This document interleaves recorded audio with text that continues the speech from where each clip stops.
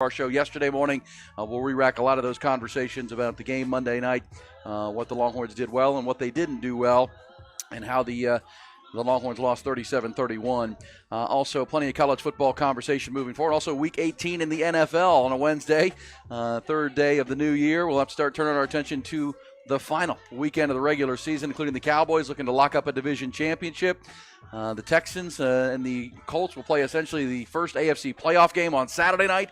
So we got a bunch to preview there as well. Basketball and other conversations as well. It's going to be a busy Wednesday. 5 hours, and our 5-hour day-by-day conversation begins right now. We appreciate you being there wherever you're finding us. Maybe it's on 1019 on the FM dial. Could be AM 1260. Of course, always streaming.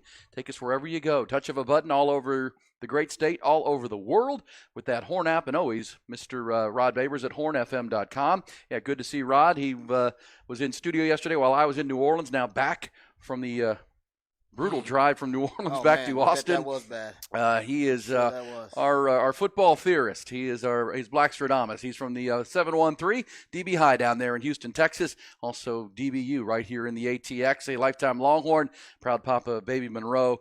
And Happy New Year to you in person, Mr. Rod Babers. How are you? I'm doing great, man. I'm glad to have you back. Thanks for the hospitality as always and the intro. And glad you were safe on that road. Was it packed with Longhorn? Disappointed Longhorn fans on the road? It was. I mean, as easy. I'll say it again. I mean, it was, and I'm not alone here. Everybody that had to drive back yesterday or did drive back yesterday experienced exactly the same thing.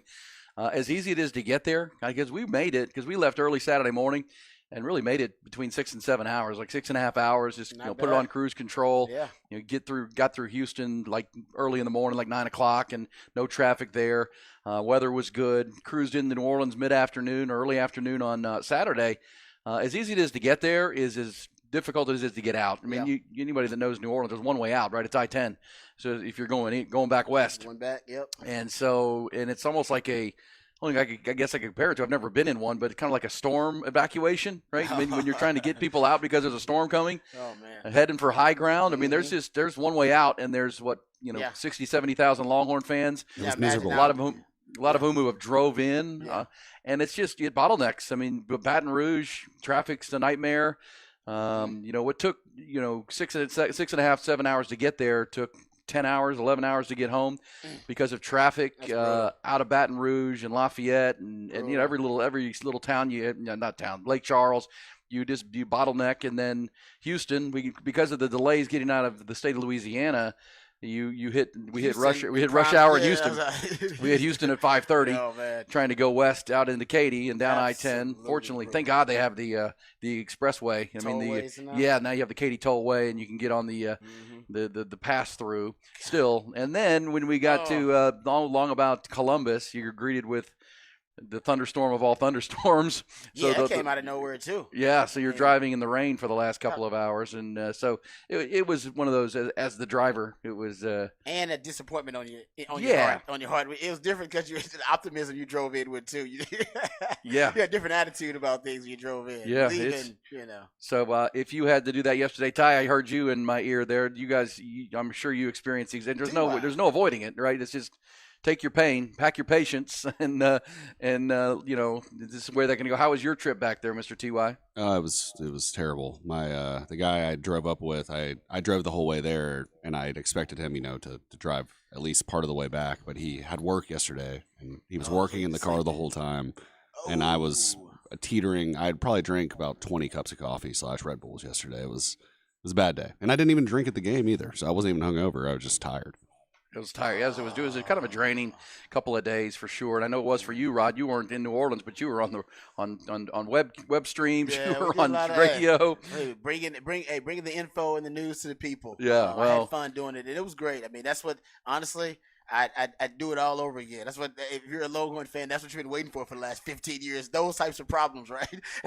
And that's what we'll start the show with, right? It's a beautiful thing, man. I'll say this for Longhorn fans, and yes, a lot of disappointed fans. By the way, our other producer Brock is in studio. He's producing Coke FM this morning. Oh, shout out to my man, bro. And I heard from some accountable sources that he had his passenger throw up in the car. Oh no! Oh, come on, Is man. that true, Ty? Have you heard this story? Yeah, no. he let me in I this think morning. I think he went to social media with it too. That they had to stop at multiple places so the passenger could vomit somewhere. And I think Then he ended up in the car. He said And they they had had to to stop clean 6 the car. times for him to throw up. A little bit hungover, huh? Oh man, I see. Can I just report that I don't bad. want to throw my son under the bus, but we had that situation after the first day in time. Blaming you 100%. My Yeah, son, that's my my bad. son caught up with you on day one. My son Nolan, who works Oh, at the station no. part time, he caught up with Ty on got day with one Ty. on Saturday. Doing it Ty style. And what do I hear at 8 a.m. from the hotel room? Oh, Ty! That's what I immediately said. Ty, dang it! You can't hang out with Ty without consequences. Yeah, last I heard, Ty had brought him a couple hurricanes or something. Yeah. And he doesn't drink that much. That was the only day where I feel like I grew up a little bit on this trip. That was the only day where I woke up the next morning. I was like, what happened last night? I went home at 10:30 that night though. So it was Because you started at 2. Yeah, that's true. That is fair. Yeah, if you do it for 8-something hours, then I think you that's need to true. take a break. All right, before we get started, shout out to those who serve, and Happy New Year to each and every one of you. For those who serve as well, we do it every morning, and we are happy and proud to do it. Our society built on the selflessness of service. So for all those who are out there doing God's work, whether you're serving God, country, or community, I want you to know that we appreciate each and every one of you. Firefighters, the teachers and nurses, the soldiers, the officers of the law, each and every one of y'all, we appreciate you. No question. Happy New Year, too.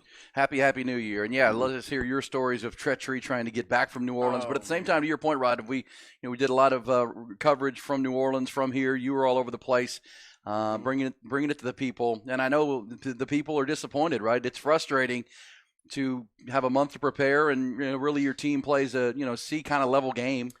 But they still had a chance to win. I mean, so we'll be talking about those final 4 plays from the 11-yard line for the entire offseason of what could have been. End of the day, you tip your cap to Washington and say they were the better team on that night and probably deserved to win the game. But it's a lot better having this angst than the apathy of the previous 10 years, right? I mean, Yeah, it's so much better. I'll take it all day, every day. When we deal with this disappointment, consistently over and over again, say we have this issue, 5 out of the next 10 years, you know what? Then we can start complaining about they got to get over the hump, they got to do better, they got to get to the national title. But this was a special team, and I did find myself, usually I'm rewatching the game. I lost. I'm watching it with some anger, frustration, right? But I actually watched it kind of with some joy in my heart. It was an interesting rewatch of that game, and I do think that's kind of, I'll credit the team with that. I hadn't had that in a while. I don't think I've had that in a long time. We got to go back to maybe 2009, maybe 2018. I had some of those, maybe. I mean, it's so much better, even with the traffic trying to get through Baton Rouge and everything that comes with it, and the disappointment in your heart, as you say, Rod, as a fan. It's still a lot better than driving back from San Antonio in an Alamo Bowl or Houston in a Texas Bowl. Oh, sometimes Longhorn fans didn't even take the trip, and they were like an hour, 2 hours away. They're like, nah, I'm not going. I'm not into it. And we'll get into it behind the burnt orange curtain and in Rod's rants and in just our general conversation of why maybe we think they played a C-level game. It was not their best. The defense, and that was expected against the number 1 passing offense in the country, but they didn't do anything exotic, I don't think, to shake it up much. I don't know, honestly, if there's anything they could do. Obviously, there are things you have to try to deploy, but I saw everything, and Michael Penix just shredded. Oh, he was great. I mean, that's where you tip your cap to a guy who if I had had a Heisman vote, and I said this on this show, if I had a Heisman vote, he would have been my vote. You did. I just think he was the best player in college football this year. And again, he had dips in his season, and I think that's probably why Jalen Daniels won it at LSU, because of just the consistent play, even though his team lost 3 or 4 games in the year. That's the difference right there. That is the difference. The losses. They got the longest winning streak in the country. 21 wins. He makes others around him better. Yeah, he elevates. It is just that clear, right? He's one of them. We had somebody text us yesterday on our day after coverage and said, now I know what it felt like to be rooting for Vince Young against the opposing teams, because when Vince Young would rip, the opponents watching this too, going, God dang it, he's good. The coaches have said the same thing. They got the same frustration. There was, like I said, I've watched it now 3 times. Very little that I would have asked PK to do that. He didn't try it one time. Well, that's great to hear because I know Longhorn fans are frustrated, but at the same time, yeah, what do you do against Vince or Joe Burrow back in the day with LSU? It's just You might be talking about that level. yeah, you might be talking about that And level. he was in the zone. It wasn't just that he's a great player. He's got all of that, all those high-level tools, but he was playing his best football. He was in the zone. His wide receivers were playing their best football. Their best players were playing their best football. Braylon Trice. Braylon Trice, the Playing pass his best rusher, football. yeah. Like every one of their best players played one of their best games. And that's the frustrating part for the Longhorns is their best players didn't, right? No. They didn't have the huge impact games from their best players, and they still had Right 4 there. chances from the 12-yard line to win the game. That's why Longhorn fans are so frustrated. That's why you're getting a little vitriol because I think we accepted already that they had lost like early in the fourth quarter, and I think everybody was cool with it. I started eating, doing some stuff. I was like, I got to get ready for this. Yeah, when it was post game. 34-21. I left. Yeah. I left Exactly. after the onside kick. And there was a literally, and everybody was pissed off walking. No one was even looking at the score, and I was like, you know what, like. Let me look at just make sure it Hold could on. be crazy. You left after the onside kick, Oh, and I I can was see so that. pissed off. I was I mean, I walked out of there. I was like, all right, whatever. I'm gonna go home, get some sleep, drive back. I was already thinking about that, and then I was like, wait. Yeah. And I screamed at the entire people. I was like, guys, we have the ball at the 20-yard line. I don't know what happened. And everyone sprinted to find a TV. And that's Found kind one. of the way. Oh, it was 'cause awesome. I know I was doing the in-game watch with Bobby Burton on Texas football, and we were starting to talk about the offseason and what's to come. Exactly.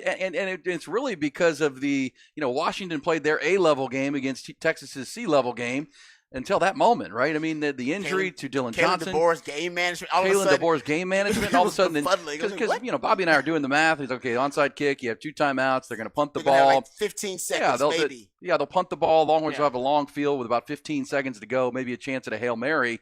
And instead, they have 50 seconds, and then they get a kick, Kick punt catch return interference, 15-yard penalty. Randomly on what is it? The snapper? Yeah. It was a snapper. I was like, when is a snapper run? Everybody else was very kind of laissez-faire with that play. Like, nah, we'll just let him catch it, and then we'll start because they're obviously. And even Jay Witt said he was like, oh, obviously I was gonna. Fair catch it. I wasn't going to try to run that football. I mean, I was going to fair catch it. And the snapper didn't know it. He was the one that was really hyped for that play. Yeah. I did not understand it. Yeah, he That was ran crazy. into the kick returner, and Oh. so you got the ball at the 30-yard line. Then it's a 41-yard strike to Jay Witt. And next thing you know, It was a Jay Witt drive for a while. then Jaden Blue makes a heck of. I mean, how about a running back making that catch out of bounds with the foot the in one bounds? he missed earlier. Yeah. It was the one he missed the deep the one baller. that took short choice was set him down and had the grown man-to-man conversation with him, and he went up, and there was a great story of redemption within that game. That was a great Jaden Blue's catch at the end was a great story of redemption. Well, and that was Despite a- his fumble and that drop, I thought Yeah, he played his exactly. ass off. Yeah, that's what I'm saying. Like, cause he had moments. He had some really low moments, but he had some really highs of highs. Which what a young player is going to give you, all right? Because they're inconsistent. They don't have a baseline of performance. But then in that clutch moment, and for Sark to still call it, and for Quinn to still have the confidence that he's going to catch it, I thought that was a great moment within the game. Just a redemption for a player. Yeah, and that set up what all of a sudden you're thinking. Hold up. What? Yes. Would they have a chance to win this game? You're reinvested. And You're Washington reinvested. fans are in full panic mode because they controlled the game. They're headed freaking off. out. The Longhorn fans are leaving. Yeah. It was incredible. What a range of emotions it was, and we'll talk about those last 4 plays and what didn't happen. And in the end, yeah, I mean, that was a conversation in our car yesterday. Was because my son and his buddy were at the game, and they were saying, "Man, I would have just as soon that not happen. Just take the loss." Yeah, Longhorn fans, exactly. Oh, it made it Because 100 times worse.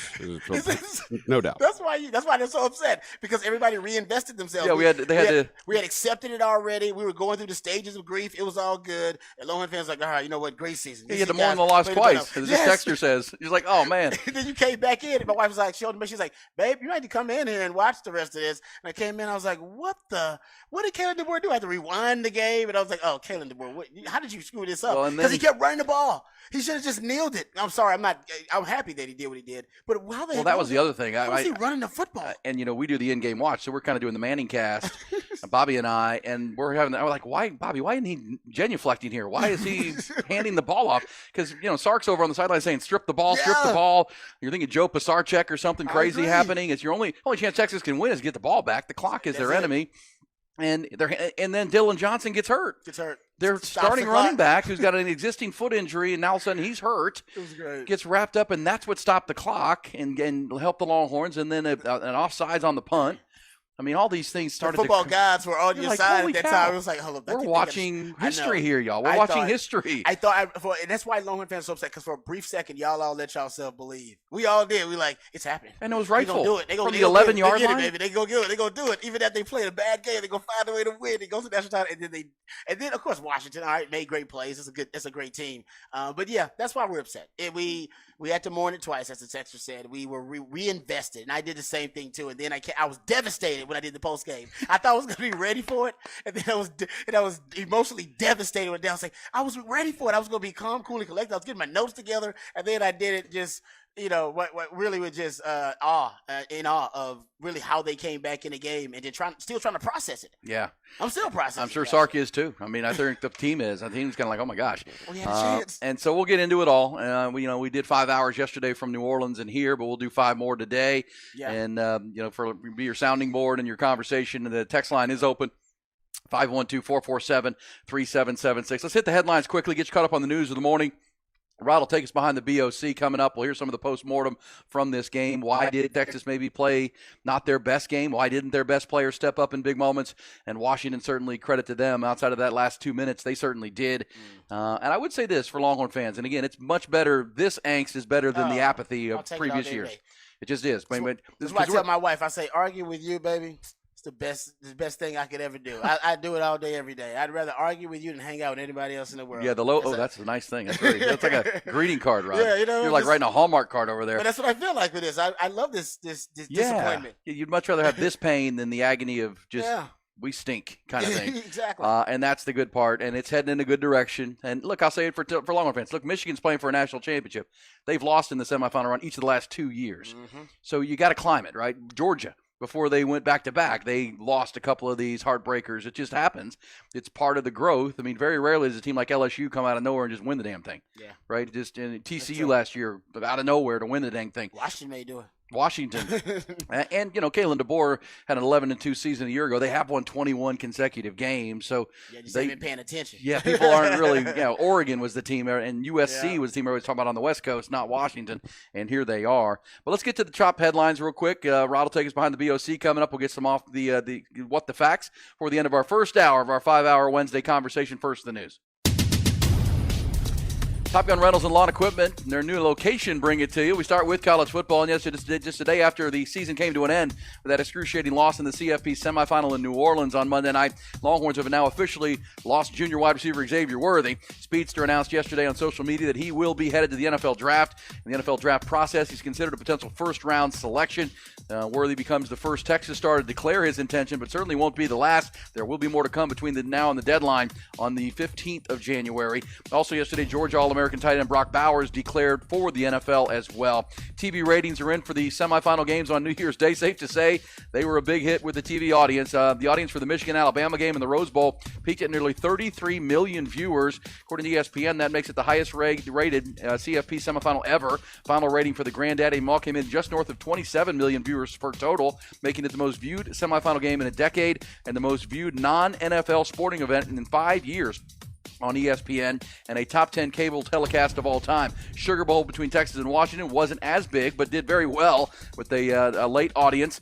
Nearly 20 million, peaked at 24.5 million. On hold, the CFP semifinals were the most watched in 6 years. Now on to the national championship game Monday in Houston. Matchup of 1 versus 2, 14-0 versus 14-0, Michigan and Washington. Good news for the Huskies yesterday on a radio interview. Washington offensive coordinator Ryan Grubb said that their star running back Dylan Johnson is expected to play Monday night in Houston. He aggravated an existing foot injury on that final drive. X-rays taken at the Superdome returned negative, according to Grubb, for any structural damage. NFL, official word now that the league has fined Carolina Panthers owner Dave Tepper $300,000 for his unacceptable conduct during the team's 26-0 loss at Jacksonville in Week 17. A video shows Tepper throwing the contents of a cup into the crowd from his suite before storming off. Guy's out of control, it seems like. Final week of the regular season kicks off in the NFL on Saturday with a doubleheader. It's Steelers-Ravens in the early game. And then in primetime, the Houston Texans will be in Indianapolis to face the Colts in what is essentially the first AFC playoff game. Both teams are 9-7. The winner will advance into the tournament. The loser will be out. Dallas Cowboys, meanwhile, in our nation's capital on Sunday to wrap up their regular season against the Commanders, thanks to their nail-biter win over Detroit on Saturday night, combined with the Eagles' loss to the Arizona Cardinals on Sunday. A win for the Cowboys in Week 18, and they will be the NFC East champs and the 2 seed in the NFC.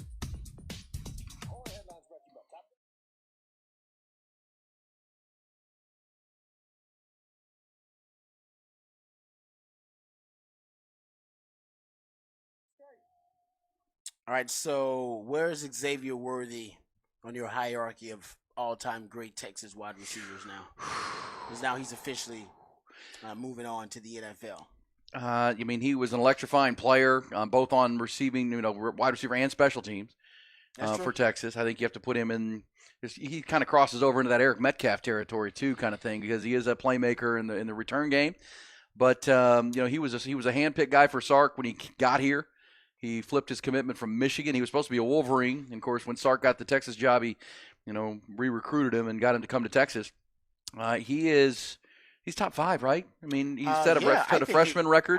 I think he's got an argument for top 3. I think he is. He's definitely top 5, in my opinion. Definitely top 5. I think he's definitely top 5. And an argument for top 3. I think that's exactly what it is. I mean, the sophomore season, I should say, was kind of a sophomore slump, but it also was revealed he had a hand injury.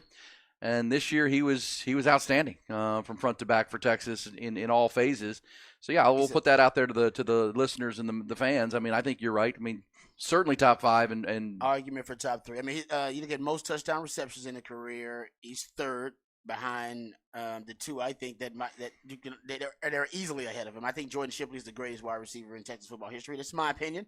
All right, we can have this healthy debate. Roy Williams, I believe he's right behind Jordan Shipley. If you want to put Roy Williams ahead of Jordan Shipley, I get that. I'm all good with that. I won't argue because I played against that guy. The guy was an athletic freak of nature. I don't know if we've had a receiver that was more of an athletic freak than Roy Williams. I mean, that dude was next level. So you want to say that, but Roy Williams never scored in a Texas OU game, so I always I can't say you're the GOAT at wide receiver. Never scored. I scored more touchdowns than Roy Williams in the Texas OU game. Yeah, that's a badge of honor. Yeah. He also, but I do remember you were in the game, Rod. You shredded a Nick Saban defense against LSU in a Cotton Bowl. Oh, it really was. That was actually. Could we consider that LSU team won the national title? I believe the next year. Yeah. And think about that coaching staff. I mean, that Jimbo Fisher's on that coaching staff. Muschamp's on that coaching staff. And that's Nick Saban. I mean, that was actually one of the crowning moments for Mac Brown because they all coached that squad. They whipped that squad. Yeah. And we came out, and we had a veteran group. And, I mean, that was a good team for LSU. Well, that was a team where you guys were disappointed in the way the Big 12 championship game had gone. We should have been playing for a chance. We should have been the BCS amount. We messed that up. And you guys played like it. You were angry. Yeah, we played like Georgia played a little bit. And that's something I want to get into with you.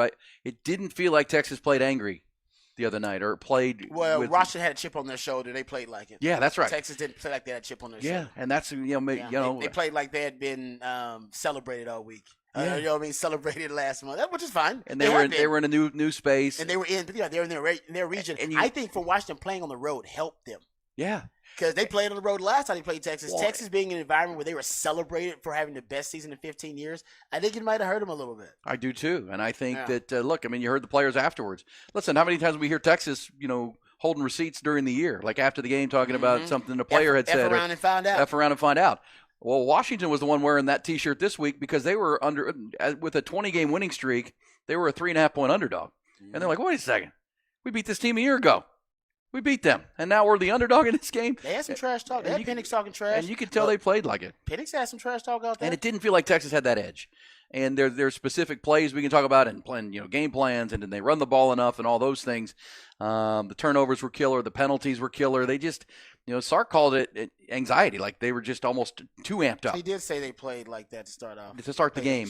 And then the second half, when you felt like, because again, to be 21-all with what did go on in the first half with all the penalties, 7 of the 10 penalties came in the first half. And they were, your own mistakes, the jumping off sides, and a couple of holding calls on one play or one drive was killer for Texas. But it was still 21-all because of the muff punt and then the touchdown that came from it, and then the 2-minute drill touchdown before the half. So you felt like, at least at halftime, Rod, hey, okay, get your sea legs, get rid of the anxiety, let's go. And that's when the fumbles come, right? That's when the turnovers come. And Michael Penix, this is where I was really most impressed with Penix. He was hot early, but then in that third quarter into the fourth quarter when it was anybody's ball game, the drive to start the half, to go right down the field, stick it in the end zone against Texas, and then when the Longhorns cut it to 9, or cut it to 6, right? Remember when the crowd was going crazy? Ty, you were there when the Longhorns cut it to 20 on the A.D. Mitchell touchdown catch. They cut it to 34-28, and that was I was told, and you can verify, Ty, the loudest the crowd got when it got to a 6-point game and you needed to stop halfway through the fourth quarter. That's when Penix engineered that drive that ended up in a field goal which put it back to 9, and he was just cool as he could be, making throws and not letting Texas get to him. And but we'll get to it all. We'll talk about it with Ty. He was there in the building. We'll talk about it with Rod and myself and you. The drive back, all the stories from New Orleans, the Big Easy. We got all morning to do it. 5 hours begins right now. We're just getting warmed up on a Wednesday on Hook 'em Up with Ian Rod B.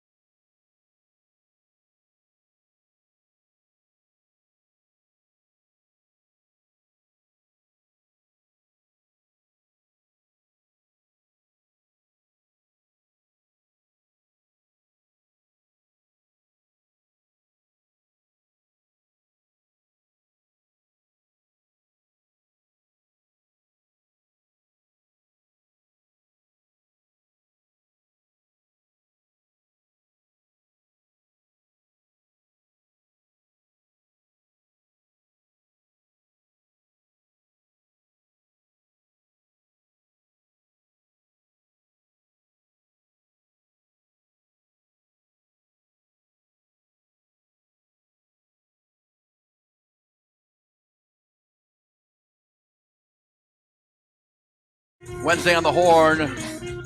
Hook 'em Up with Ian, Rod, and Ty. Myself and Ty are back from NOLA, where we spent the weekend and into Tuesday. And if you were like us making that long drive back, the ease in which you get to the Big Easy is not easy getting out of there because of the just the tidal wave of Longhorn fans headed the same direction all at the same time. I think everybody checks out about 11 o'clock, Rod, and gets on the road all at the same time. Also, the general infrastructure of Louisiana isn't the best. No. Well, look, I mean, how long are you driving over miles-long bridges? I mean, it's a swamp. So you're only one way in, one way out. I mean, it's just the way that works. And you kind of know it, and you got to, as I say, pack your patience. My wife tells me this all the time. Pack your patience. Pack your patience, Pack man. your patience. Just know it's going to be brutal getting through Lake Charles, and then it's going to bog down all the way through I-10 until you get out of Louisiana. But either way, you're back, and we're talking Texas football, all the angles of a 37-31 loss. Also time, Rod, to start looking forward to some other sports news. We'll get to the Texas basketball teams. Longhorns beginning conference play, Longhorn women, but while we were on the break, Rod, lost Rory Harmon. What a crushing blow that is for them. That's brutal. And for her. I feel bad for her, man. And she's one of the best players in all of college basketball, and she tore her ACL in a practice, I believe. Yeah. And she's out for the year. Coach's worst nightmare too. Well, she's the quarterback of the team. Well, just players getting hurt in practice too. That's right. And then, you're right. She is the QB of the team, and she's a leader. Well, she's the best offensive and defensive player. Emotional leader. She's their point guard. Yeah. She's their heartbeat.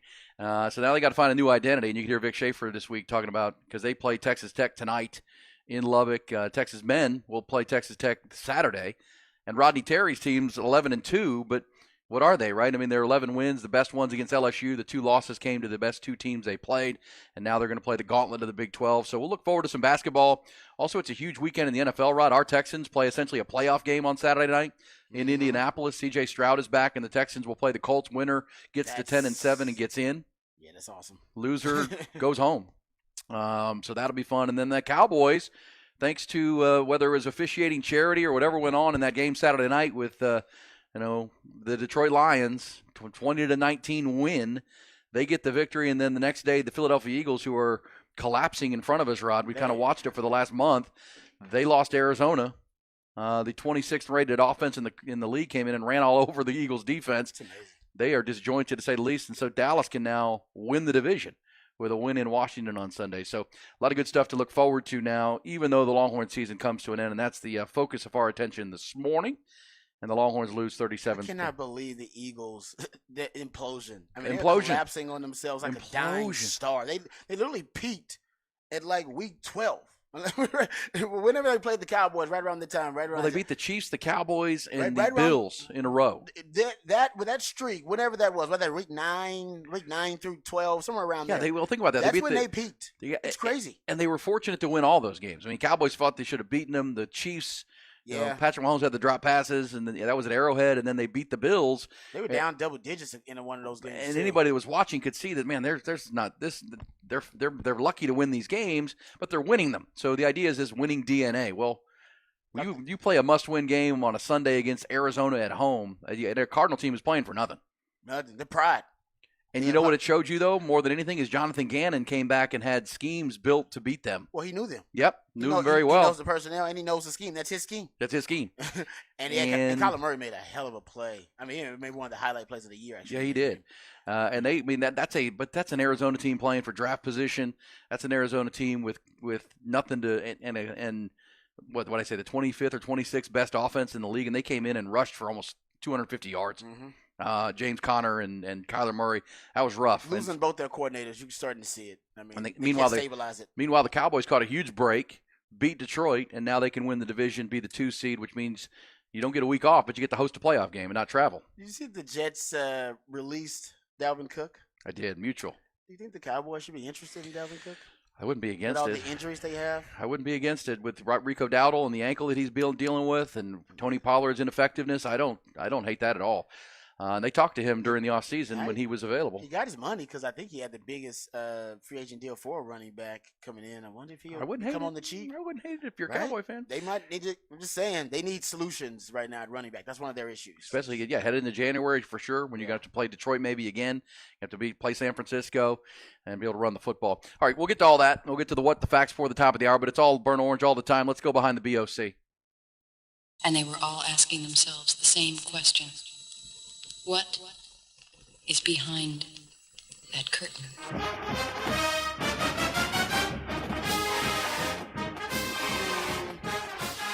All right, I want to get into the Xavier Worthy news just a little bit before we get back to talking Texas Washington. Of course, we will. But Xavier Worthy announced, and his mom actually brought this up probably, I don't know, it was like during the season. So maybe like a month or so ago, maybe a few weeks, like 6 weeks ago.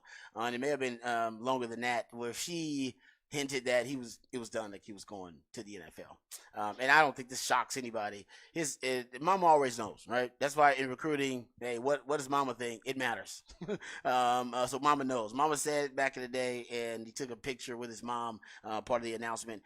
And I threw the question out there to E earlier, and I'll throw it out there to you guys as well. Like, where does Xavier Worthy now rank on the all-time hierarchy of all-time great receivers at Texas? I think certainly in the top 5. His case is a pretty obvious one. 7th in receptions in a single season. He's got 6th in receptions in an entire career. 3rd in touchdowns all time behind Jordan Shipley and Roy Williams. 2nd and 9th in touchdowns in a single season. He's a touchdown maker. I like that with my wide receivers. And 5th in receiving yards in a career. So I certainly ought to put him in the top 5. And I think he's got a case to be in the top 3, right behind Jordan Shipley and right behind Roy Williams. And I think what's interesting is we were talking about this on the On Texas live stream, because one of the things that people are looking forward to with Xavier Worthy is him running the 40. Right, he's considered one of the, if not the fastest player in college football. Real Analytics. We can get into this a little bit later on because I still have the data. Real Analytics actually, when they did their in-game data on, they got these basically radars that can determine how fast a player is running. They do miles per hour. They determined that, and this, like I said, this is their data. Real Analytics, you can go look them up. Xavier Worthy, they said he was clocked with the fastest time in college football this year for any ball carrier. They had him at 22.7 miles per hour. It was actually on that punt return that was called back for a penalty. I think I've seen him be faster than that, but this is their data. And they actually had Jaden Blue as the fastest running back that was signed. Sark like speed demons. So Xavier Worthy is considered one of the fastest players. I wonder if he will just let the myth of his speed, let that actually do the work for him and increase his draft stock rather than actually running a fast time. I know that sounds crazy, but think about it. These days, because of this data, the 40s they're nonsensical. At least for elite players, I would think. Now, Jags like Rod B, you're getting drafted where I'm getting drafted, 4th round, in the middle, late rounds. You got to go earn it. So, yeah, you probably go to the Underwear Olympics and you need to go run your 40. All right. So, I'm not saying for these guys, but he's considered a 1st or a 2nd round prospect. For those guys, I wonder if an agent will say, no, you got the data. But Texas has the data. Texas football has this data because remember the players, they will brag on social media. Hey, today I was clocked at 21 miles per hour. I was the fastest in drills at this. They have the data. They have the body monitors too. They have the same technology. Everybody has this stuff now. And you have, basically this quantitative way to figure out how fast somebody is. Football speed, something that we tried to define over generations and tried to quantify. Now you actually have a way to do it. And I wonder if now and I've seen some agents do it, but they only done it with quarterbacks because quarterbacks got a lot of clout. A guy like Lamar Jackson goes, no, I'm not running for you. Please, I'm done. Y'all know how fast I am. Yeah. Trey Lance did it too. Trey Lance actually offered up his, it was next gen stats. They clocked him at 20 something miles per hour and he decided, no, you know what? Y'all can use that number. That's actually better than any 40 I could run. That's fine. Because the 40 is not an applicable, it's not an applicable necessary, drill. And it doesn't apply really to real football. The 10-yard shuttle within the 40 is probably most important when it comes to a data point in evaluation. The 5-10-5 is more important because they've changed the direction. But the 40 is the show, right? The NFL is all about theater. The Combine is now a TV show, and the main event is a 40-yard dash. So they want players to do it at the Combine. But I do wonder if a big-time player like Xavier Worthy, and it's already been determined he's fastest player in college football, why not let that do the work for you instead of going out there running? Now, I understand some players just want to compete, and the coaches want to see you compete. But I think NFL personnel want to see the dog in you. They want to see the dog in you, but I'm talking about my draft stock. No, I'm I trying agree to see that dog. I'm trying to see that. That's why Lamar Jackson said, he said, y'all want to see this dog? You seen that dog. You know what it's called? It's called film. Go watch it. Yeah. You want to see my dog? Go see me 170 pounds running over linebackers. That's the dog, coach. That's right. You know what I mean? That's you don't right. need to see, you want a show is what you want. Yeah, that's right. That's right. That's why you come out there with your hands, you come out there with your hand timed for my 40 when you got digitized times, electronic times, and you gonna come out here with your hand time and go, I got him at 4 hand time. Nobody cares about your hand time, coach. Yeah. Well, and I would agree with you because for Xavier Worthy, his knock is going to be size and durability. I think for the NFL, everybody knows he's fast, right? Yeah. To your point. You got nothing to gain there. Well, think of a guy last year like Jordan Addison from USC who didn't run a great 40 time. Remember, he ran like 4.5, and he ended up sliding in the first round behind some other receivers. He still had a great year with the Vikings before he got hurt. Oh, yeah. And he and Justin Jefferson are going to be one of the better duos of receivers in the league for a long time. But yeah, I mean, if you were expected to be really fast, and then you can only hurt yourself at some level. That's You what really I'm saying. can't help it. Yeah, because if you run, let's say you run Like A.D. Mitchell has an important 40 time to run. Yes, he does. Great point. A.D. Yes. Mitchell has an important 40 all he got time. to run is he got to run a low 4.5 Yeah. or a high 4.4, and then scout. Yeah, with his body control and route running and just the way he can, high point balls and make catches, everybody can see that on film. They want to see just how fast and twitchy he actually is. Yeah. Can he get separation? Can he get off coverage? Yeah. That's going to be the important thing for A.D. Xavier, we know that. He's twitchy. He's fast. You're right. He can run. His question is durability. Yeah, because honestly, he's gonna be trying to put on a little weight. Yes. Before they come by, I'm sure he's gonna be trying to put on about 5-6 pounds of muscle just so because you got to pass the eye test when you That's right. when you're in front of these coaches too. So I'm not saying he's gonna do that. I haven't heard anything. This is not me citing sources at all. It's just a theory as a football theorist. Because at one point, I know these big time agents are gonna start using this data. They already use it, and the NFL has this data. And next year's stats, and the coaches at the universities and these legit institutions have this data, and it's confirmed and it's legitimate. I'm sure you can just present it. Like, no, we got the data here. The I data don't think says, you're wrong at all. You know, But you're right. I mean, the NFL will pressure, hey, man, we want to see, because they want to see him run. They want to see the 40. They want to see, and one thing that Bobby Bird mentioned, I think it's a good point. They do want historical comparisons. And they didn't have the digital times. They didn't have electronic times. So they do want to be like, man, this guy at this size, he's just like Bo Jackson because he. Yeah, they want the comp. They want historical comparison. So I do understand that. I get that for the hands. I think most of it's just it's almost they fetishize it to a certain extent. Sure. Well, yeah, because that's the show. That's how that's how they've got people to tune in to 4 or 5 days of combine coverage, the Underwear Olympics, and the 365-day-a-year calendar of the NFL. For sure, this says Kansas City could use Worthy right now. That's the name we keep seeing in mock drafts is KC. I keep seeing A.D. Mitchell or Xavier Worthy too. The Kansas City says I've seen a mock draft with A.D. Mitchell going to the Texans in the first round. That'd be big time. Yeah. By the way, Texans need a receiver to go with Nico Collins and C.J. Stroud. That would not be bad. And Houston's drafting with Cleveland's pick. And Cleveland's a playoff team, so it's not going to be a super high pick. Remember, they gave their pick to Arizona in the Will Anderson trade. Last April. It's a deep wide receiver draft too. I mean, Daniel Jeremiah has said that repeatedly. By the way, they say that before every draft. Well, because it's the deepest position. It's the deepest position in football at any level. It's just it really is. And they'll say that all the time. But this wide receiver draft is really deep. I mean, they're going to have potentially 3 top 10 wide receivers. Yeah, you start talking about Marvin Harrison Jr. You're talking about Malik Neighbors, the receiver coming out of LSU. He's really high. Rome Odunze. Yeah, he's considered a top 10 pick. Texas just saw that. Yeah, real good player. And I would say this: I did see I saw an interview with Daniel Jeremiah where he said he's already done his pre-scouting and he's got 10 receivers with kind of a top 50 kind of grade. Oh yeah, player. He says Romo Odunze was his favorite. He said that prior to the game. He said that was his favorite wide receiver, not Marvin Harrison Jr., not any of them. He said it's Romo Odunze. Because we're getting a lot of messages on the text line about the Texas secondary, and you've gone through in these behind the burnt orange curtains with Texas fans through the recruiting and the portal that they're looking for coverage. Yes. And you saw why on Monday night. Yeah. I mean, Romo Odunze, I mean, that's not a good matchup against any of them. Terrence Brooks, Ryan Watts. Texas doesn't have an answer for Romeo Odunze. I mean, Terrence Brooks maybe 2 years from now or next year as he continues to improve. Malik Muhammad in a year or so. Yes, Kobe Black coming in, a 5-star from Waco, those guys down the road. But yes, Ryan Watts. Right now, no. That's not a good matchup. I mean, that's an NFL player against a guy who's maybe going to play on Sundays, but that's a top 15 pick that you're trying to cover man on man. That's going to be a win, and that's why that Washington offense is the number one passing offense in the country with a quarterback that can deliver the ball like that. Well, because very few teams, if any, have got the DBs that can match up with 3 NFL wide receivers. Because what's the best wide receiving core in college football, guys? Yeah, it is. Period. Now we know with the best quarterback. With the best quarterback in college football. And with the best O-line in college football. And a real good coach. It's the best offense, I think, in college football. That's why I love this matchup between Washington and Michigan. Because I think you may have the best defense in college football, potentially, literally versus the best offense in college football. And unlike maybe Coach Sark on Monday night, Michigan will not run the ball. Yeah, they will keep Penix watching from the bench. They'll come in with a different game plan.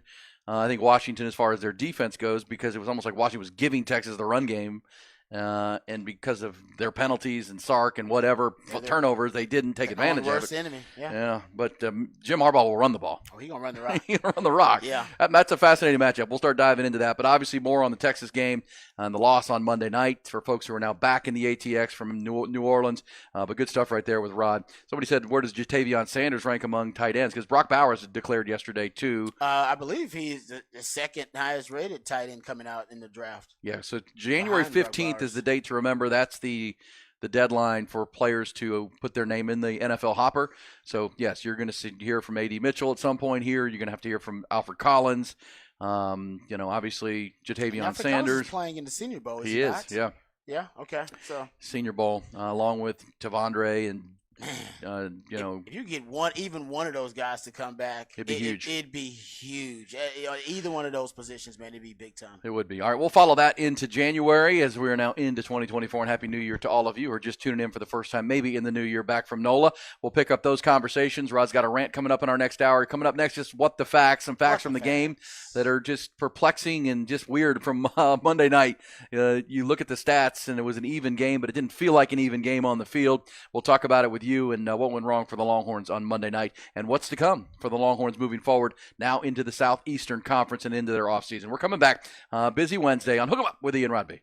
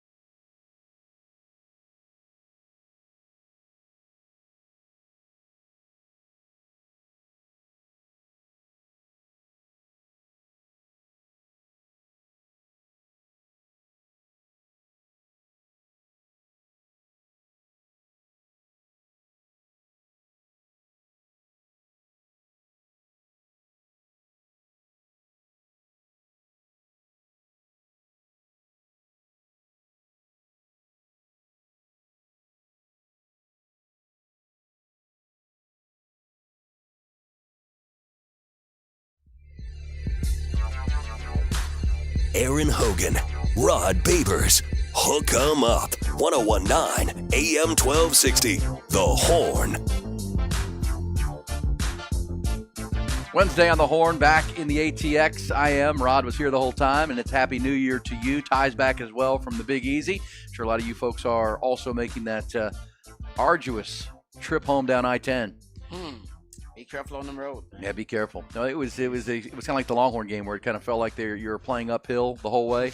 Longhorns were kind of swimming upstream, trying to chase in Washington the whole game. It seemed that way. And in the end, they nearly won the ball game. But that was the trip back I-10. Traffic through Louisiana, trying to get the heck out of there. Then Houston traffic at rush hour, and then the rainstorm. The last, you're almost home, and you kind of can smell the finish line, and then you drive into just an absolute monsoon, which is like right there in like LaGrange. Yeah. And you're like, oh, this is the next hour and a half. Oh, man. When I looked at the radar, I'm like, oh, geez. But, yes, glad to be back. And as we said, we're going to be the optimistic show, which we typically are, Rod. We give you the facts. We give you the clarity. But at the same time, it's better to be talking about disappointment from Monday night than the apathy of previous years. Like the program's heading in a good place. You got to crawl before you can walk, and I want to get to with you into what went wrong. But in our What the Facts segment, Rod, it's a fact when you go to the numbers, and stats are for losers, right? We know that. Stats are for losers. But at the end of the day, the Longhorns' total yards were about the same as Washington. I mean, Washington won total yards, but not by a lot. It was 7.6 yards per play for Washington, 7 for Texas. Mm-hmm. The numbers. Here's a fact that from the box score that I don't understand. Washington ran 71 plays. Texas ran 70. Yet the time of possession was 36.5 to 23.5. Weird. They ran the same amount of plays. Now, I know a lot of the Texas plays were accumulated in 2-minute drill. I was going to say, yeah, there you go. And what's even more perplexing about that is Texas was able to run the ball. Yeah. And they still got dominated in time of possession. Yeah. Yeah. They were averaging over 6 yards per carry for most of the game. At one point, they were averaging like over 8 yards per carry early in the first half. And yet they ended up in 3rd and long, 3rd and 7 plus, and actually 3rd and 10 plus. If you start looking at it, over 50% of the time on their third downs. And the reason is their own penalties. And then it was Washington that forced negative plays. Texas didn't force any negative plays in the game, just one the whole game. Washington forced a bunch. Braylon Trice was a problem. He was a one-man wrecking crew. And, I know we talked about it on the on-game watch that Washington statistically for the year was not very good defending screen passes. So Texas came in with a lot of, screens that they tried to throw. But Washington had prepped for that, right? They were ready to be better in screen game. Yeah. And several of those screens went for negative plays. And, Longhorns were hoping to get chunk plays on those, and they don't work. And, so credit Washington for forcing negatives, and Texas – was behind the chains because of penalties, and then the 2 big turnovers in the second half were critical for Longhorns. The crazy thing was, it really wasn't necessarily the Washington defense creating a lot of those plays. It was just Braylon Trice. They had 14 pressures. He had 8 of them. Yeah. That guy had 3 sacks, 2 tackles for loss. He forced a fumble. He forced the fumble of C.J. Baxter. 4 defensive stops, 1 forced fumble, 2 sacks. And they moved him around the front. And Texas, they did not have a clear plan to stop Braylon Trice. And I'll give you Braylon Trice stats as we're talking about What the Facts. Y'all got to put some respect on this dude's name, man. He is a dog. Here's a little stat about him. He hasn't left the field all season long. I'm not making that up. He has more snaps on the D-line than any player in college football. 753. Jeez. He has not left the field. Our guys, we got great defensive players. They have to leave the field at least a quarter of the time to give him some rest. He doesn't leave the field. Dog. That's awesome. That's a dog, guys. Come on now. Well, and that's really what that game streamed on Monday night. And the Longhorns have been the dogs this year, right? Playing the revenge tour and, keeping receipts on things and avenging earlier losses. Washington was the team that played with the dog in them. And their best players played great. And that's a fact in the What the Fact segment, Rod. That their best players, Michael Penix, Braylon Trice, who we talked about for a month. Longhorns have to have a good plan for him off the edge. But they also were moving him around, right? He came off the edge. He beat Christian Jones a couple times. One, he got a sack out of empty, and one, he got a holding call on Christian. Then they brought him up the B gap, right up the middle, and you got middle pressure. He was a problem for Texas, and they didn't have a good answer for him. And the Longhorns didn't have one of those guys that was impacting the game and forcing negative plays the other way, didn't feel like. No, actually, Troy Fautanu, their left tackle, 0 pressures allowed in that game versus Texas. So he had a great game, and nobody had a better game than Michael Penix. Pro Football Focus, now with their numbers out, said he was 6 of 8 on 20-plus yard throws versus Texas. 238 yards and 2 touchdowns on deep passes against Texas. So Michael Penix was the show. And Texas just did not have an answer for him. How about this little nugget? Last nugget about Michael Penix comes from a Huskies insider reporter. He says Michael Penix basically had 20 targets to his wide receivers and only 1 incompletion to his top 4 wide receivers. They One were incompletion targeting that group. It was similar, and I said this yesterday, to Joe Burrow with his guys at LSU back in 2019. Right, they're at some level they're unstoppable because that guy picks the right matchup, makes the right throw, and those guys are really good. 3 NFL receivers and an NFL quarterback, that's a problem. Plus an offensive line that can protect it like we talked about. And we'll talk more about Texas here as we move forward. What has to, Quinn Ewers has to take that next step and become that kind of player at quarterback. He's better this year. He's got to get even better. They need to develop more dogs on the defensive side of the ball because when you're playing at that level, Ron, you're playing in the top 4 in the country. Got to have that dog. That's the margin, right? You need elite players to play elite. And you need coaches to coach elite. Amen. Amen, brother. First hour of 5, we roll on. Took him up with Ian Rodby.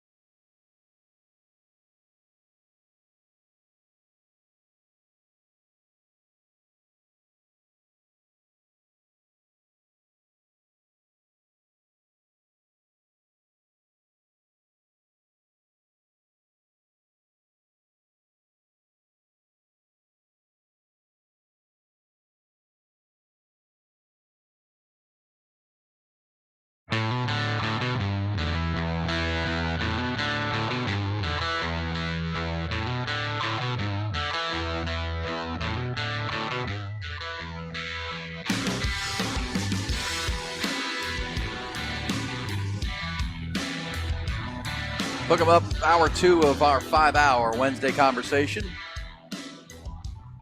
Appreciate everybody weighing in. A lot of conversation on the message line at 447-3776. It says, is Penix going pro? Of course, yeah. Michael Penix is a 6th-year player. Yeah, man. Longhorns' 2 losses this year came against 6th-year left-handed starting quarterbacks. Dylan Gabriel and Michael Penix. Yeah, and you know what? That's becoming more of a common thing in college football. It is. Those quarterbacks are staying in school for a long time. Yeah. Right? So it And, happens. and the NFL likes it. The NFL likes the development and the game started, the reps that come with it. Why risk taking a, Mitch Trubisky or a guy who's only started 15, 20 games in college when you can get a guy who started 6 years It's and Michael Penix, man. played at a high level. He's playing his best football. This says, if you're going to look at more real picture stats of that game, look at the game stats through 3 quarters, they'll be more revealing. That's true. Because I remember we were doing the in-game watch and we were looking at the statistics through 3 quarters, and it was heavily dominated by Washington. Washington controlled that game. If you were watching, it felt like Washington was in control the entire game. Well, and the difference of the game, in my mind, was the third quarter. Because it was 21-all at the half. However we got there, Texas was getting toasted deep, but it was 21-all. Texas was playing to a stalemate with them. Third quarter, when they, came out, scored, went right down the field, and then Texas turned the ball over on their first offensive play. I mean, Washington dominated the third quarter, outscored Texas 10-0, and then kicked a field goal very early on in the fourth. So 13 points that you could never overcome that. And that third quarter performance is really what separated the game. And it was equal parts Washington being really good on both sides of the ball and Texas being really bad on both sides of the ball. Through that, and that's really to me that third quarter. But to the texter's point about 4 quarters, this is what you like about Texas. They did fight to the end. They did make it tough on Washington. They did have a chance to steal that game, and that's that competitive spirit that it's going to take to continue to elevate the program. Yep, I totally agree. No, they showed that I've been saying it all year. They got good football character. They really do as a team. Like they battle adversity. They overcome it a lot of times. They didn't overcome it in this game, and they found ways to win ugly in different ways. It's not always in this Washington team. They found a lot of different ways to win, but mostly the offense. Even though they won a game without scoring a touchdown, it's mostly their offensive identity is what leads the way for them.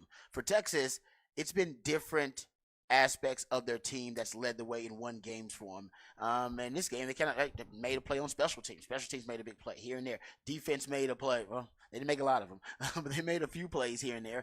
And you got yourself back in the game. So the culture is helping you right now because the culture is very competitive, and Texas fights. I'm not trying to throw out the slogan out there, but they do. This team actually, they fight to the end every time. I mean, the 2 losses came down to game-winning drives, last possession scenarios. Those are the only 2 losses of the season. Like you said, they were 2 veteran quarterbacks, and I don't think it's a coincidence. Those were the 2 best quarterbacks they played. That's why they're bringing in 5 DBs in this recruiting class. They're bringing in Makuba in the transfer portal. They understand. They're looking at the same team we're looking at, and even though they've constructed the roster really well, what's the last position of roster construction? Pretty much, they really haven't addressed. DB and pressure player. Yeah, exactly. Like elite pressure player. Yeah, there you go. Yeah, and those 2 positions, and that stood out in the game. And that's why I say when you're playing at the highest levels of college football, which is where the Longhorns want to be playing year by year, exactly, you've got to have those guys, and you got to be able to play coverage in the back end. And they're ahead of schedule, guys. That's why they didn't have the DBs ready and the pass rush. Yeah, that's well said. They're ahead of schedule, and to the point of how good is Michael Penix? Well, yeah, he's a 6-year player. People were like, well, what's wrong with Quinn Ewers? He's a 2nd-year player. I mean, that's the process, and that's why when Longhorn fans were kind of not complaining, they were up in angst about, well, Quinn Ewers is coming back. What's that going to do for Arch Manning? Listen, folks, going into the SEC with a 3rd-year starting quarterback who's been through this battle now got to play in the college football playoff, got to see Michael Penix. That's great for the program. That's great. Big time. And to your point, Sark and the staff and PK aren't going to come out and say it. Their actions speak a lot more than any words they could say. They're trying to address the coverage through recruiting and Andrew Makuba through the transfer portal. That's exactly right. They're trying to address pressure. They got pretty good pressure for the Big 12 this year, but most of it was interior pressure. They were better on the edges this year. Yeah. But, Colin Simmons coming in from Duncanville, Trey Moore coming in from UTSA, Ethan Burke. Yeah, that was the best O-line in the country, guys. Yeah. So that they didn't hold up against the best O-line in the country. Against Big 12 O-lines, that you Dominate. saw. Dominate. It's just that there are a lot of plays in there where Texas had decent coverage. And in the Big 12 against a Big 12 quarterback, PBU, we're all celebrating. Or maybe even a pick, and everybody's celebrating and talking about how great the defense is. Well, football's a game of inches, and when you have great players, right, those margins, right, they're very, very thin. And you can see there were plays where Michael Penix just put the ball in the money. And that was decent coverage. In the Big 12, that would be great coverage. In this game versus NFL wide receivers, 1st-round quarterback, potentially a 1st-round wide receiver, Texas gets beat. And it's, like I said, I don't think it's necessarily more, and the more I watch it, it's less of an indictment on Texas and more of a compliment to what Washington is. Yeah. I mean, they are legit, folks. It's the real deal. That passing game is Well, real. And Michigan's going to have some trouble with it, too. Yeah, you tip your cap to good teams, and when you get to that point, and the Longhorns hope to be back in here year by year now, it's going to be a challenge. You're going to play good teams. That's just the way that's going to go. Real good teams. And with a good game plan, too, by the way. Yeah, good coaches. We didn't talk about this enough. We talked about Quinn Ewers, right? And they figured out something that a lot of teams in the Big 12 haven't figured out about Quinn Ewers. He at times had funky release points. All right, for the football, especially with RPO throws, because he's so relaxed with his RPO throws, and he knows that he's got the golden arm, so he can make almost any RPO throw from any angle. Doesn't even really matter. And a lot of times it's a low angle. He's releasing the football at a low angle, sometimes trying to find the windows, or maybe that's just something that within his skill set he needs to work on. And I wonder now if Sarkisian will look at maybe let's try to get him a higher release point for some of his RPO throws, because Washington figured it out because they batted like 4-5 passes early on in the game, right, and they were all mostly on RPO throws. It seemed like they were like in the lane, like looking at his eyes. Instead of trying to rush the quarterback, they were deciding, you know what, get your hands up. Well, you can watch enough film in a month to see when they go RPO where he likes to go with. Mostly it's slant routes, right, and things can come in inward breaking routes. And so get your hands up. You're not going to get there, and that's good scouting. That's good coaching. And it is part of why Texas kind of scuffled offensively. Like those RPOs are typically 12-play chunks, and you're getting the thing moving. Those were knocked down four times. No rhythm. 4 times. No rhythm in the offense. And the penalties. Yep. The self-inflicted things for Texas. And then when you finally thought, okay, third quarter, here we go, we can get things back under control. We can run the football.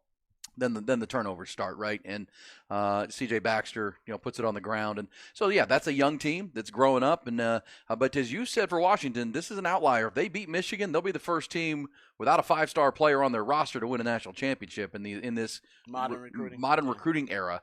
This is not, at least coming out of high school kind of thing, the most talented roster. That belonged to Alabama. They have a less than a 50% blue chip ratio. That's the amount of 4- and 5-star recruits on their roster. This is about talent development. Yeah. This is about talent development. This is about culture. This is about character.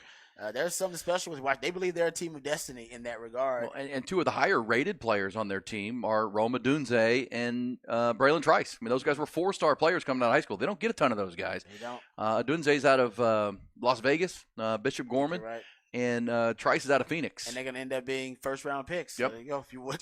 So developing essentially 4-star players into 5-star performers. And then Michael Penix, coming with the coach from Indiana. You can't underestimate how important that is for him to be that comfortable in that system. How many reps? Gosh, he's dropped back over 1,600 times. Well, the faith for Kalen DeBoer, to have in Michael Penix. Michael Penix, the reason Indiana gave up on him because he kept getting hurt. He was winning the starting job every year. He'd win the starting job, and then he'd go out there, and then he'd end up getting hurt, or the AC. I think he had 2 ACL injuries. He had another injury there. So as an institution, as a program, decided, hey, man, we got to move on. We can't keep reinvesting in Michael Penix. He's keep getting hurt. And Kalen DeBoer, who was there coaching him early on and had moved on to Fresno State and then had moved on, obviously, to Washington, he figured, man, he's got all the skill. And I think he'll get past the injury issue that he's dealing with and the bad injury luck. And he did.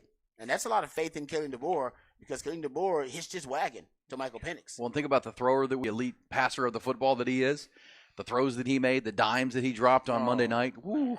Yeah. Well, he came out of high school as a track guy out of Tampa. Mm-hmm. He was a track guy, so he was an athlete before he was a passer. He's developed into a passer. Yeah. And now that he's healthy, you saw his legs a little bit in that game on Monday night. So, tip your cap to a good opponent, and then that's why, as we've said, it's frustrating because all the mistakes and some of the play calling issues and the fumbles and the penalties and all that stuff, you still had 4 plays from the 12-yard line to try to win this game, which is still pretty incredible. And that's why it's frustrating, but you got to build on the positives as a program.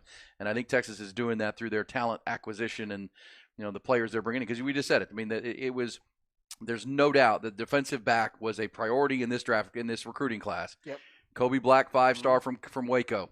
And I know a lot of you don't keep up with recruiting, like it's just you watch the games. That's why we'll tell you in post. Yes, they 5-star corner from Waco, 5-star safety from McKinney, Xavier Filsaime, they know who you really like. He kind of is a Derek Williams kind of clone. They also in the portal attacked Trey Moore, who is the leading sack artist in the portal. 14.5 sacks at UTSA this past year. He'll be coming in, and Colin Simmons. And as we say, I mean, you're talking about another year with Ethan Burke to develop and get better. Baron Sorrell. Baron Sorrell comes back. Also, Colton Bosick, who played with Ethan Burke at Westlake. He's a guy who redshirted this year. He should be a developmental pass rusher. Most of your corners come back. So Most of your corners, yeah. Manny Muhammad, Terrence Brooks. Defense took a huge step this year. Yeah. Top 5 in a lot of crucial situational defense like third down and red zone. No, it's the future looks bright, but there's no doubt that, like I said, the coaching staff through talent acquisition, they understand what their weaknesses are on the roster and that they're addressing them. But for the immediate, they're bringing in guys via the transfer portal, and they're recruiting things that they cannot coach and develop. And you can't coach coverage, and you cannot coach pressure. Some guys are just natural pass rushers. It's innate. Guys are natural coverage specialists. All these young DBs they're recruiting, even Sark said it, they can cover. That's the one thing they all got in common, whether position they play, nickel, or safety, or corner, they can cover. And I think that's what they're recruiting. You got some good players in that secondary. Ryan Watts is a good player. He's just not a coverage specialist. There's a difference. I always say it all the time. I was not a great football player. I was a coverage specialist. I had a skill and a trait that I had refined and cultivated from years of being a young kid watching Eric Allen and Darrell Green and Deion Sanders. All I did was watch the cornerback position as a young guy and learn it and study it. So I was really good at coverage. As an overall football player, you guys watch. Hands weren't great. Hand-eye coordination, not great. But I could cover really well. And man-to-man coverage. And that's the reason that I started on the Fort Acres for multiple years. It's the reason the NFL teams kept giving me a shot, even though I dealt with my own injuries and ended up being just a jabroni and a jag. You got to recruit that. That is natural. And I think Texas now has figured out we got to just recruit players that can cover, and we'll teach them open field tackling. We'll teach them leverage. We'll teach them taking on blocks with the right shoulder. With the football classroom, we can teach that because we're great teachers. And let's be fair to you. But nobody teaches coverage. No, it's a great point, and you've made it throughout the recruiting process too. And as you said, no one teaches pass rush. You're kind of a natural. You can get better at it, but you're kind of a natural pass rusher if you're not. Look at Anthony Hill. He's like their best pass rusher. I mean, speed. You can't coach speed. You can't coach vision for a running back, right? Balance for a running back. Those kind of things are just natural. And that's what you're looking for on the recruiting trail are traits, and you develop the rest. And I think the Longhorns are headed in that direction. Then this says Penix was lighting up Ohio State and Michigan as a sophomore. I remember that one. Yeah, he was. He's a real deal, man. And then he got hurt. I mean, Tom Allen was the coach there. Mm-hmm. When Michael Penix left, Indiana's program collapsed. Yeah, everybody was talking about the buzz around Indiana. It's like, oh, ain't no buzz no more. Why? Penix is gone. Well, because Kalen DeBoer and Michael Penix left, and now Tom Allen is defensive coordinator at Penn State, replacing Manny Diaz. Mm-hmm. So, yes, he's a real good player, and I think the NFL is going to find that out when he gets there as well. All right, so appreciate all the messages coming in. Let's get to the quick headlines, and then we'll get to Rod B. With a rant, the first of two on this Wednesday morning. Headlines presented, top stories by Top Gun Rentals and Lawn Equipment and their brand new location. We'll tell you about that coming up. Start with college football a day after their season came to an end with that really tough loss in the CFP semifinal in New Orleans. The Texas Longhorns are now officially also lost their junior wide receiver Xavier Worthy. Speedster announced yesterday on social media he's headed to the NFL. Draft process begins for him. He's a potential first-round selection. Worthy becomes the Longhorns' first star to declare that intention, but certainly won't be the last. The deadline to declare is January 15th. Also yesterday, Georgia's All-American tight end Brock Bowers declared for the draft. TV ratings in for those semifinal games on New Year's Day and night. Safe to say a big hit with the audience. Audience for the Michigan-Alabama game matchup in the Rose Bowl peaked at nearly 33 million viewers. According to ESPN, that makes it the highest rated CFP semifinal ever. Granddaddy of them all was a big one. It was, how about this, the most viewed non-NFL sporting event in 5 years on ESPN and a top 10 cable telecast of all time. Sugar Bowl, because of its 8:45 Eastern time start, not as big a rating, but still did very well. Nearly 20 million with a total audience, peaked at 24.5 million. On the whole, the CFP semifinals were the most watched in 6 years. Now on to the national championship game on Monday night in Houston. Matchup of 1 versus 2. Both Michigan and Washington, 14-0 conference champions. They'll play at NRG Stadium. Good news for Washington yesterday on a radio interview. Huskies offense coordinator Ryan Grubb confirmed that their starting running back Dylan Johnson is expected to play Monday night in Houston. Of course, he got hurt on that final drive offensively for Washington. NFL official word now that the league has fined Carolina Panthers owner Dave Tepper $300,000 for what they called his unacceptable conduct during his team's 26-0 loss at Jacksonville on Week 17. If you missed it, video shows Tepper throwing the contents of his cup of liquid into the crowd in Jacksonville, responding to hecklers before he stormed off. He's been fine big time. NFL final week of the regular season kicks off on Saturday. No Thursday night game this week. Doubleheader on Saturday. Steelers-Ravens in the early game. Then in primetime, Houston. The Texans will be in Indianapolis to play the Colts, which is what is essentially the first AFC playoff game. Both teams 9-7. Winner will advance into the tournament. Loser is out. Cowboys, meanwhile, in our nation's capital Sunday to wrap up their regular season against the Commanders. Thanks to that nail-biter win over Detroit on Saturday, combined with the Eagles' loss to Arizona on Sunday. The Cowboys win in Week 18, and they will be the division champions and the 2 seed in the NFC.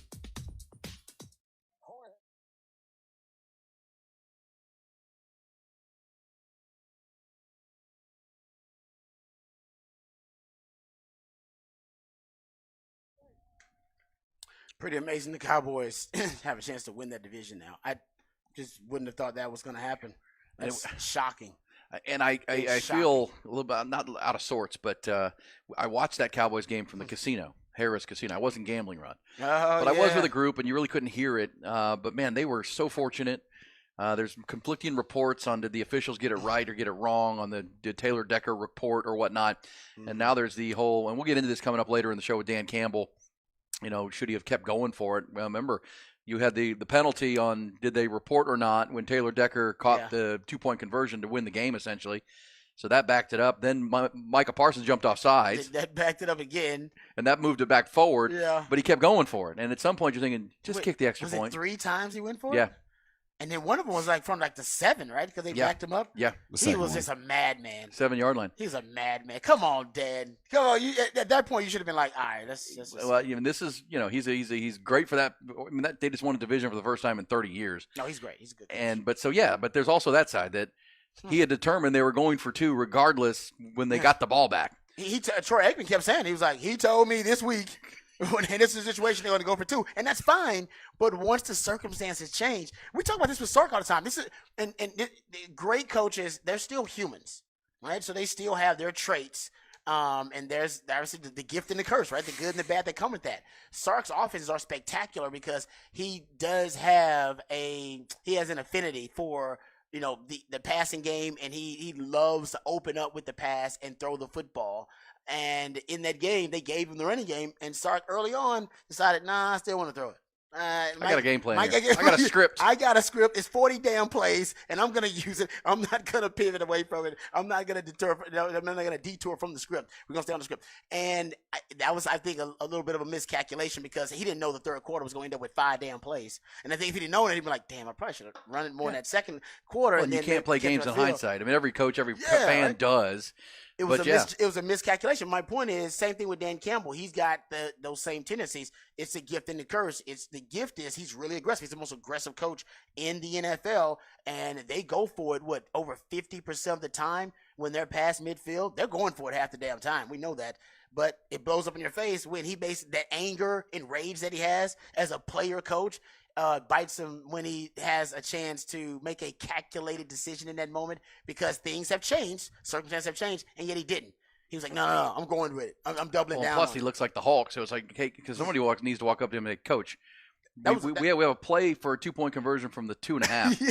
We don't have a play from the 7. That was a rage decision. He was making decisions out of rage. Well, wait till you hear him. I'll play this for you coming up. And I get it. He's fired up, but that's a huge loss. I mean, because that game, they're both 11-5 now, and the Cowboys own the tiebreaker, so that makes them the 2 seed over Detroit. Detroit still could have been in the mix for the 1 seed.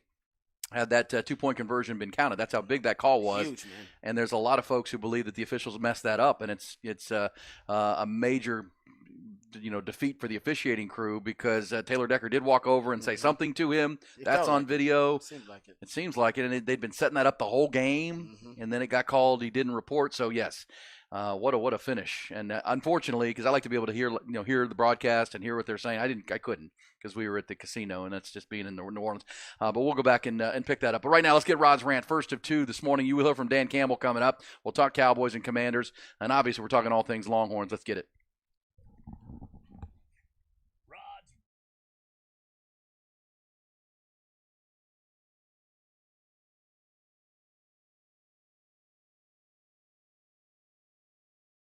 As hell, and I'm not going to take this anymore. Find out what happens when people stop being polite and start getting real. You ain't keeping it real. My God! Okay, it's happening. Everybody stay calm. Oh, you've done it now. It's time for Rod's Rant of the Day. Hold on to your butts. All right, this is actually kind of a random rant. I went down a rabbit hole late last week because I saw a factoid. We were talking about the Cleveland Browns and how impressive it was what the Browns were doing with a fourth starting quarterback on the season. Joe Flacco's having an unbelievable year. They found this guy on the couch and they needed a quarterback, and now Joe Flacco could be in the conversation for comeback player of the year, even though he's only played 4 games with the Cleveland Browns. So it's a great story, and it got me to thinking like they clinched a playoff spot. So that got me thinking how many teams have actually been able to clinch a playoff spot with their 4th starting quarterback. That's what I'm thinking about. I was like, man, this just doesn't happen. All right, you just don't see that very often. And basically, I started going down the rabbit hole about essentially teams who've been able to make the playoffs. And I think Kevin Stefanski, because of the four starting quarterbacks, that they've had, which, like I said, it's remarkable. They've been able to clinch a playoff spot and win double-digit games with that. But also, 26% of their salary cap is on injured reserve. I brought that little factoid up last week. So it is remarkable what Cleveland's has done. But I started thinking how many teams have been able to make the playoffs, clinch a playoff spot with multiple starting quarterbacks to that extent. So went down the rabbit hole and found a couple of factoids, and then it took me like an hour or so. But I found this list of basically list of teams and coaches too. I think that's the priority I want to get to, who've been able to make the playoffs in the Super Bowl era with 4 or more starting quarterbacks. And it ain't a long list. And this won't take long. Kevin Stefanski. It's longer than I thought, actually. I'm not going to lie. I thought this research would take me, a few minutes, and it ended up taking me, close to an hour, a little bit longer. So this is in the Super Bowl era. Teams, coaches that have been able to make the playoffs with 4 or more different starting quarterbacks. Started in 1984. The first to do it, Mike Ditka. They were 10-6 that year. Ended up making the playoffs, and they won the division. They were first in the division. I don't know how the hell you do that. The parallel to the Browns, they had one of the great defenses of all time. Of all time. Yeah. And the Browns have the number 1 defense in pro football. They won a division, and they actually lost in the NFC title game. That's crazy. Like, I don't even know how that happens. That was a Buddy Ryan-led defense that was ridiculous. That is crazy. So, yeah, Ditka, 1984, and these quarterbacks, I don't even recognize them. You might.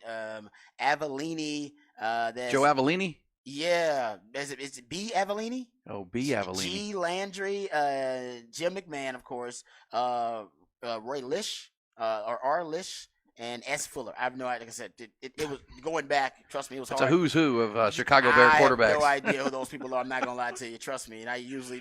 Avellini. I have no idea who those people are. Anyway, 1986. Ditka. Did it again. Ditka. All right, Mike Ditka and the Chicago Bears. They did it again in 1986. This time, Doug Flutie, Jim McMahon, Mike Tomczak, remember that guy, and S. Fuller. Ohio State. Yeah, so they had 4 of those. Man, that defense. Bob Avellini. There you go. See, thank you there, E. So Ditka did it twice. Actually, take it back. Ditka did it 3 times. He did it in 1987 too. Can't he keep his quarterbacks healthy? Good What Lord. was up with Ditka?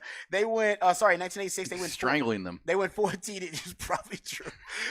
They went 14-2 in 1986. Chicago Bears did, and they lost in the divisional round.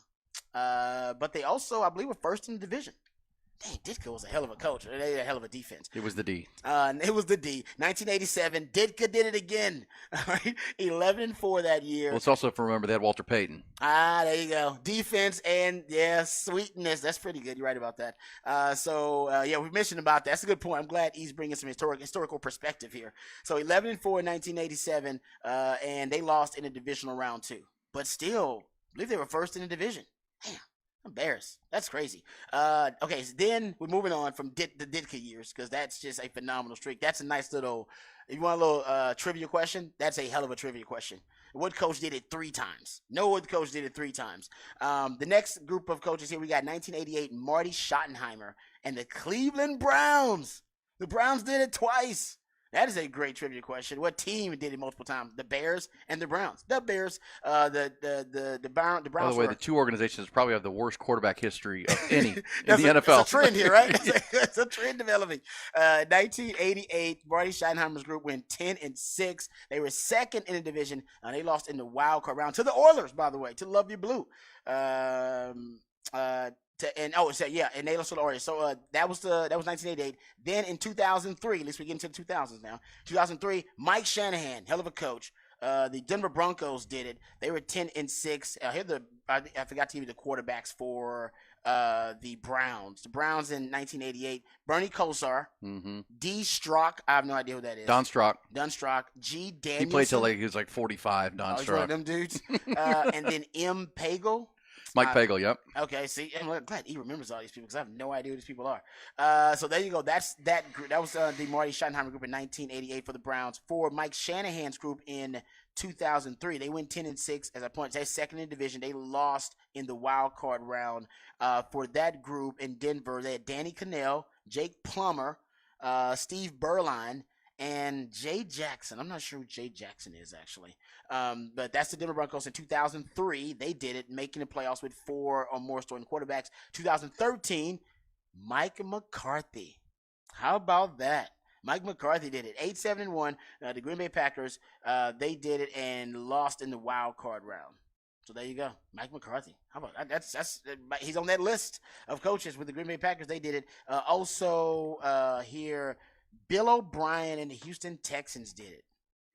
Oh yeah, I do remember that too. Remember? Mm-hmm. They lost in the wild card round that year, but in 2015, they did. Bill O'Brien's group did it. I will say this: that was amazing. And that, hold on, real quick, that was Brian Hoyer, Ryan Mallett, T.J. Yates, and Brandon Wheaton. As you remember. The always memorable Ryan Mallett. Those were great times as a Texans fan. Yeah. The Green Bay Packers 2013, Aaron Rodgers, Matt Flynn, Scott Tolzien, and Seneca Wallace. Seneca. One of those quarterbacks. Wow. Crazy. 2015. And the last one, of course, your Cleveland Browns. Well, and I think much like the Bears of the mid-'80s, the Browns have a chance to win a playoff game or two. Because I'm with you. Because and boy, if they had Nick Chubb, and that was one of the worst injuries of this year. There's been a lot of them, from Aaron Rodgers on day one to the Nick Chubb just brutal knee injury. But kind of like Walter Payton and a great defense. If you have Nick Chubb and a great defense, you've got a chance. That's a great point. But now all of a sudden, Joe Flacco has come on scene, and he's playing like a Pro Bowl quarterback. He's just not out there, handing it off. He's playing really good football. 300-yard games. 4 straight 300-plus-yard games. He had a 370 in there. So.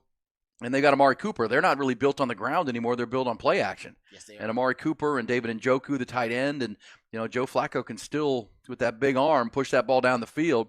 And they'll right now they would set up against Jacksonville in the first weekend. And they can beat Jacksonville because right now Trevor Lawrence is hurt.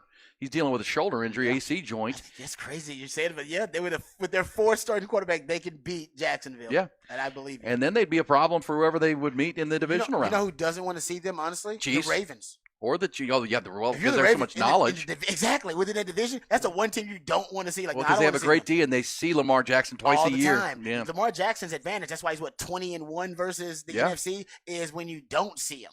And then he show shock shit because you never see speed like that at quarterback. Browns will have a plan for him. They got a great plan for him. Well, and right now, obviously, coming off of the weekend, Baltimore, you can't say enough about how good they are. I mean, to be 13-3, but to have beaten the quality of opponents that they have by the numbers that they have. Yeah, it was amazing. I mean, they beat Miami 56-19. By the way, Miami lost Bradley Chubb in that game to a season-ending knee injury.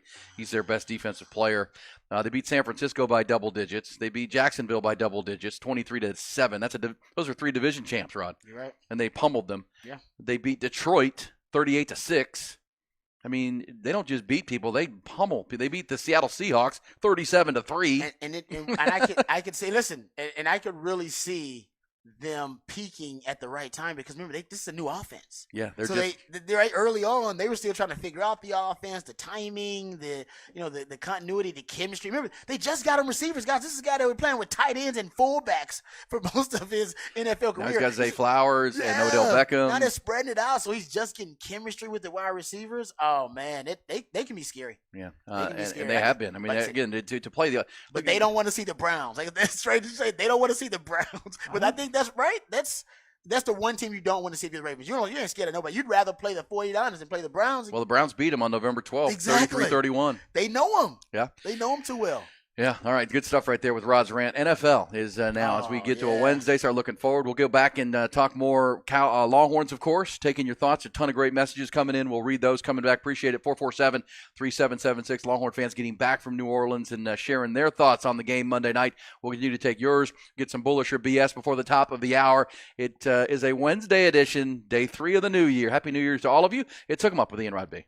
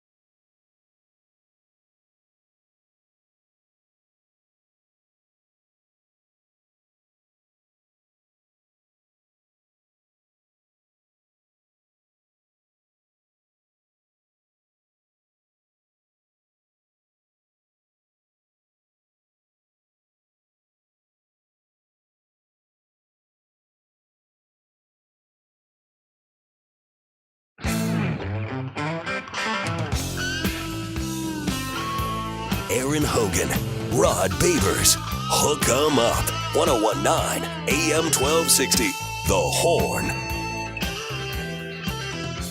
Good to be with you. We'll have some bullish or BS before the top of the hour. We're talking Texas and Washington and the game that it was. A lot of messages coming in, folks, as we say, getting back from New Orleans and making that 10, 11-hour trip from the Big Easy back to Austin.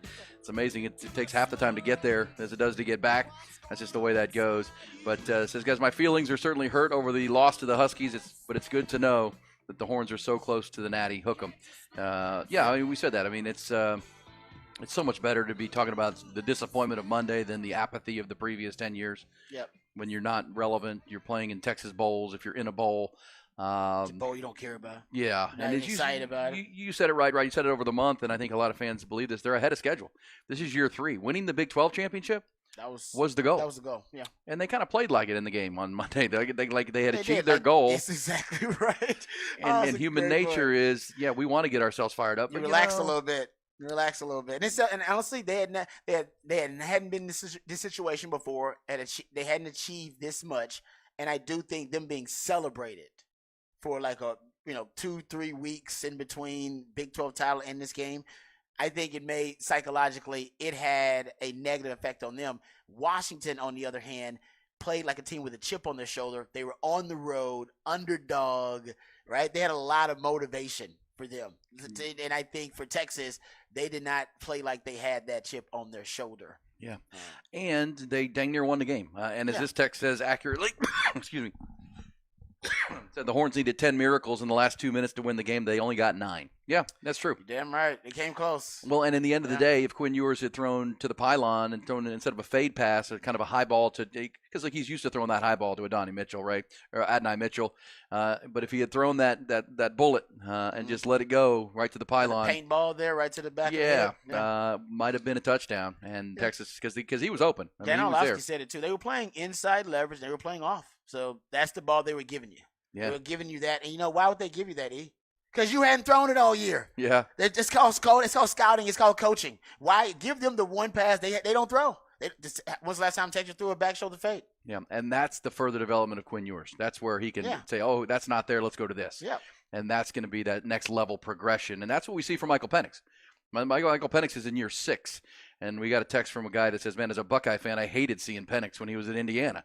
This guy Penix is good. The injuries of what have derailed his career, but he's back and healthy from those, and he is a great story. I mean, we'll having him to have center stage against Michigan, what a matchup that's going to be on Monday night. We got several days to talk about it, but big time right there. All right, guys, says, I was at the game Saturday night. 70 came up to the ref and reported, and announcer stated 70 is eligible. I don't know what the combo was with the ref and the O-lineman before 70 reported, regardless of there was another flag for illegal formation, too. Yeah, I heard that they did have it was illegal formation, too. So, I mean. It's almost like the Lions out-tricked themselves. Yeah, yes, that's a great point. Too much deception. Because they went up, but they sent 3 offensive linemen up to the official, and it's like, well, why are you sending all these linemen over here? I think it confused the official, and it was so good, they confused themselves, too, a little bit. Well, and that's one of those. I mean, you can't review that play, and you can't scrum it as an officiating crew. They should be able to, though. That's a critical play in the NFL season, not just in that game. Yeah. Because where it stands as far as seeding in the playoffs and where it goes. But when bullish or BS, I'll play Dan Campbell, not backing down from his decision to continue to go for 2-point conversions, and the Cowboys are happy they were, because the Cowboys nearly let that game get away. Remember, they had another fumble at the goal line with CeeDee Lamb. They had the lead, and then they almost gave it back up. I mean, and at the end of the day, the Cowboys went 2-2 in that gauntlet we talked about. They beat Philadelphia. Yeah. They lost in Buffalo. They lost in Miami, and then they beat Detroit. They won the home games. But the difference with the Cowboys now, because of that call, is they're going to have a home. I mean, they're going to be the division champs. Had they lost that game, the Eagles would still be able to win the division and put Dallas down at the 5 seed, which puts you on the road in the playoffs. Cowboys now have a really good look if they can beat Washington Sunday on being at home in the playoffs, which no one beats them at home. Yeah. I think 16 in a row in that building. It's unbelievable. They're a different team. They're an entirely different team at home and the road. They got about a week or 2 to fix that, because they'll be going on the road after that first playoff game. Tex says 12 hours to get home to Austin yesterday, an hour to get through Baton Rouge alone. Great weekend, though. Love the Horns. No, I mean, again, it's almost like a storm evacuation. When you think that number of people who are driving back to Texas from wherever they're going in Texas, you got to go out through Baton Rouge, and you just do. And it's only one way out. Only one way out. Yeah, and that's what they imagine when there is an actual emergency happening. Well, there was about a 40 bottleneck. Felt like a 40-minute delay getting out of New Orleans. That's what I'm saying. Right out by the airport. Because when it goes from 3 lanes to 2 lanes. Yep. And everybody's trying to get out. And everyone checks out between 10 and 11 or 12, and so all those cars hit the road at the same time. It's brutal. It is. I felt bad for myself until I was about 45 minutes outside of Austin, and one of my friends texted me that their car had broken down in Baton Rouge and was not going to be able to get fixed till today, so they had to stay in Baton Rouge last night. I was like, that was a crappy ride, but at least I'm not stuck in Baton Rouge still. Yes, Yeah, at least. Well, and again, we left with the idea, okay, we'll get to Houston before rush hour, but of course the delays in Baton Rouge and in Lafayette and in Lake Charles, because it bottles up every time and you get to one of the towns as it goes down to 2 lanes again. But that puts you into rush hour in Houston at 5:30. Yeah, and you that's guys, always fun. I just think you guys were. And listen, that was a terrible drive. But if the Longhorns had won, I think it would have been a better drive, even if all those other things had happened and the storms and everything. Yeah. I think the optimism you guys drove to New Orleans with, and the disappointment you drove back with. I wasn't that disappointed though. I feel like I don't think it grew was disappointing. my emotional intelligence grew a lot this weekend. No. I think the disappointment was, because you guys have processed it now, so it's a little bit different. I think the disappointment was that Longhorn fans had initially accepted the loss early on by the start of the fourth quarter like I did, and then reinvested themselves after the Longhorns found a way to get back in the game, which I love the way the texter put it, they needed 10 miracles and they got 9. And you were like, what the hell? And even you admitted, Ty, you had to run back to the television to find the TV. No, he was at the game. He was at the game, but had to go find the TV after leaving early, because most people, we had decided, all right, you know what, great season, proud of these guys.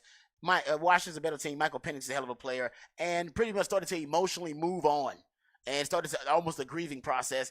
And then after reinvesting in the team, you almost felt the disappointment again, because you were upset that they didn't actually pull it off and pull it out, because they should have, actually. They had a really good chance of basically making it one of the greatest stories in college football history. And then to pull it out that win, playing, a C game, a C minus, C plus game. Yeah, against a team that played a kind of A-level game up until that point.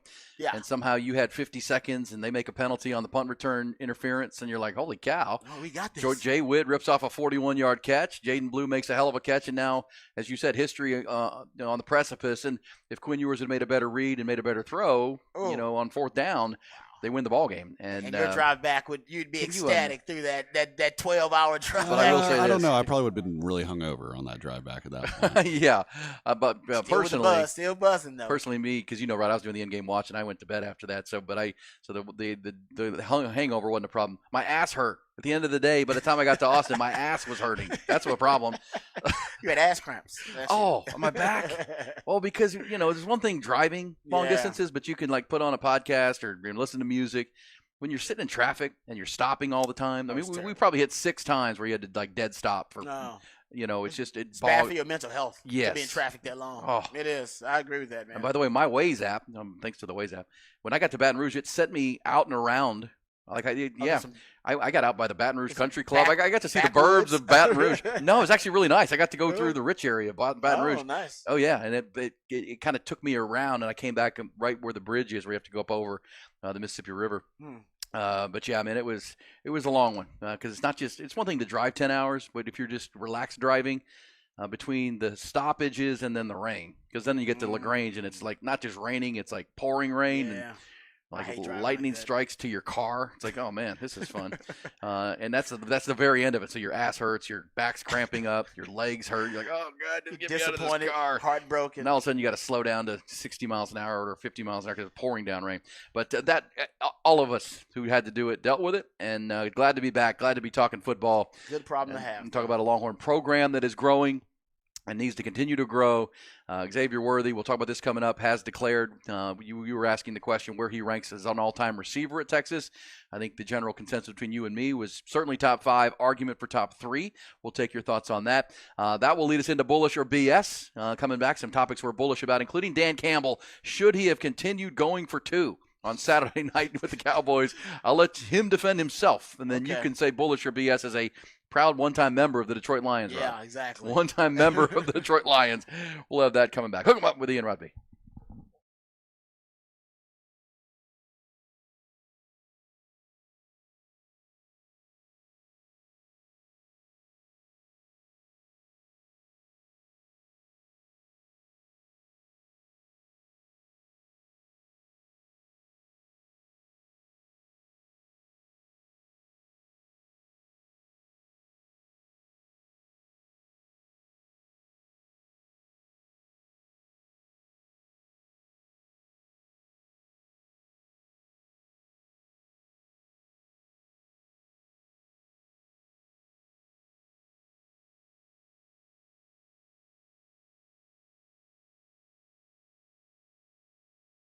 Hey, what's up, folks? Lifetime Longhorn Rod Babers here. Let's talk about my friends at Apple Leasing because they're in the business of saving you time and saving you money. Matter of fact, they know your time is money, so they want to save you both. They have the ability to put you in any make or model vehicle that you want. That's their business model, and they've been doing business here in Austin for almost 40 years because they do it the right way, taking care of their customers. Customer satisfaction is their top priority, and they want to make sure they make you a part of the family. They want you coming back for repeat business, so we want to make sure they provide you with tremendous value and make sure they give you the opportunity to get the car you want for the price you want and the payment that you want. And all it takes is one phone call from you, just a phone call to my friends at Apple Leasing, or click on Apple Leasing's website and you'll get a quote on any make or model vehicle that you want. They can even give you the value of your trade-in right over the phone. Apple Leasing's simple interest, easy lease allows them to have a lot of flexibility, which is going to give you a lot of possibilities and options to help you find the vehicle that fits you best, but more importantly, the vehicle that fits your budget best. We know everything seems overpriced these days. That's why leasing makes more sense than ever.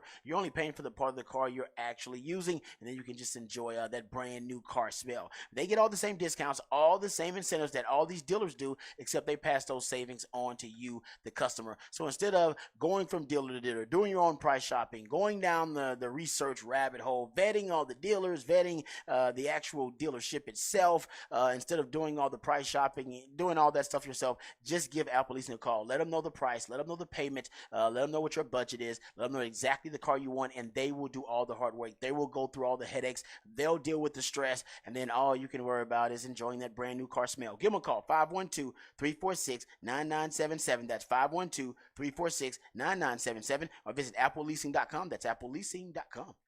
Hi, this is Tom.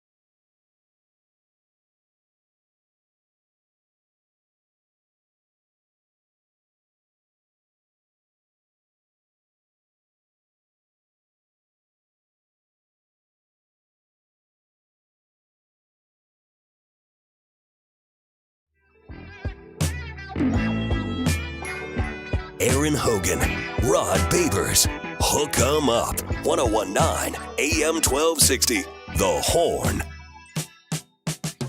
Bullish or BS time.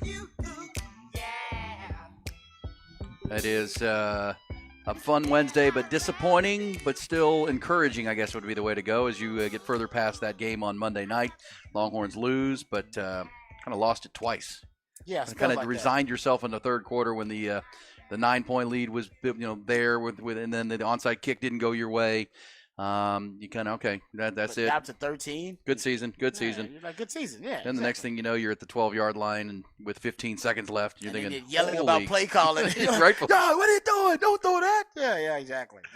What was That's that good, Jaden Blue little? I mean, that had worked early in the game, I know, but with Are you talking about the second down play or the third down play? the Jaden Blue catch, but the Jaden Blue little pitch out that they've been the quick pitch. pitch that they've been running all game. I think he's I mean, at least he got out of bounds, because if he didn't get out of bounds there, that was the first down play, right? That was first down, and that was a throw. Yeah, it was a throw. And I think he said it was intended for somebody else, but they were covered up. Well, after the game, Sark said the design play was to go to J.T. Sanders. Okay. On a high point ball, and he was double covered, which they do in the red zone. Teams know that's that. right. So Quinn did the right thing and checked down because you can't take a sack there. No, you can't and turnovers, and you can't get tackled inbounds. No. So he turned, saw Jaden Blue, and said, okay, Jaden can catch this, get out of bounds. And he did it quickly. That's why it didn't develop. He was like, here, just take it. Which I thought was a smart play. Yeah. Doing the in-game watch, that was my commentary. Okay, that's a good play. I mean, it's not the perfect play, but it gives you – because if you get tackled in bounds there – And you don't waste time. Yeah, exactly. Time's your problem with no timeout. So you can't get tackled in bounds. Everything's got to go to the end zone. So you're and this is where the play calling comes in. You're caught between a spot where everything has to go to the end zone, which Washington knows. Because you can't even really take the risk. We've seen teams do this, where you throw a crossing route at the 5, and you trust your receiver will get in. He gets tackled, and the game ends. Yep. That's going to be criticized too. So your point is you and your quarterback can't take a sack. So Washington on third and fourth down brought pressure. They knew. They brought heat. And they backed everybody into the end zone. Force you to get rid of football before you can throw it in the end zone. And you're dealing with right now still a one-read quarterback. I mean, this is what Quinn Ewers is right now, and that's why he's coming back for another season. So you got to put it all together. He can't get tackled in bounds. You got to go to the end zone. Is he officially coming back? I think so. I think the scouts are telling him, and his people are telling him. Somebody asked him in the press conference. We played it yesterday, Rod, and I didn't hear this until we played it yesterday morning, the whole thing. And somebody asked him about how do you continue to build on this culture, and Quinn had an answer for him. Said we got to get back and start devoting, getting out into the. So he was pretty clear that I'm playing part of this thing. Yeah, I'm part of what's going. Well, because Sark had just talked about how he's proud of the team, and it was a 12-month process. That it starts in winter workouts. That's when you ingrain the character and the toughness, and it leads into spring practice, which leads into the summer workouts, and that all leads to this. And Quinn was then asked about how do you keep that culture with all the guys that are moving on.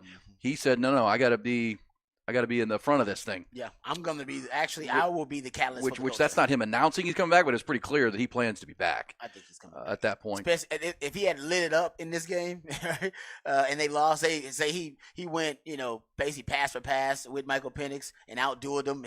Penix with 450 and he was at 400 and some yards too. Then I'd be thinking, hey, man, he might leave. Didn't he end up having 400 yards? Yeah, he had 300 and – But it didn't look good. Yeah, no. It didn't look good. He did not outdo. He had like 100 yards at halftime. Yeah, that's what I'm saying. Like it didn't look that way. Like Michael Penix increased his draft stock. Like now everybody's like he's clearly the third best quarterback. Well, that's what we said. I mean, and it may even crack the top 3 potentially. Yeah, some people are going to really like him. Yeah. Well, and again, the third quarter or fourth quarter when Texas fell down 13, everything was passed. So the pass yards got inflated in the fourth quarter. 2-minute drill. I said this earlier. The Longhorns ended up running 70 plays to Washington 71, but Washington had 36 minutes of time of possession. Texas had 24. That's unbelievable. Or under 24. So, but the plays were the same.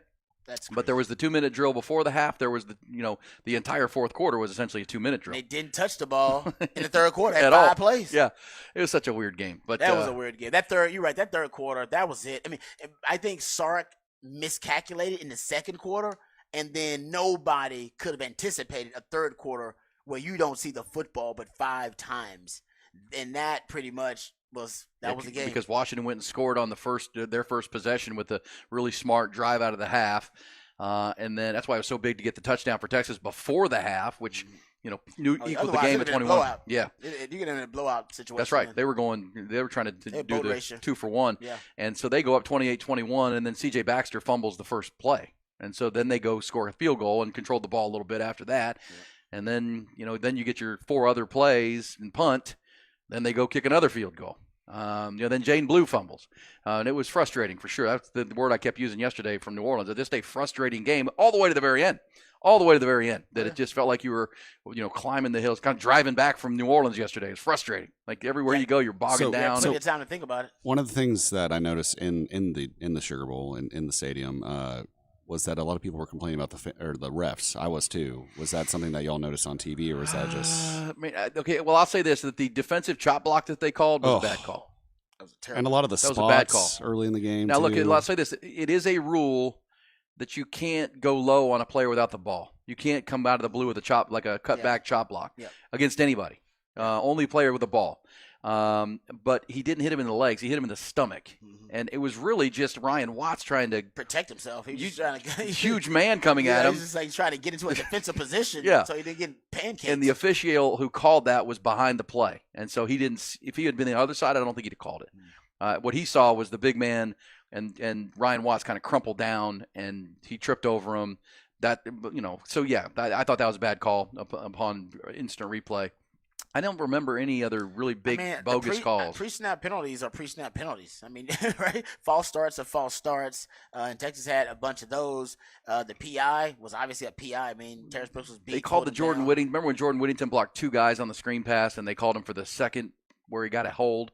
Yeah, and that was an explosive play. That was a big play, and it looked like a hold. It looked like a hold to me. That's what I'm saying. It looked like Christian Jones got called for reaching out and grabbing. I mean, they looked like a hold. You can weigh in on that. Bullish or BS on the officiating in the game. We know didn't didn't determine the game, though, guys. Like that had between Michael Penix lighting up the Texas secondary, between Texas being in third and long, 54% of their third downs, right? Between Texas not being able to get the passing game started earlier, Sark's miscalculation about the running game. Yeah, the officials is like that's like 8th on the list. Yeah, agreed. You were your own worst enemy. You were even Sark admitted, man. We played anxious to start the game. You had 2 penalties on the first.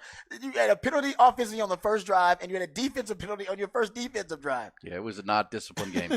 Not a disciplined game. Hey, and it was problematic. Can I play this for you, and then you bullish or BS on Dan Campbell? Let me play this for you. This is Dan Campbell, the Detroit Lions coach, being questioned, of course, for going for 2-3 times instead of just kicking an extra point and maybe going to overtime with the Cowboys. Oh man! And play this piece of audio there, Ty. Yeah, like when you got the penalty and move it to go ahead and say it. Say it, both of you. What? Say it. Say what you want to say. I think from the 7, it's a low percentage play. I think your chances of winning are lower than if you kick the extra point. I would like you would say it to anybody else. I'm on the radio. Say it like you want to say it. Yeah. I thought it was a reckless decision. Thank you. Okay, but you don't regret it? No. Okay. There it is, Dan Campbell on the radio. Wow. I love how he did that because the guys are kind of dancing around the question. He said, "No, say it. Just say ask it. me." Yeah. No, I respect that about Dan Campbell because Dan Campbell knows that's the stigma and the reputation about him is that he's a madman. He's just a madman out there, and there's no calculation to his decision, right? He's just out there he's predetermined, going with his gut, and I'm a ball coach, and that's not really that at all. I mean, I think these are very calculated decisions that he's making. Well, he went on to say in that interview, "Look, it's a fair point, guys. I get it. Yeah. But I made the call. I'm the coach. And if we had won, you can criticize me. If we won, y'all be calling me a genius right now. And talking about how great my mentality and philosophy is. That's the life of a coach. Yeah, but the call went against him on the first down. Hey, Ty, can you play that other one real quick? Do you have time? It's great. Listen to this. This is we talk about a madman. Here's Dan Campbell.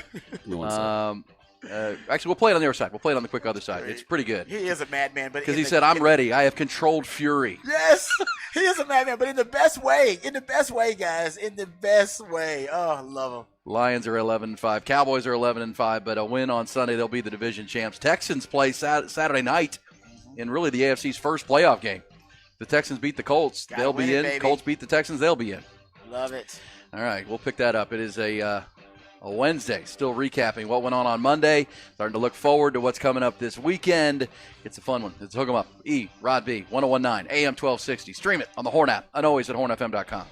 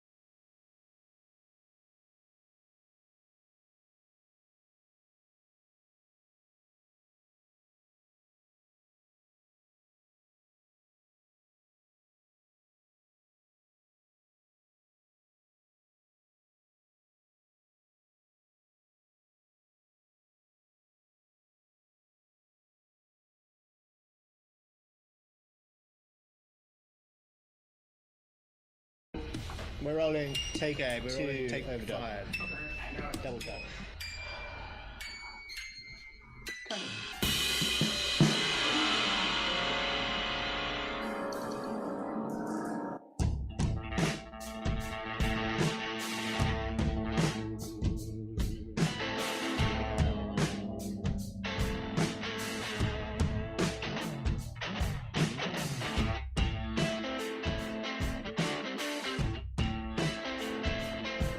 Hook 'em up with Ian Rod B. Back together. Brought you the show yesterday, but I was in New Orleans and Patrick and Rod were here. Made that excruciating ride back to Austin, Texas, like a lot of you did. Let me say, upon returning, thanks to everybody who came up and said hi while we were there. Rod, we had a great time over at Manning's on game day. Man, what a time that was. What a party. What an event put on by the folks at the Texas One Fund, Rick Vasquez and the team. That was awesome. We'll talk to Nick Shuley later on in the show with our Setlist ATX with Nick, part of that One Fund. And what an event and huge. Manning's Restaurant, it's now owned by the Caesars Company. And I think the group that owns the Walk-Ons chain, they're part of that too. Archie Manning started that restaurant. It's huge, Rod. It's huge. I've heard great things. Everybody had really good things to say about it. And I told you this during the game, but it's funny. They've got the screen that they have, the biggest screen in the main area on the first floor. It's huge. I mean, it's 20 by, gosh, I don't even know. I mean, 20 by 20. It's 20 feet high. It's like a movie screen, and that's what the game was on. Everybody's watching Alabama. Looks like everybody in the country is watching the Alabama game, by the way, by the TV ratings, which will get you in our headlines coming up. But so everybody's running. And then in the front rows, 2 rows, they've got like these cushy recliner seats, where they call it the luxury box, where you can sit up there. You can reserve that if you want to watch a big game. And there were several people that, this was New Year's Day, coming off of New Year's Eve, who crawled into those seats, and they were snoozing, man. It was funny. They were out cold. And they did not intend to fall asleep. No. They like, I'm going to sit here and watch this game. But it was too comfortable. You can't be too comfortable like that after you pull it all-nighter. Yeah, you're up late, and then you come back, and you're the one thing about that game kicking at 7:45, you kind of had to contain your you got to really try to be disciplined in your consumption. Yes. Right, throughout the day. You had all day. Or you just pull up in that easy chair and take a nap. That would help. Yeah, a lot of people did, which was kind of cool. And we had one texter who said that that time difference was an issue, that Washington's body clock was online. Longhorns, 8 o'clock at night now. That wasn't part of the game. You're going down the list here. I mean, down the list here. I don't know about that. Yeah, I mean, Texas, that prime time versus Alabama, it was all good. Had to travel on the road. They played an off game. They played a C game and part of that was playing against a great team. Yeah, and you could play playing a B game against a good team that plays an A game, and you're going to look like you're playing a C game. Yeah, and their best players, guys, we said this over there, their best players played some of their best games. Like that they've played of their career. I mean, Michael Penix played one of the best games of his career on the biggest stage, in the biggest game of the season. That's called clutch. Braylon Trice is their best defensive player. There's an argument that he had his best game of the season versus Texas. Well, look, that's clutch. Same thing with Romeo Doozy. So when your best players have their best games in the biggest games, guys, well, the last time they had a game like that, especially offensively, was against Oregon mid-season when College Game Day was big there. Games. That's why you don't write them off against Michigan. I know a lot of people think Michigan's going to overpower them with their run game, but, man, that quarterback, those receivers. What did I say? When you have that advantage, guys, and I don't know if Kane DeBoer is a better coach than Jim Harbaugh, so I'm not going to say they have that advantage because Jim Harbaugh's a hell of a coach. But when you have the quarterback advantage, nothing's off the table. It's the great equalizer. Anything is possible when you have the better quarterback. Yeah, we got that dude. We got that dude, and they believe it. They do believe they that. They play like they believe. Like now, we just got to keep him in it. Yeah, they've won 21 in a row. I've said this. Their last loss was October 8th of last year. They've won 20 in a row. I mean, they're 14-0 this year, but they finished last year on a 7-game stretch. Beat Texas twice in that stretch. 7-game heater, yeah. Beat Texas. It's hard to beat a team twice. Beat Oregon twice in that stretch. Beat good teams twice in that stretch. That's hard to do. Yeah, and you gave the stat earlier. I did not know this. Braylon Trice never leaves the field. He's played more snaps than any player. Any defensive lineman in the country. God. And he's led the country in pressures without leaving the field. Guys, you imagine what kind of shape this dude's in? The fanatical effort it takes to do that? It's just phenomenal. And by the way, since they're an underdog, Washington, Kalen DeBoer is 5-0 straight up and against the spread as an underdog. He is, how about this? Overall, Kalen DeBoer is 6-1 straight up as an underdog at Washington and Fresno State as a head coach. at the G5 and Power 5 level, that is the best underdog win percentage for a coach in the last 30 years. Yeah, well, I mean, he's really good as a dog. And don't doubt the dogs. 'Cause they I got can that tell you dog. Yeah, they are some dogs. And it Go was so Dogs. funny because being at Manning's and then all over New Orleans Saturday, Sunday, Monday, both fan bases were so confident. That They was were. the thing. Texas fan bases, and it reminded you of the Oklahoma game. And this game played out a lot like the Oklahoma game. 6th-year left-handed starting quarterback who shreds you, but you are still in the game. Texas actually took the lead in the Oklahoma game at the end, and then couldn't hold it. This one they had a chance to steal it back from Washington. But both fan bases really confident going into the game, because why wouldn't you? I mean, if you're Washington, you haven't lost a game in 20 games. 20 games. You expect to win. Yeah. You're Texas, you felt good about the matchup. But, the one thing I will say for fans who were disappointed and like, man, what happened to our secondary? Why couldn't we get pass rush? I mean, gosh, hopefully you were listening to this show for the last month. What happened? Yeah, we told you. You're playing the number one passing offense with the Joe Moore Award-winning offensive line. Before we get to the headlines and hear this other Dan Campbell piece of audio, was there any part of you as the football theorist, Rod, that was frustrated that they didn't do anything like different defensively, or they just tried to, do their thing and just do it better? To the point of, was there anything they could have done differently? I don't think so. Yeah. I really do. I mean, the personnel available. They try. Listen, like I said, I saw them blitzing. On multiple. On the first 77-yard deep ball, they blitzed. That was early on in the game. They got burned. They got burned. They brought 6. They had 7 in to block your 6. Great call. They only had 3 wide receivers. They called it. They anticipated your blitz, or yeah. It's a great counter. It was a max protect, and but you've given the numbers. Michael Penix against the blitz. I mean, he's fantastic. elite. You don't want to blitz him too much. And they brought second level pressure from the linebackers in the interior. They brought pressure from the edge. They brought safety blitzes. I hadn't seen them do that in a while. They brought Taft. I saw Taft and Jaron Thompson.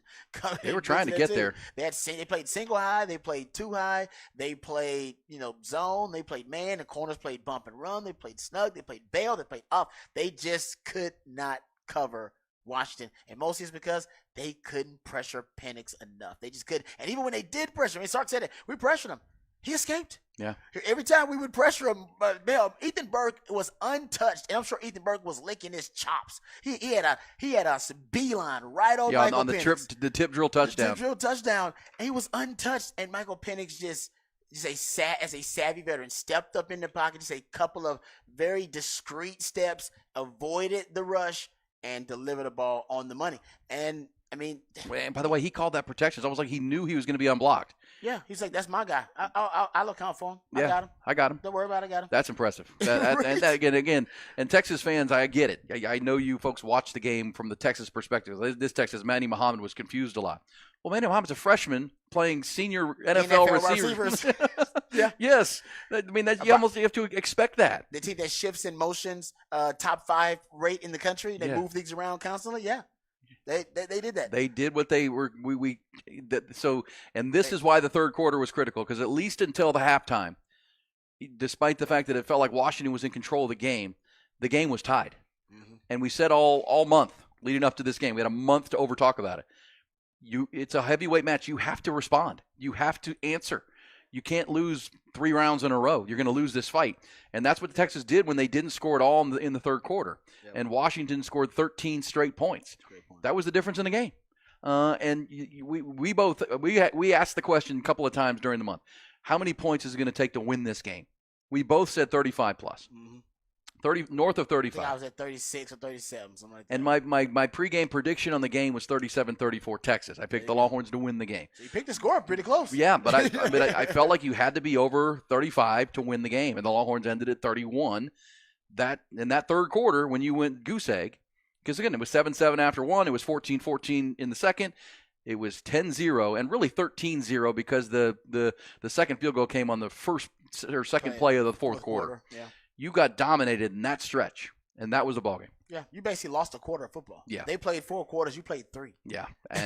But again, nothing from that game should have been surprising if you were paying attention or listening to this show, because I gave the stat, you gave the stat about he's only been sacked 18 times in 2 years. 2 years, man. You don't think other teams are trying to sack him? I mean, they're trying to sack him. And we talked about it wasn't necessarily all the O-line, that people had gotten to him. The pressure was in his face. Yeah. He just finds a way to evade all right, and elude the Yeah, pressure. I love when you call it your X-Man ability. That's one of his superhero abilities. Sack avoidance is elite for him. He can throw the ball. There are a lot of guys that can throw it like him, but his ability to slide and slither through the pocket, Slither, I like that. it's Joe Burrow-like to me. He's and somewhat Tom Brady. Tom Brady was elite at this for his GOAT It doesn't even career. seem like they're really moving that much. Yeah, it's just a slight, discrete movement to the left or to the right. but it's almost like a sense. Yes. Because they never bring their eyes down. They don't give up on the play. It's not like, oh my gosh, I got to scramble. Yeah, sometimes with Quinn's a great point because Quinn will see the pressure. Yes. He will look at it. Yep. As a quarterback, you can't see or look at the pressure. That's actually the hardest part, I think, about being a quarterback. You got to feel the pressure. You got to sense the pressure. That's your X-Men. You feel and sense it because your eyes have to be on the defense That's right. downfield and on Well, your you wide mentioned receivers the downfield. Ethan Burke play. I mean, that's what he did. His eyes never came down. Spidey sense, man. And he knew he was coming because he left him unblocked, protected. And here he came. I just got to slide up in this pocket. You guys are going to give me the push up front. And he threw a dart, and it was a touchdown. All right. This is Dan Marino was also always great at that. That's a good one. Yeah, because he couldn't even move. Yeah, he wasn't even the athlete of Michael Penix. Just sliding ever so slightly in the pocket, man. But he's like I said, guys, I think PK's game plan initially was to try to throw as much stuff at Michael Penix as possible and see what worked. Nothing worked. No, they tried to move pre-snap and post-snap, tried to change the looks, presentation.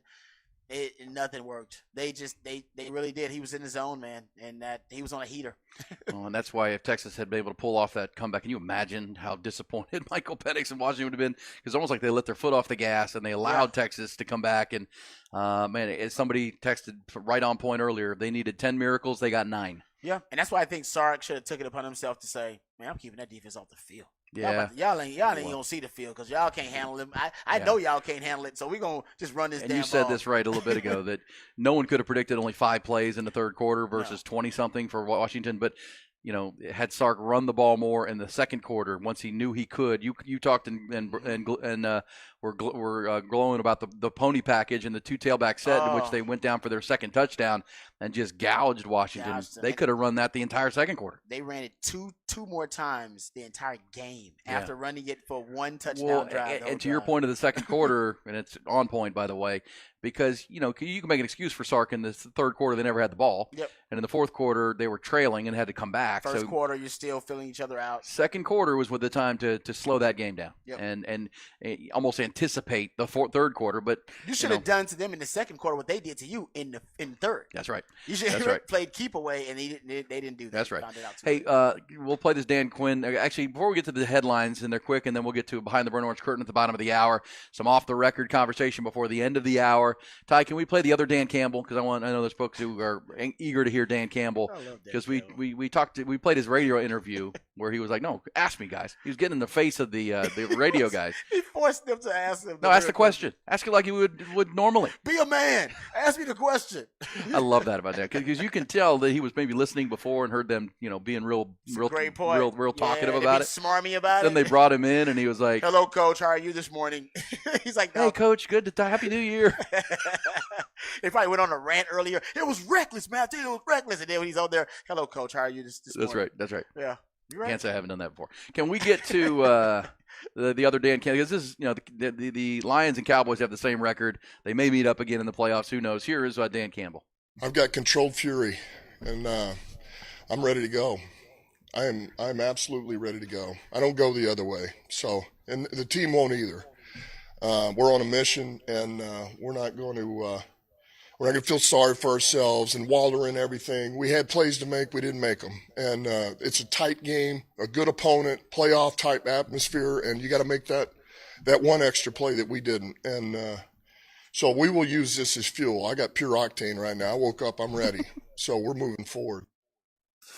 Pure octane. Hey, like I said, I love me some Dan Campbell. He's one of the few coaches, because usually coaches who are that outgoing and that boisterous, talk a lot of trash like that, they aren't necessarily great on-field coaches, right? Most of your coaches are great on-field coaches, the all-time greats. They don't have great coaching rants. They don't. Your all-time great coaches don't have great coaching rants usually. No. Right? They may have a little audio bite, but they don't go on a coaching rant because it's something about being calm, cool, and collected, and you know what I mean, being disciplined enough to be in control of your emotions, that kind of stuff. And coaches who aren't in control of their emotions, usually that translates on the field.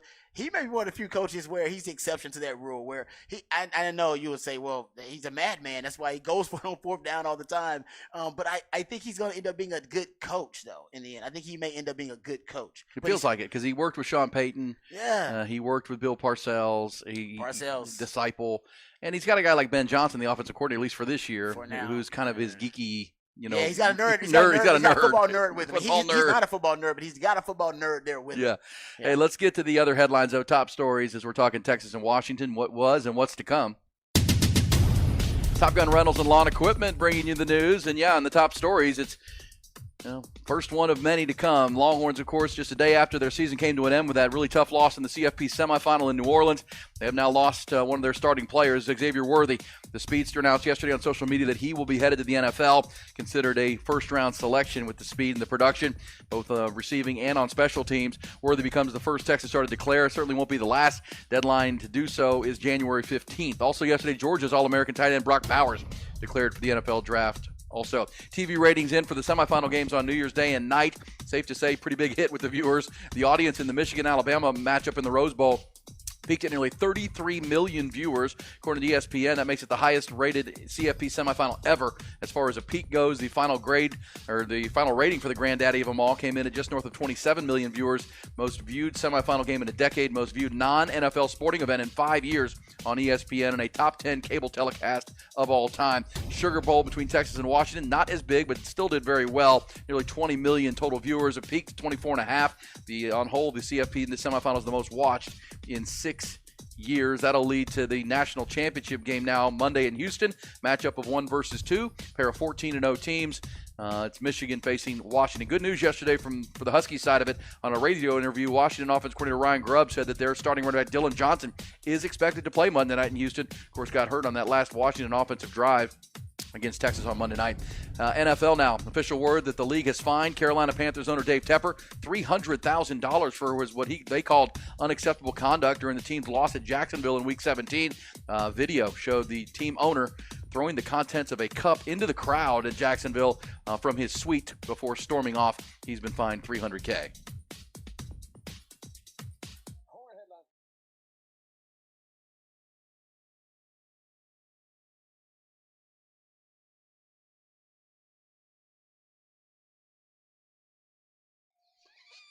I can't believe an owner is throwing.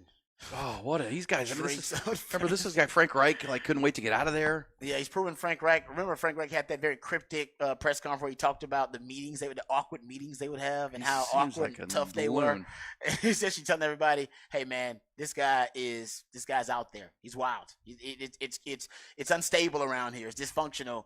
And yes, now think about that. Look for the NFL. An owner 300 G's. Well, what is it? The let them eat cake. Like an owner from the suite is throwing drinks on fans who bought the ticket. The Gen Pop, the commoners down there. Yeah, from the suite with the window open, and of course the commoners trying to climb in and get a piece of them. That's great. You're right. That's not the optics. That's not good. It's bad optics for the NFL owners. Yeah, what was he? Was he upset about a play or just the overall? No, I think performance they were. of his team? Well, it was in Jacksonville, and they lost 26-0. So you're just upset about. So it's that, but I think they were heckling him. I think they were probably turning around and giving him some business. You're a billionaire. Yeah, man. Everybody in this country hates billionaires. They just don't like billionaires. It ain't personal. Well, think about they this don't like though. Billionaires in this country for some reason. For Dave Tepper, yeah, Taylor Swift, they don't like her now because he's a billionaire. I know. Ty's leading that charge. Come on. Yeah, I did see the pictures of Travis Kelce and Taylor Swift out on New Year's Eve. They were having a good old time, which is fine for them. I will say this, that for Dave Tepper, this is a big problem if you're a fan of that organization. He fired Matt Rule, and maybe rightfully. Now, within a year, he's fired Frank Reich, and now he's doing stuff like this, and Frank Reich's putting out cryptic press conferences. He's got to hire a coach, Rod. Yeah, Who wants to go work for that dude? I would, because he pays well. Yeah, but then you got to deal with him. I know. He ain't afraid to pay you. I guess the point being, if you're one of the top candidates and you have maybe options, that's not going to be one of them. No. Not if you have your choice. He'll be able to get an up and comer. Like if you're Ben Johnson from Detroit, it's no. No. Or the Ravens defensive coordinator, is it Mike McDonald? Yeah, the defensive coordinator. Yeah, no. I don't want to work for that guy. I'll have other options. Dan Quinn, no thanks. No, you're right about that. No, you're right. But he pays well. I know. He pays really No. well. He's not. I forgot how much he's paying. I'll go find the number. How much he's paying but- Matt Rule is still now Frank Reich. Yeah, I mean Guaranteed it's deals, man. and he'll pay you, but at the same time, then he's going to be meddle and be lunatic. I mean, who wants to work for that guy? But either way, that's where the Panthers are. And remember, they don't have the number 1 pick now. That loss on Sunday secured the number 1 pick for Chicago. So the Bears now have the number 1 pick. But Justin Fields is playing really good football right now. So there's talk that maybe they're going to – because you can't not – if you're the Bears, you can't not draft the transcendent quarterback, right? You can't. Mm-hmm. But Justin Fields is playing pretty good. There's thought they could trade him and maybe there's a report that says 2nd and a 3rd round pick for Justin Fields. Someone who doesn't get the quarterback they want in this draft may come get him. But we'll see. We'll see.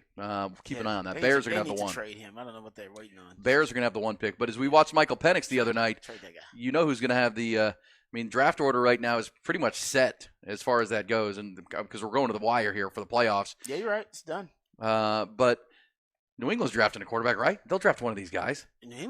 Where they're drafting though? Where's New England? They're drafting? 3rd. Okay, so that's It's Penix. Chicago. That's Penix territory. It's Chicago, Washington, New England, Arizona.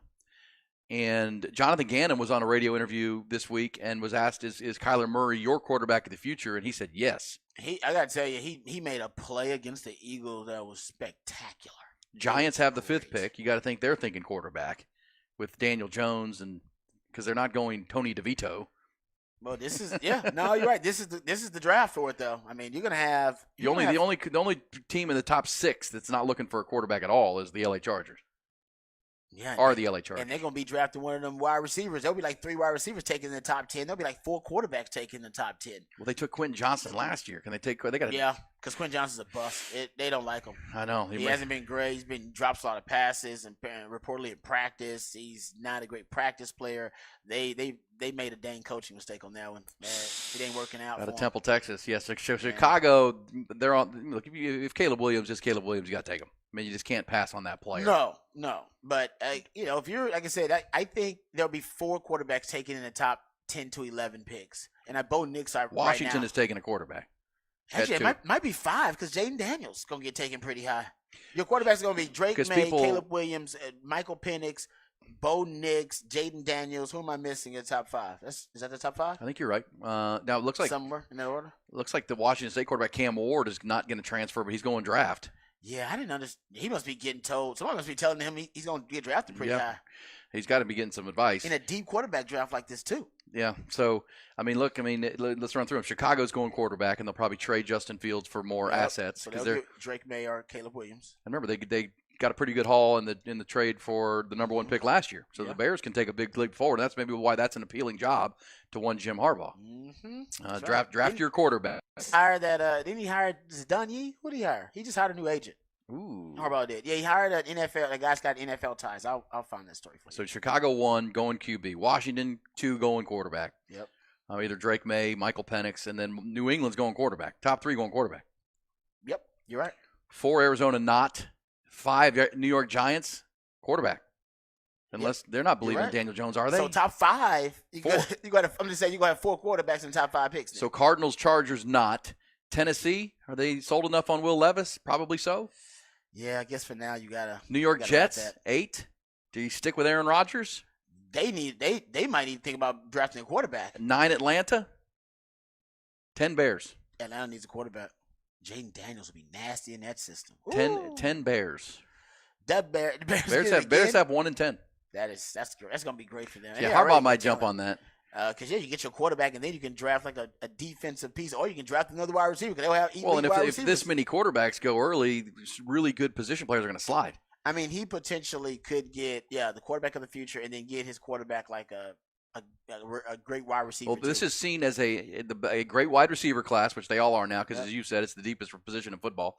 But with Marvin Harrison and Rome Odunze and Malik Neighbors at LSU, there's as many as Daniel Jeremiah has said. There's as many as 10 guys he's graded as top 50 prospects at receiver. Left tackle, It's gonna hurt. Yeah, it's gonna hurt Xavier Worthy because he might have been a first round wide receiver, but I don't know in this draft if he is. Yeah, left tackle also seen as good. So if you're Jim Harbaugh, you get quarterback at 1, left tackle at 10, and That's the way to go. you can trade Justin Fields for pieces, further draft capital. Yep, you're right about that. I think that may happen. Oh yeah, Don Yee has been hired by Jim Harbaugh, according to Adam Schefter. And Don Yee's famous for having lots of NFL ties, lots of NFL clients.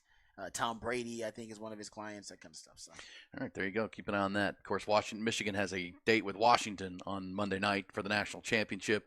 I think you could see Jim Harbaugh, back at his alma mater, winning a national championship and saying, "Okay, did my job here. Leave on top."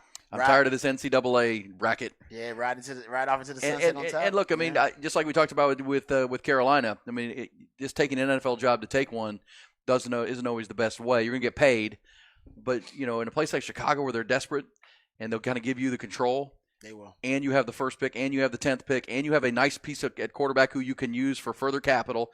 And remember, they didn't just get the 10th pick from Carolina last year. They got DJ Moore. They got other draft capital in that trade. Talent. They got some talent there. And they've got to rebuild the defense, which, if you're Jim Harbaugh, you can do that and rebuild the run game. Roshan Johnson there in Chicago. Yeah, Deontay Foreman.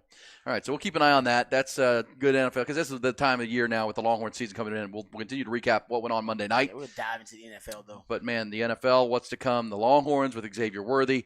Rod has asked the question, where does Xavier Worthy rank as an all-time receiver at Texas? Certainly top 5. Numbers, you can't even argue with them. But top 3, Rod? I think he's got a good case. Well, we'll make that case, but I think he's got a really good case to be top 3 behind Jordan Shipley, the GOAT, and Roy Williams. Yeah, I think he's right in there. A freshman All-American, sophomore injury, but a bit of a slump. But, man, had a great year this year in this Texas offense that played for a national championship. All right, we'll come back. Rod, pick this up, too, because somebody asked, Rod, what have you seen of why our passing game was so limited up until they were trailing by 13 points? Okay. We'll get into that because, you get into the second half there when they only had 5 third-quarter plays. Gosh, I mean, A.D. Mitchell, Xavier Worthy, J.T. Sanders have all done almost nothing in the game to that point. What did Washington do or what didn't Texas do? We'll talk about that coming up. Plus, Rod will take us further behind the BOC off the record before the end of the hour. Happy New Year, everybody. Okay, things are really easing up.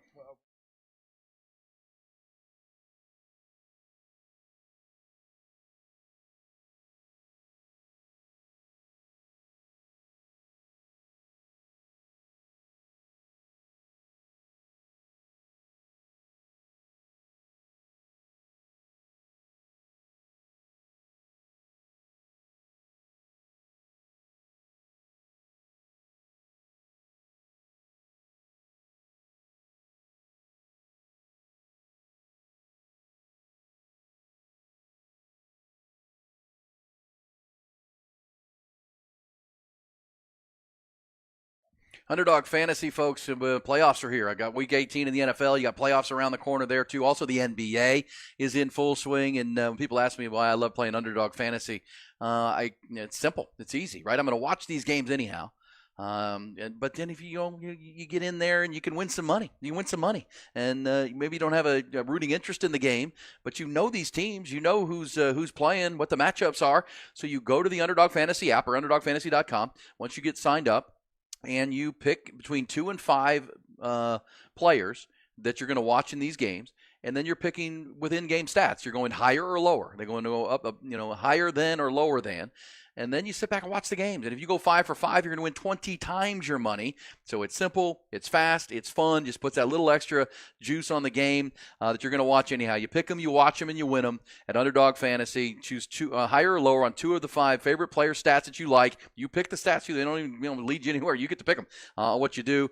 Plus, to start right now, if you haven't done it here into the new year, get signed up. Use the promo code Hogan, my last name, Hogan, and they're going to double your first deposit up to $100. So you're already doubling your money to start this thing off at UnderdogFantasy.com. Promo code Hogan. It's built for fans. They have winners every day.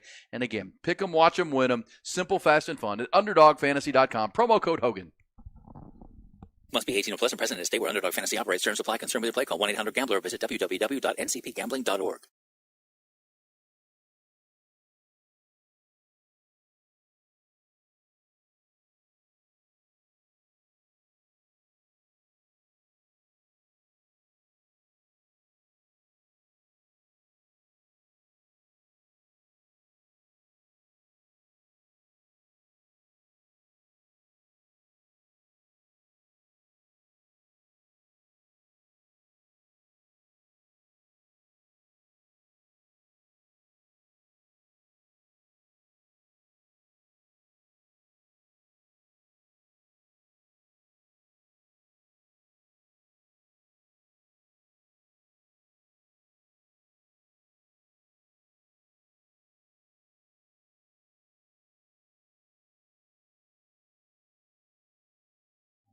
Certainly is, and here in the month of January, winterizing your yard is always a critical thing. Also, getting ahead of the freezes that are certain to come here, January into February. We've told you over at Callahan's, get in there and get your spigot drips and your pipe covers, everything you need. They've got it for you in full stock right now. And as I say, don't wait until the freeze is on top of us and you run out there and they're all out of everything that you need and you're trying to do that mad dash. Do it now. Take your time to get over to Callahan's. Talk to the great people. They'll show you how to do it right, do it properly. Get your 3 Ps taken care of. Your pets, which you can get all their pet food and everything you need there. Obviously the pipes and the plants.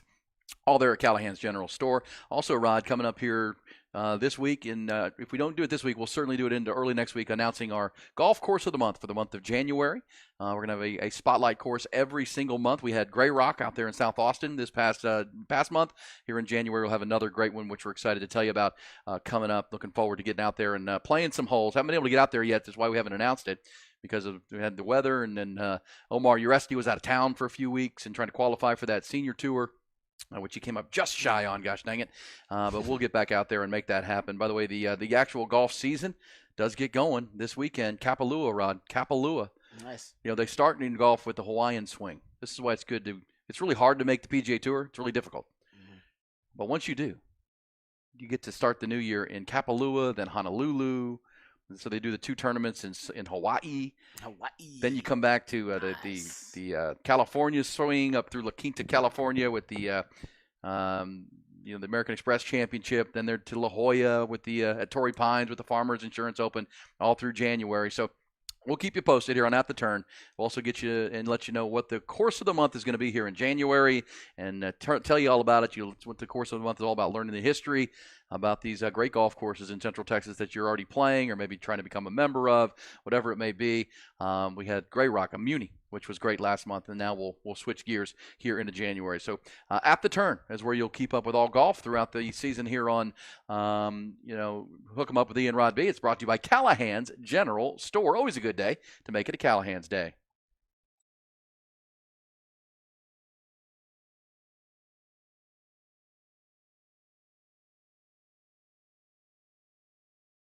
And they were all asking themselves the same question. What is behind that curtain? All right, let's talk about Xavier Worthy really quickly. Then we'll get to Texas passing game versus Washington. Kind of what went wrong and what Texas could have done a little bit better to be more effective in the passing game versus Washington. Probably won the ball more. Probably would have helped the passing game be more effective. But I digress. Getting back to it, Xavier Worthy did announce that he is heading to the NFL. I think he's number 3 all time. If you look at the hierarchy of the greatest Texas receivers in Texas football history. Here's his case. He's 5th all time in receiving yards in a career. He has 2 spots in the top 10 in single season touchdown campaigns. He's 2nd and 9th on that list. He is 3rd all time in touchdowns in receiving touchdowns in a career, 6th in receptions in a career, 7th ranked in a single season reception campaign. So he's got the 7th best season there. So and last year actually was a down year for him. So actually really only had 2 good years. Last year was a bit of a down year for him. Probably could have been much higher in some of these statistical categories. And of course, if he had stayed longer, he'd have probably been number 1 in all these categories potentially.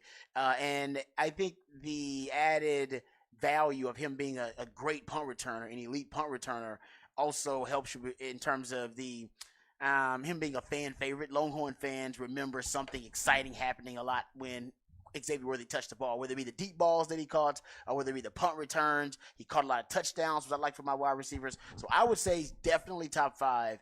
My argument would be 3rd best receiver all time behind Jordan Shipley, who I think is the GOAT, and Roy Williams. If you want to put Roy Williams ahead of Jordan Shipley, you could do that. But like I said, my argument against Roy Williams, who I played with, by the way, my former teammate, so I love the guy, was that he never caught a touchdown in the Texas OU game. Can't call you the GOAT of wide receivers if you never caught a touchdown in the Texas OU game. So I'll give that to Jordan Shipley. I think Roy is 2nd. But I think Xavier Worthy's, he's right there in that category. In terms of, I had somebody ask me, out of all those great wide receivers, which one would have been the toughest to cover? For me, I'm going to say Jordan Shipley would probably be. I was going to ask you that same question right there. Yeah, I think Jordan Shipley, honestly, and this is why. it's honestly it's about Jordan Shipley. I mean, his route running was just superb. He was an elite route runner, elite, and his deceleration, acceleration was excellent out of his breaks. And he was a physical wide receiver. Oftentimes, playing bump and run coverage, I could press a receiver and I could throw them off of their route, redirect them. I don't know if I'd be able to do that. Jordan Shipley was a lot stronger than people gave him credit for. Like strong route runner. Just a great athlete too. I mean, coming out of Burnett, and, Great 3 hands. sports. Oh man, Really good athlete. but what I could not Son of a coach, obviously. Yeah, exactly. And I love me some Bob Shipley, by the way. I think I got some Shipley merch coming actually. Nice. For Bob Shipley, who I do work with on Texas Football. He's fantastic. Do football theory with him. Go check that out. It's our YouTube channel. But anyway, I think this is why it would have been tougher to defend Jordan Shipley out of all the top wide receivers, the X-Man or Roy Williams. It's the chemistry with Colt that I could not defend. That's true. That's the chemistry and the accuracy. I think about that when I'm defending. I'm like, well, who's throwing the football? Listen, I love Quinn. Quinn's great. I think I'd have been able to defend X-Man because X-Man's mostly speed, and I just got to be able to reroute X-Man. And one of the things X-Man doesn't do really well is play through contact a lot of the times. That's why even Jabbar Muhammad, he's a physical player for Washington at the corner. I think I'd have won my fair share against him. I won my fair share against Roy, so I knew how to cover Roy Williams. And like I said, Chris Sims throwing him the football, that's legit. But I know how Chris throws football. Chris wants to throw the football through you. Not a lot of touch. Throws it hard. Yeah. So I know angles to the football wise, he ain't gonna put a touch right over my head. He's gonna try to put it through me, through that window, that really tight window. So I think I'll be better defending that as well. What I can defend is Colt McCoy's touch and accuracy, and the chemistry and the bromance with him and Jordan Shipley. Dude, they're running option routes out there. They go just run to you know what I mean? I don't know if I remember that it was beat to death. They were friends, right? Jordan and Colt. You know what I mean? Like you can't defend that as a DB. That's the hardest thing to defend is chemistry. So I think that's why it would have been a tough. I think that dovetails back to the Washington game with Michael Penix. He's got that chemistry, and he's that good of a thrower. Great point. With all three of them guys. All three of those guys. That's a great point. So yeah, for that's in terms of I had somebody ask me the question. I'll throw that out there. That's good. I was going to actually ask you that anyhow. Yeah, but I'll say this about X-Man too.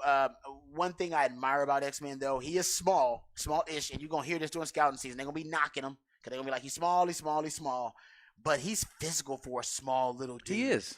Right? He's dog not, to him. Yes, he's not afraid of contact and not afraid of the physical play. I don't think Sark will recruit Sark likes speed demons. He likes slight-ish, small-ish receivers who can run. He's got another one coming in this class who's kind of remember that last receiver they committed? He's kind of an X-Man starter kit. Like Xavier Worthy starter kit, the one out in California. I forget his name. Aaron Butler. Yeah, he's got a little bit of that in him. Sark likes speed. He's bringing in Matthew Golden. Matthew Golden's got some of that small-ish speed demon, but he's a little bit more stout. I would say this about Sark and his affection for these types of receivers, and he likes them and he knows how to utilize them. Most coaches in the NFL, they actually steer clear of these types of small-ish, fast receivers. Because they don't think they can play through contact. Think the NFL is too physical for them. Once they get to a press man league like the NFL, that's physical, that small receivers like Xavier Worthy end up getting hurt, or they won't be able to get open downfield. And for years, actually, NFL coaches believed this, and this was part of their data evaluation. And receivers like Xavier Worthy, they would drop in the draft. I'll give Sark credit, and Sark didn't do it intentionally, but Sark has actually changed wide receiver evaluation at the NFL level, and I got proof of it.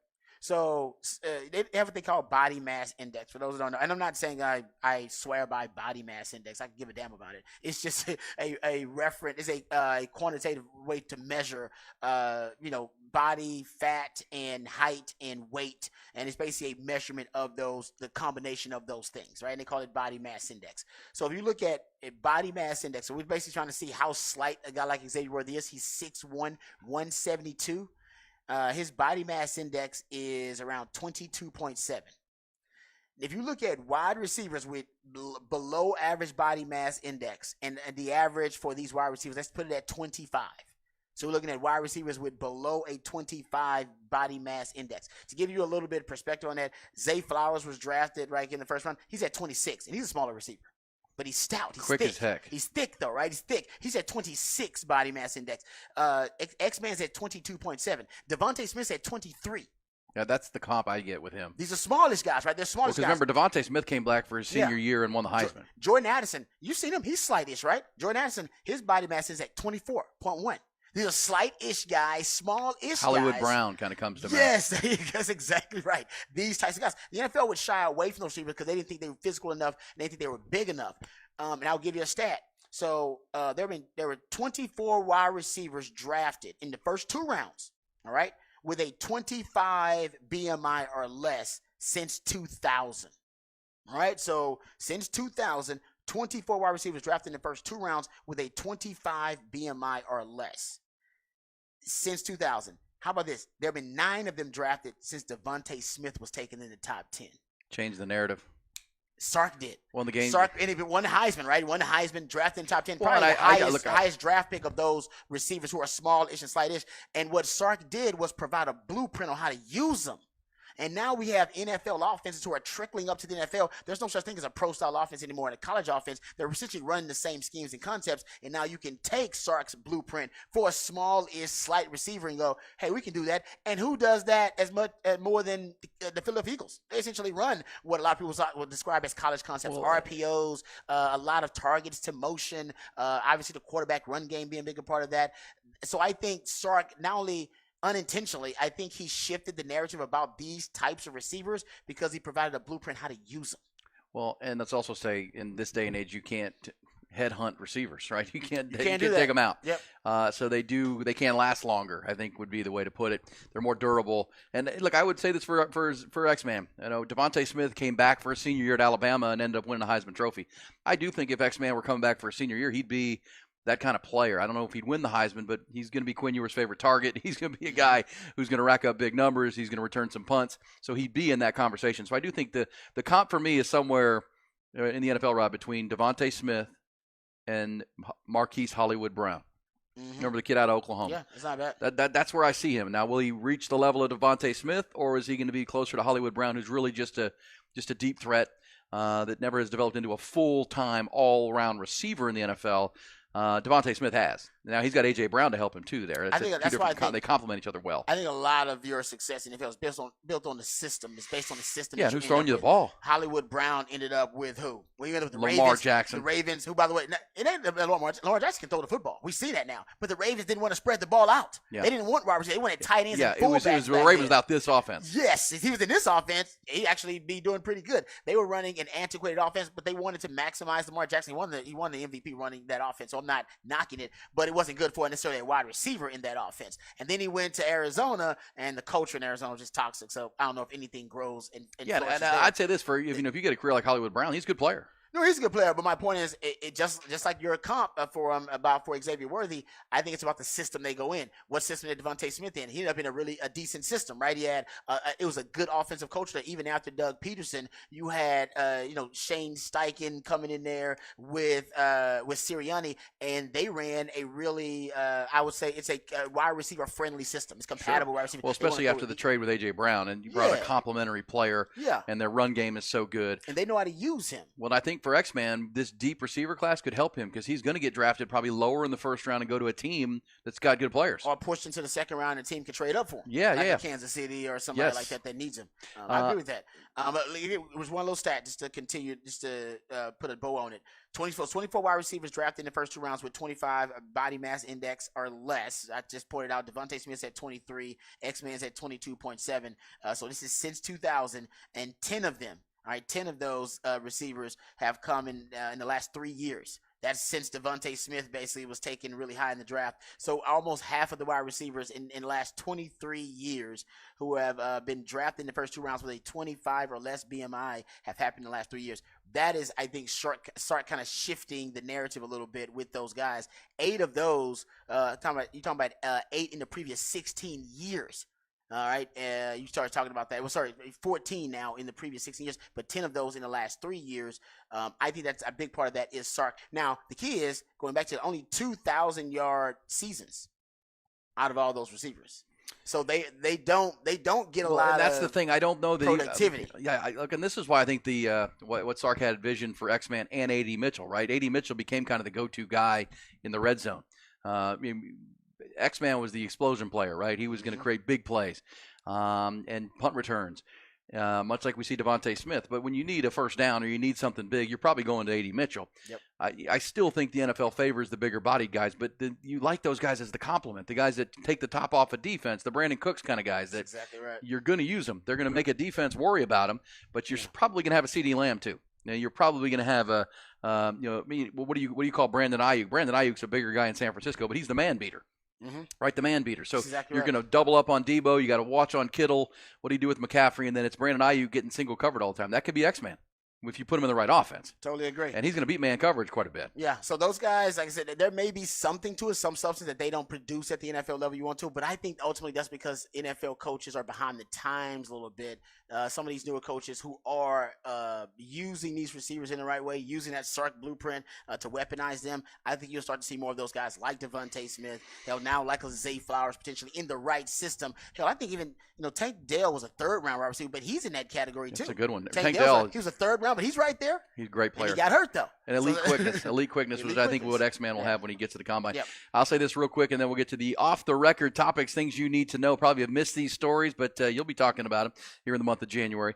But Rod, the replacements for Xavier Worthy, probably A.D. Mitchell too, right? It's a position of depth for Texas, but it's young and inexperienced, right? It's Jonte Cook, DeAndre Moore, Ryan Wingo's coming in as a 5-star freshman. You mentioned Aaron Butler, Matthew Golden.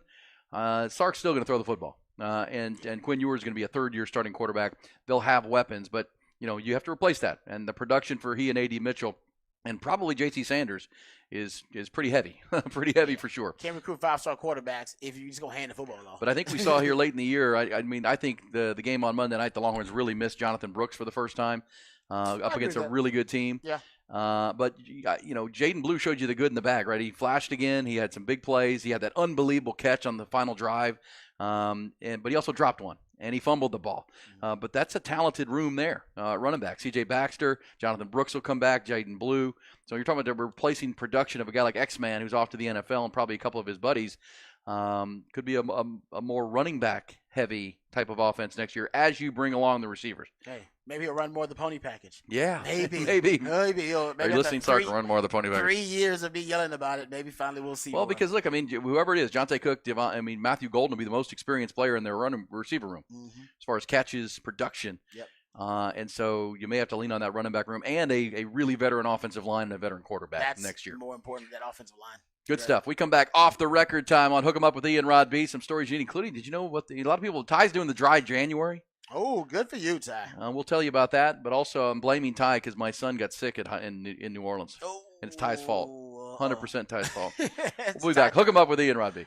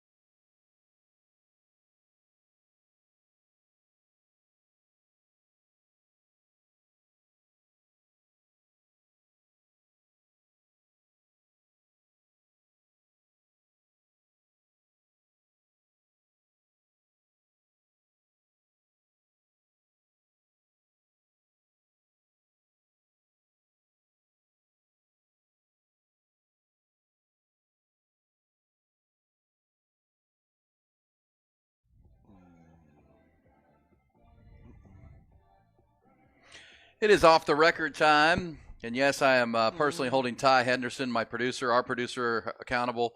Come on, Ty. My son is 22. He and a buddy, his buddy who went with us, my wife and I, and we had a group of 4 in the car yesterday, there and back. And his buddy was a GA at Texas for a little while, which is pretty cool. It's good to talk to him, talk football with him. And so they went out on Saturday night when we got there, Rod. Mm-hmm. We did our thing, went to the casino for a little bit, watched the Cowboys game. That was kind of our goal, was to go over and watch the casino, go Wes Murray, my buddy from Grande Equipment, and we gathered with those guys and watched the game. They went out and apparently went to Pat O'Brien's, and apparently Ty bought my son a Hurricane. He never had a Hurricane before. I think he was my son doesn't drink a ton. Yeah. He does go to the Square in San Marcos quite a bit, but doesn't imbibe too often, unlike Ty. But he didn't know that. Hey, Ty, how many liquors and alcohols are in a Hurricane? Like 4 or 5. I don't know. It's a lot, right? It's like just a concoction of stuff. Yeah. And at Pat O'Brien's, that's what they're famous for there. Right, and they're strong. Yes. Oh, they're strong. Well, he didn't know this, so I'm holding you accountable for the fact that he was quite hungover and pretty much hung out in the hotel all day Sunday. and guess what? He didn't drink the rest of the trip. He didn't have a sip of alcohol the rest of the It does claim that Hurricanes are just rum. Just rum. That's what it says here. Well, I have to tell him that. I don't think he ever had rum. But and Ty, you said you weren't feeling too hot on Sunday either. Yeah. I mean, I honestly, I don't really remember exactly what happened after Pat O'Brien's because, like you said, we had been out since probably noon that day before I broke my espresso martini glass and fell out of my chair twice. So was home by 10:30 that night.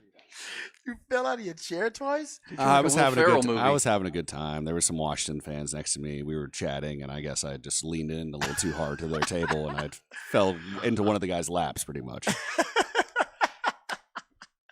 Oh man, that's great. But that's probably the craziest thing that after that I was like, all right, probably need to take it easy the rest of the week. Like I said, I didn't even drink at the game.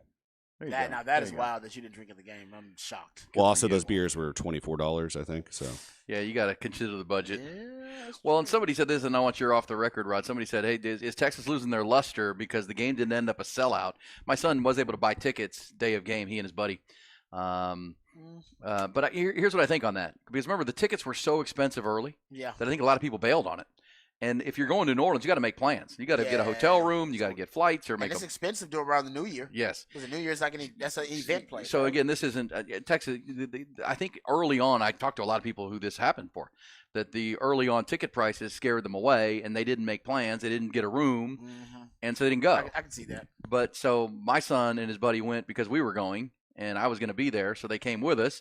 And they got tickets on day of game for like $150. Yeah, the price just dropped right before kickoff. Oh, I got like $1,000 tickets for $250 a day before the game. Yeah, I mean, so if you spent money on the $1,000 tickets, you should have waited. But those are probably better seats. But either way, that's really the reason. I mean, the supply and demand thing. It was heavy demand early, and by game day, people who decided not to come because they announced it a sellout, Rod.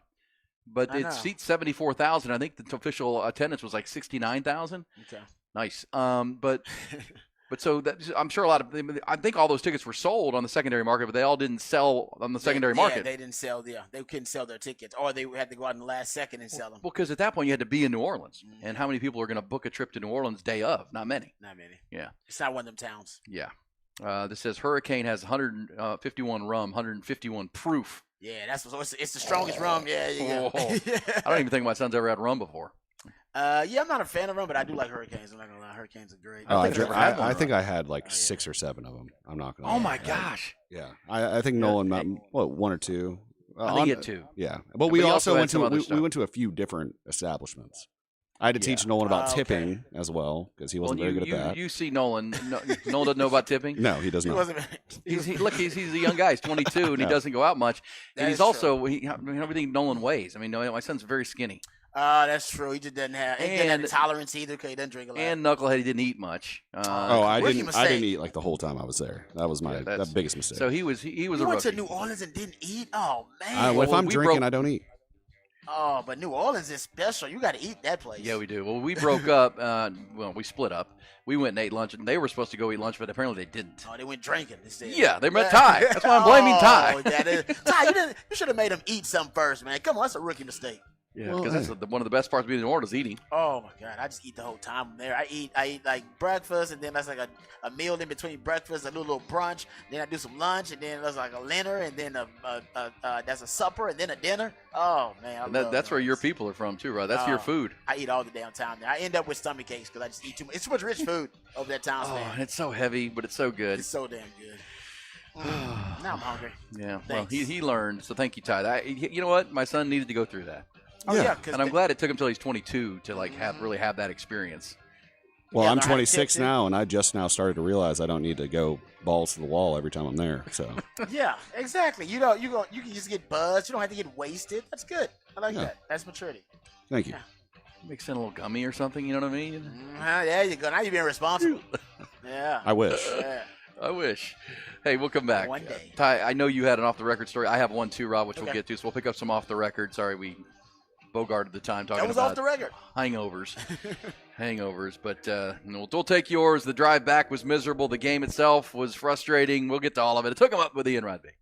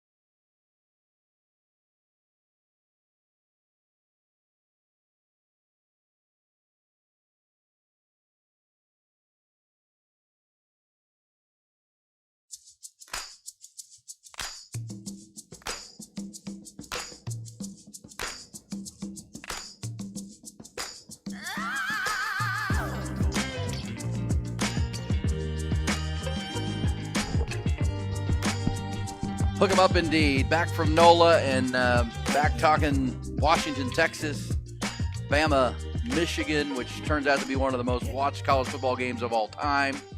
And not surprising, by the way, Brad, when middle of the day on New Year's Day with those two big brands and subplots at Michigan, Nick Saban, Jim Harbaugh. Yeah. And it went to overtime. So as we say, ratings are usually rated and determined by number of viewers, but then how long the viewers stick with it. Yep. And you weren't leaving that game.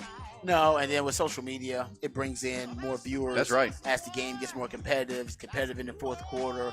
The newer generations, you were just talking about Nolan, your son, they don't watch sports. He may watch it, but young generations don't watch sports the same way we did, where they watch an entire game. They actually come in and out of the game.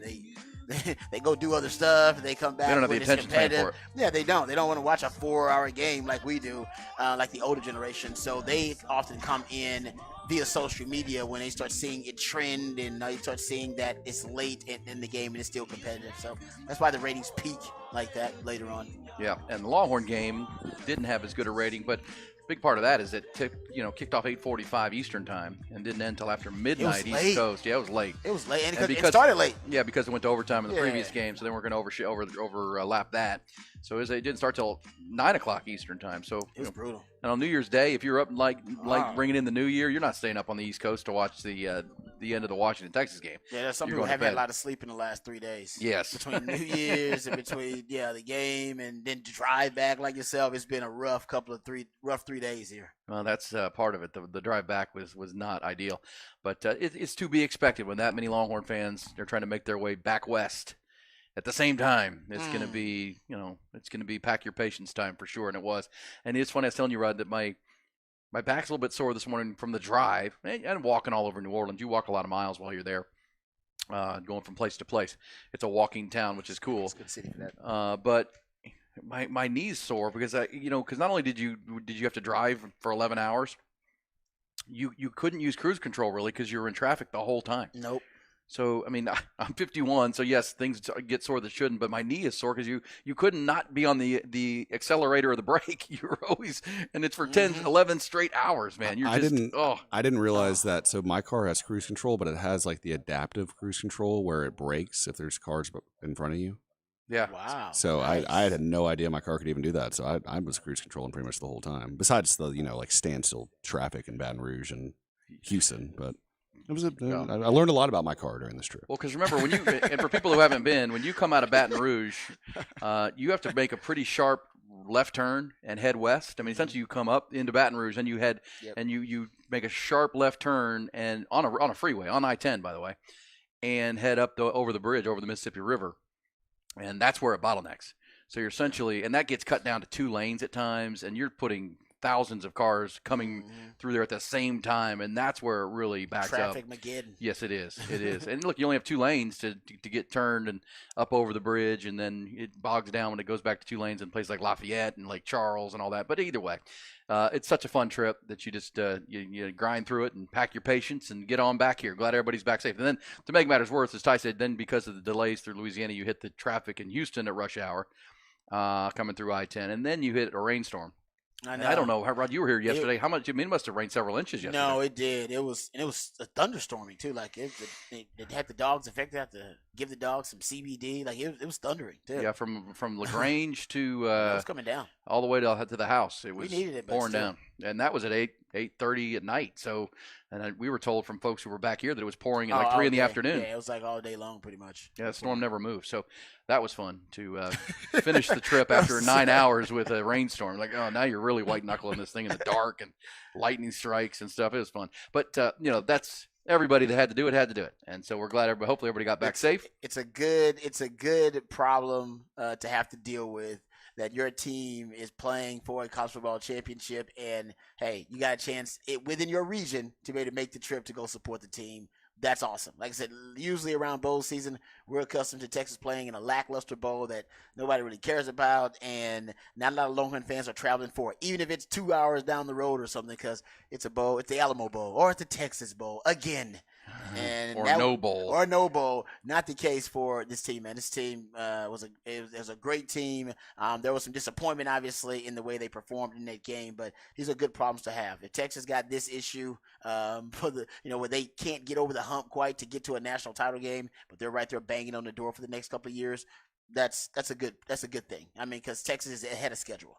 They weren't supposed to be here this year. No, I'm not saying that they didn't deserve it. They deserve it. That's pretty obvious. But in terms of our projections for this team, most of us projected, hey, Big 12 title. That's the goal. You got to win the Big 12 this year. That's the track you're on. That's the pace you're on. They exceeded that. They went They're ahead of past that schedule, and I think it showed up in the game. I think when you take that step from Big 12 to elite top 4.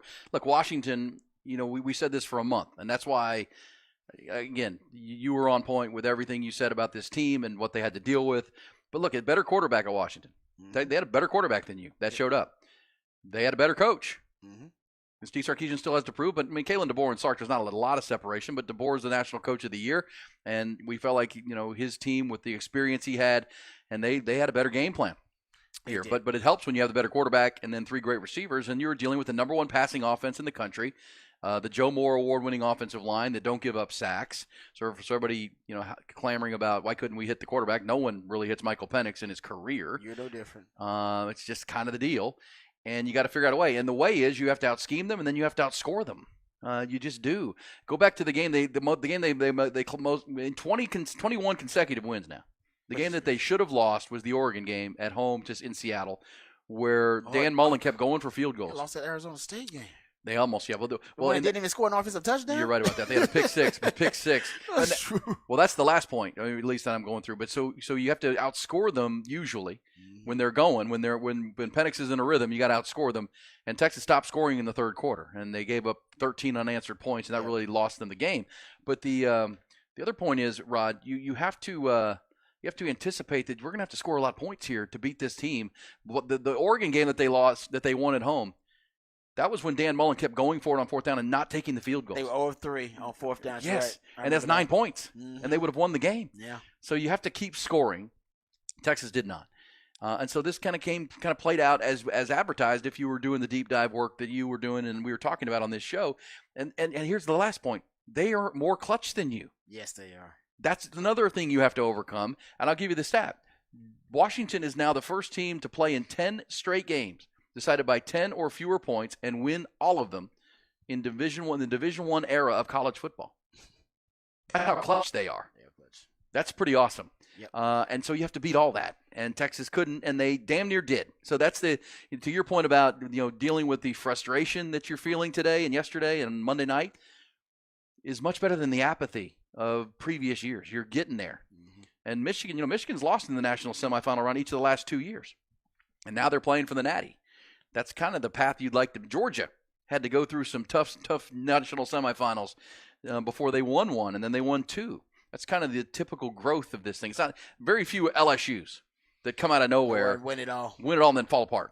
Yeah, and then fall apart. Yeah, that's like Auburn did with Cam Newton. Yes, and it's usually because one player comes in there and kind of transforms the program. Yeah, but no, that's a great point. I agree with you 100%. And the thing about this Texas team being ahead of schedule, you can tell because they lost this game essentially based on the lack of roster construction in certain positions that they just haven't addressed really yet. They haven't had time. They built the offense with big humans on the O-line. Sark got his quarterback and brought in X-Men guy's receiver. JT Sanders at tight end. They built that offense quickly because Sark's an offensive guy. He's like, I'm getting my guys. I need my big humans. I need my speed. And then he told PK, you got to wait, man, like a year or so. Let me get my offense together. We got to devote resources to that. That's talent acquisition priority number 1 right now. And then we'll get to the defense. And they started getting to the defense, right? You got your Anthony Hills, and you got your young Malik Muhammad, and you got your Terrence Brooks back there now. Derek Williams, a young buck now. So they get some young guys. I think they thought they had more talent on defense to develop, and they're right, in addition to Sark being an offensive guy. So they emphasized talent acquisition on offense first, and they just started building the defense in the last couple of talent acquisition cycles. 18 months, yeah. Yeah, so you got your Anthony Hill, you got your Malik Muhammad, you got your Derek Williams, and they're going to get Colin Simmons in. And there's a reason, guys, that you got 5 DBs in this recruiting class. There's a reason. 2 5-stars. Right? There's a reason you're bringing in 6 and total. several high-end 4-stars. Yeah, with Makuba, you're bringing in, 6 DBs in terms of talent acquisition, season here. And I think that that is deliberate. That's intentional. That's Texas looking at their weaknesses and looking at the last phase of roster construction for Sark here and building this thing. And they thought, I don't know why, they thought they could wait on DB to overhaul and construct that position last, because it seems like that's what they're doing. Remember that linebacker class? Was that 2 years ago? It was the 2020. They run like 4 five linebackers. Yeah, they've been building. You consider Colin Simmons a linebacker? Yes, and I bet they'll go back to the D line actually after this class. Well, and think about this: losing so many D line. To your point about PK, I mean, PK was somewhat mocked when he was hired by or questioned by a lot of Longhorn fans because at Washington he specialized in that 2-4-5 defense, right? Yes. Where they do 2 down linemen. And then it's kind of 4 linebackers, but they're hybrids. They get the 2 overhangs on the edges are hybrids. hybrids. That they can set the edge, but they can also rush. Yeah. And then the 5 defensive backs. That's what I got Ethan Berg doing kind of now. Right. Ethan Berg like dropping the coverage sometimes. And I think if you're looking at their talent acquisition, that's where they're going, right? Mm-hmm. PK is going to build the defense in his image like Sark's building the offense. And so you don't need as many big defensive tackles. You need a few. You need some big dudes, but you want speed. And that leads to the 4-5 linebackers of the last class with Darian Gillette and Samaje Burrell and Leona Lafau, Colin Simmons. They call them linebackers, or they're edge or linebacker. And now you follow that up with 6 DBs. Yeah. And you also last year recruited a kid out in New Jersey named Sadir Mitchell, who's a big body, big space hauler up front.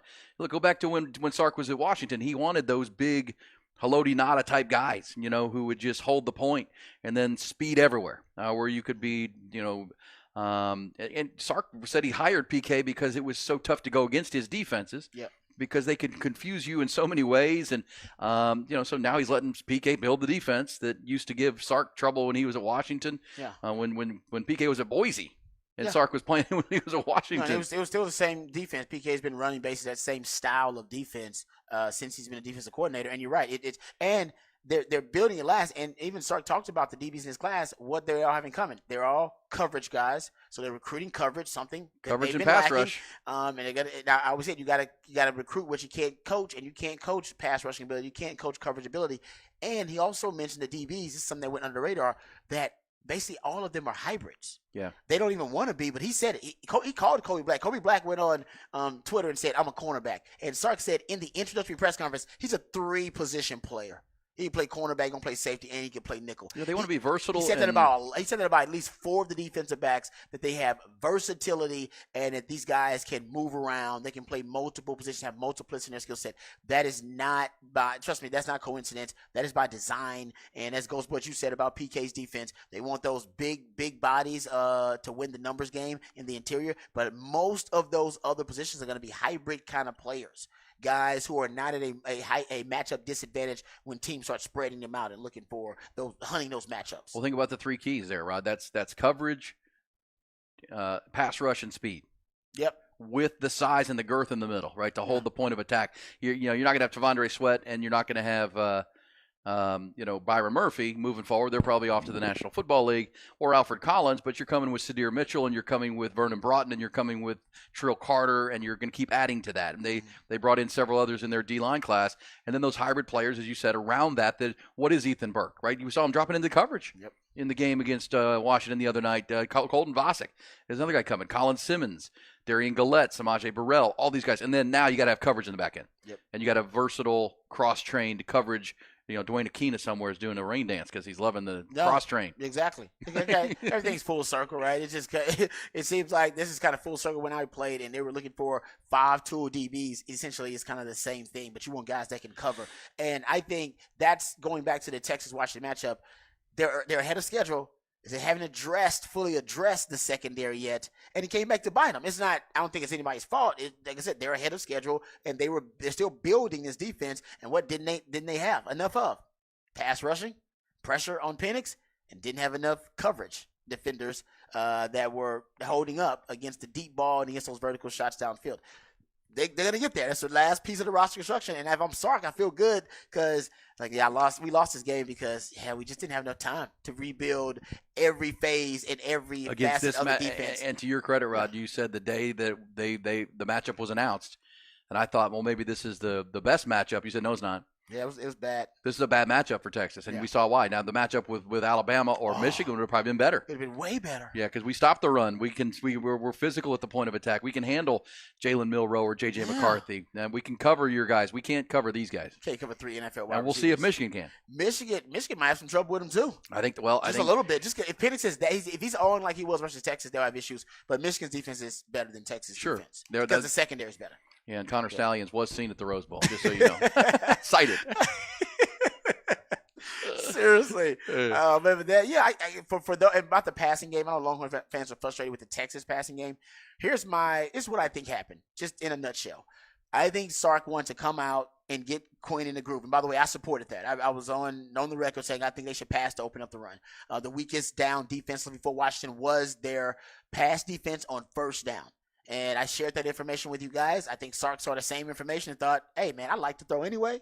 I need to get Quinn in the groove and in the rhythm because if Quinn's bad on screen passes. Bad on screen passes early on. We're great at screen passes. They have the third most missed tackles in all the Power 5. It did fit that you open up with the passing game, get Quinn coming off his best game ever in a groove because when Quinn's not playing confident, the offense kind of goes off the rails. If Quinn's playing well, that offense is one of the best offenses in the country. It might be the best if he's playing well. If he's not, then I think it goes off the rails pretty quickly and be really inconsistent, and he can be erratic. And that's essentially what happened when you started out the game because Sark started out running a lot of RPOs. Now, that makes sense because if you're going to throw on early downs, you want to give yourself options, and it was essentially taking what the defense was giving them. Early on, though, Washington had a great game plan. First of all, your pre-snap penalties, you putting yourself behind the chains did not help. All month long, I've been saying stay out of third and longs, and over 50% of your third downs were third and long. But I digress.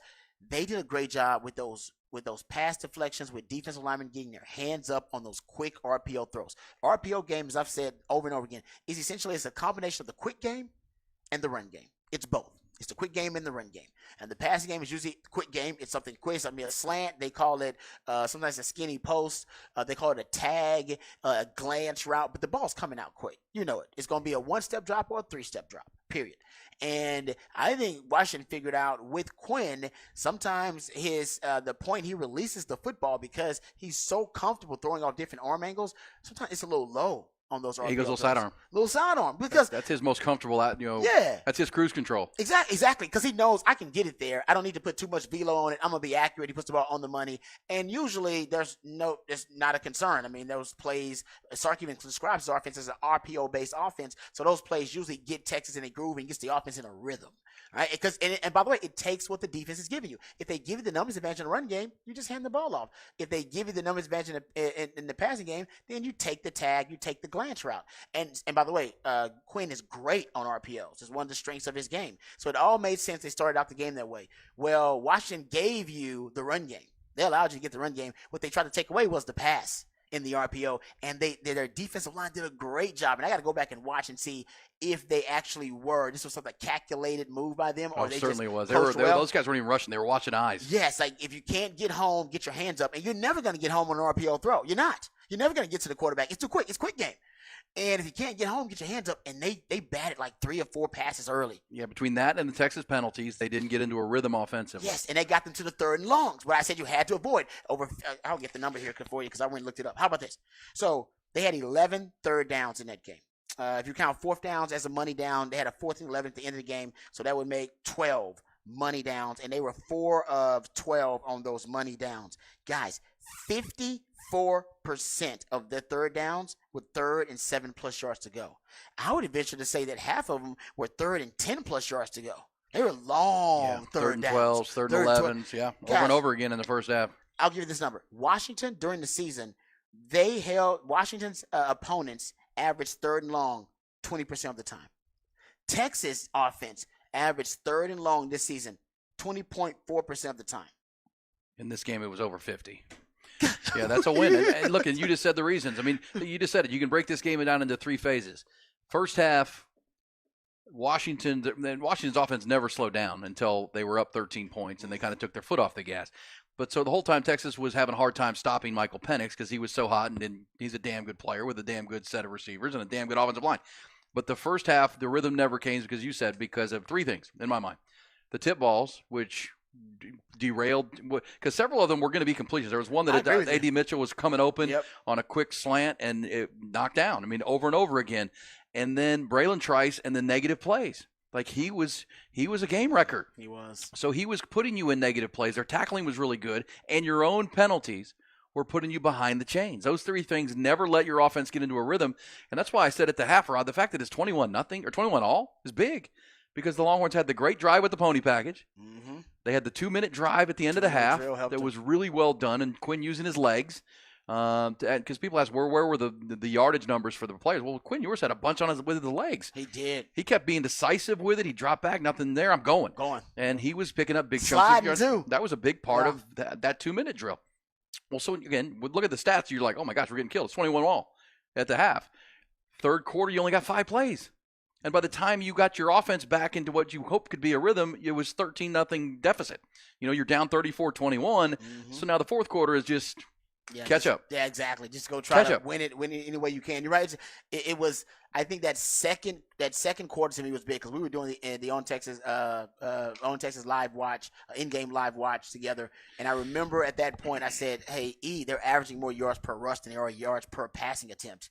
I think they should just try to run the football and protect the defense. Keep that offense of Washington's off the field, play keep away.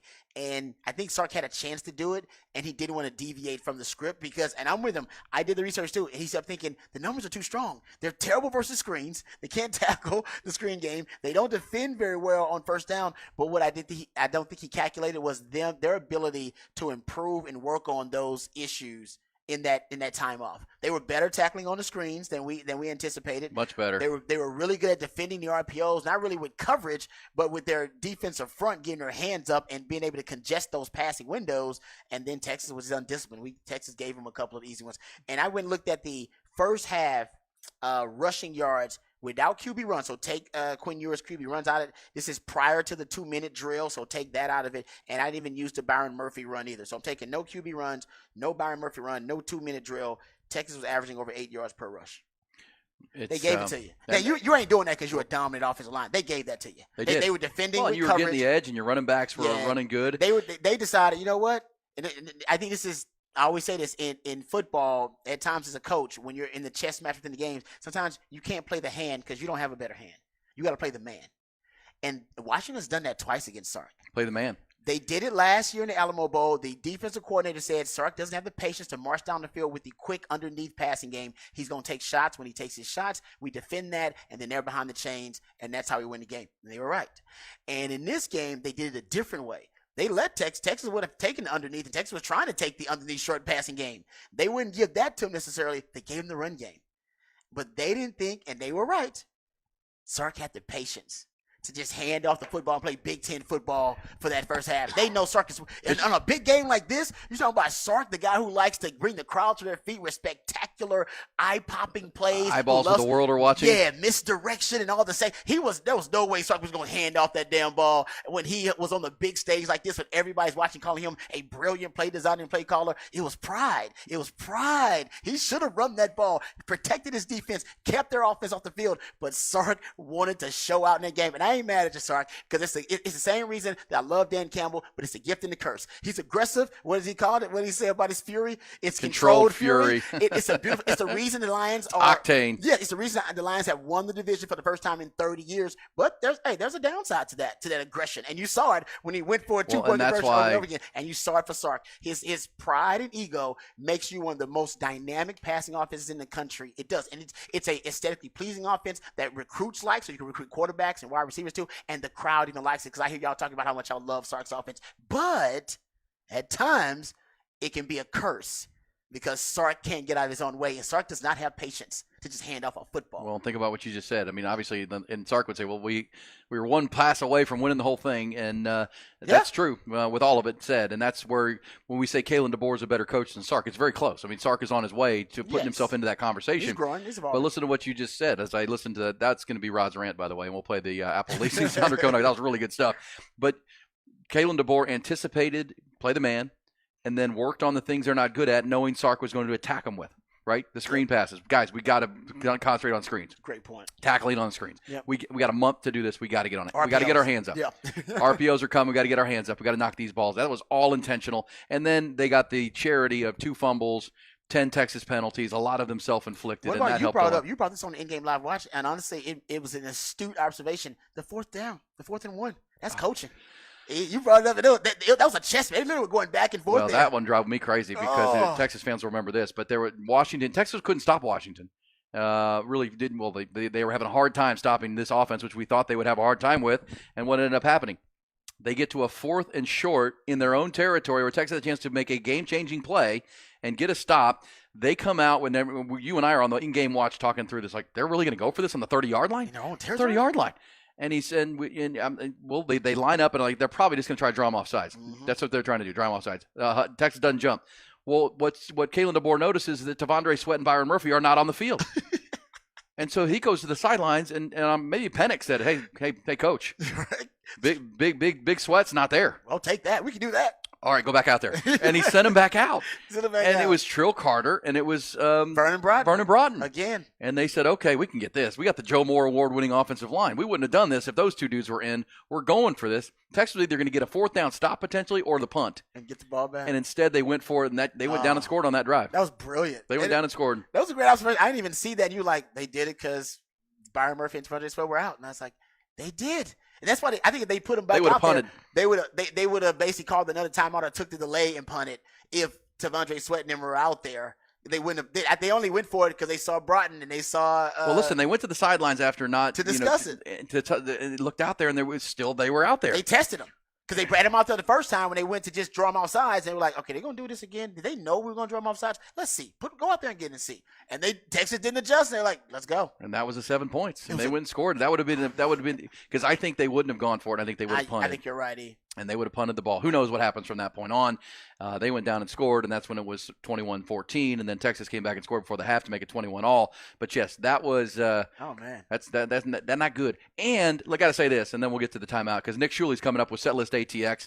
All the live music coming up this weekend. Nice. Always good to talk to Nick and get his thoughts on this game and the one fun event we had there at Manning's. But how about this? Why was Keelan Robinson returning kickoffs with a cast on his hand? I don't know. Did anybody ask Coach about that? No, they were asking about other stuff. I was like, I still don't get this. I don't get it either. Jeff Banks, what are you all doing? I have no idea. I can't answer that. Here's my only answer is that Jaden Blue was returning the first couple of kickoffs. But he also became the primary ball carrier and after C.J. Baxter fumbled.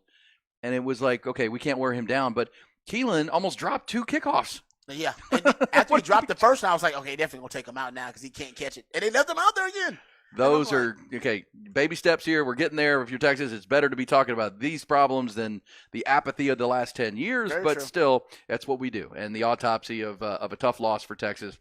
And a tough drive back. We come back. Nick Shuley will join us from the Clark Field Creative, the Third and Longhorn podcast, and the head of the Austin Music Movement. His thoughts on the set list, the best live music of this week and weekend. Also thoughts on the game itself. Let's hook him up with Ian Rodby. Great stuff. That's Rod's rant of the day.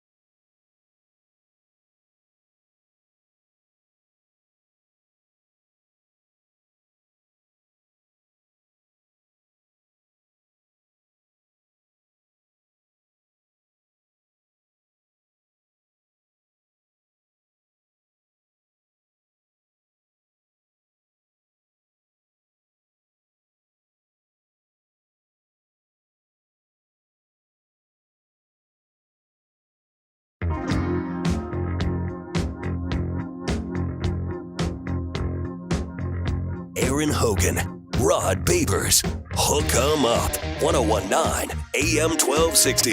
The Horn. Yeah, a lot of takeaways from Monday night's game. Longhorns lose 37-31, but a lot to like about the course and the direction of the program as we laid that out of how they're trying to build the defense now in the style of Pete Kwiatkowski, which they started with the offense, now working towards the defense, and they'll get there. This trip into the Final Four probably had a schedule for Texas. They won the Big 12, and that was the stated goal. And so human nature, maybe that was the goal. And I don't say happy to be in the Sugar Bowl, but it did feel like Washington played with more of an edge, more of that dog mentality. And look, Michael Penix said he had the better quarterback. And I think Longhorn fans got to see just how good that young guy is. I think it's fair to say, talking to a bunch of Washington fans while I was in New Orleans, he was not healthy for a large stretch of the year. And later in the year. Yeah, later in the year. He wore down, and I do think we saw the fresh Michael month Penix. Off. Month off of him helped. Month off of Quinn didn't help. Yeah, exactly. That's a month off that well, and I don't say who knows, but Quinn did look – I thought Quinn looked assertive, but the tip balls hurt, the negative plays hurt, the penalties hurt, and then – then you're trailing, but he did almost bring him back, right? And so this is a year two once quarter. you got him in a groove, once you got him in the rhythm. You were talking about a year 2 quarterback who Michael Penix is a year 6 quarterback. That is a difference, folks. That is a difference. Huge difference. And so, I think you're seeing that. And now Michael Penix will be off to the NFL. Quinn Ewers will be back to run the Longhorns this year. But so you take that away, but again, you like the course and direction of this program. I think it's fair to say. Hey, Rod, I was going to ask you this. And Nick Shuley now joins us, the president of the Austin Music Movement. He's got the Third and Longhorn podcast, which is killing it. He's got the Brotherhood podcast. This is a busy dude. He also joins us every third Wednesday for Setlist ATX, the best live music in the live music capital of the world. What's up, Nick? Happy New Year, bud. What's going on, guys? Happy New Year. Happy New Year, brother. Hey, you guys for this? Because Ty's doing the dry January thing. I was going to ask you this in Bullish or BS, Rod, and I neglected it. But I'm going to ask you and Nick, and Ty can weigh in. Dry January is a thing. But I'm seeing this now, that's something called January, where women are encouraged to skip shaving, waxing, and plucking for a full month. It's supposed to challenge beauty standards, and apparently January was started in 2019, and it's now got quite a 40,000 followers on Instagram, and women are joining the January trend. And this is for women, just women? Women. Women and men, just women? Well, women can grow out their, but guys can grow out their beard whenever they want. So we're talking about women growing out all of their hair. Yeah. And not shaving anything. Pubic hair. Yeah. Listen, I am against this for men and women. I think this is disgusting for men and women. I think you should groom yourself. All right. And man, I do a lot of manscaping, and I make sure I'm well groomed. I shave underarms. I shave everything. I'm from a track guy. You're like a swimmer. Yeah, exactly. Track guys do the same thing. Track guys think if you're the less hairy you are, all right, the more you'll be sleeker. Aerodynamic. You are. Yeah, the more sleeker you'll be, and the faster you'll be. So I shave as much hair as I can, guys. I think a lot of hair on humans is kind of gross to me, but that's just how I operate. I'm not discriminating, but say it louder, women, Rod. Say it louder. Yeah, the women that I deal with, they are not hairy women, and I reciprocate. I reciprocate that favor because I'm not It's hairy. in the 70s, right? No, man, that's why I like adult entertainment these days because people shave. Well, I don't think I'll just say I don't think you could do dry January on our side if January's going on. That's just me. I think we're all on the same. Or maybe it's a really dry January. But anyway, Ty, you've had a beard for a long time. You got the long hair, but where are you on the female January? I'm against. I'm against. Okay, I'm with you on that. No, very against that. Especially, just the armpits is the main concern there. That's the main one? Legs. Hold on, you think the armpits is the worst of the January possibilities? I mean, I've jumped into the jungle before, Rod. I mean, it's once you're there, you're there. He's Tarzan over there. Listen, all right, no. I'm not saying I've never done it. I'm not going to say I necessarily enjoyed it, but I mean, yes, it's not like I can be like, all right, I'm leaving now. Sorry. I would discourage it at all. I would discourage it all the time. I mean, yes. Yeah. And Yeah, thankfully, I have a girl So that are you saying- I have a you're saying girlfriend that that's- will not be participating in hair wherever it's called. I guess it's too January. late when you learn that. It's too late. January. Yeah, that's what I'm saying. So you jumped in the jungle before, but it's kind of like a pineapple on a pizza. You ate it, but you didn't love it. Yes, exactly. Is it 10 o'clock yet? What is that? Seriously. Oh, sorry. Well, Nick's here. Hey, Nick, how was your New Year? I know it was rough on Monday night. Frustrating game for the Longhorns, but how did you ring in the New Year, my friend? Oh man, I was in New Orleans for the game. I did a 12-hour trip to New Orleans. I know it was. It wasn't exactly planned out well. I was telling Ty about our journey back yesterday of trying, like, we booked flights late, and it was I went with Higgs and my brother-in-law Steve, and we had a fantastic time, man. And but it was definitely tiring. But I was proud of the team, proud of the guys. I don't think we played our best game, obviously, but I think the part that hurts the most. Well, we had an agreement as a group going in that everything that happens now, we're playing with house money. So let's step back and not get too mad or too happy, and it's tough when you look at that team and we didn't even play our best game, and it comes down to the last play of the game, and they did everything they could. And to their credit, man, that culture that he's built over there, those guys fought till the very end and never gave up. They did. Yeah. I mean, I think you just said it. I mean, They played a C-level game against a really good team who played about an A-level game until the last 2 minutes, and you almost won it. And as one of our texters pointed out, you needed 10 miracles. In the last 2 minutes, you got 9 of them, and you didn't get the 10th.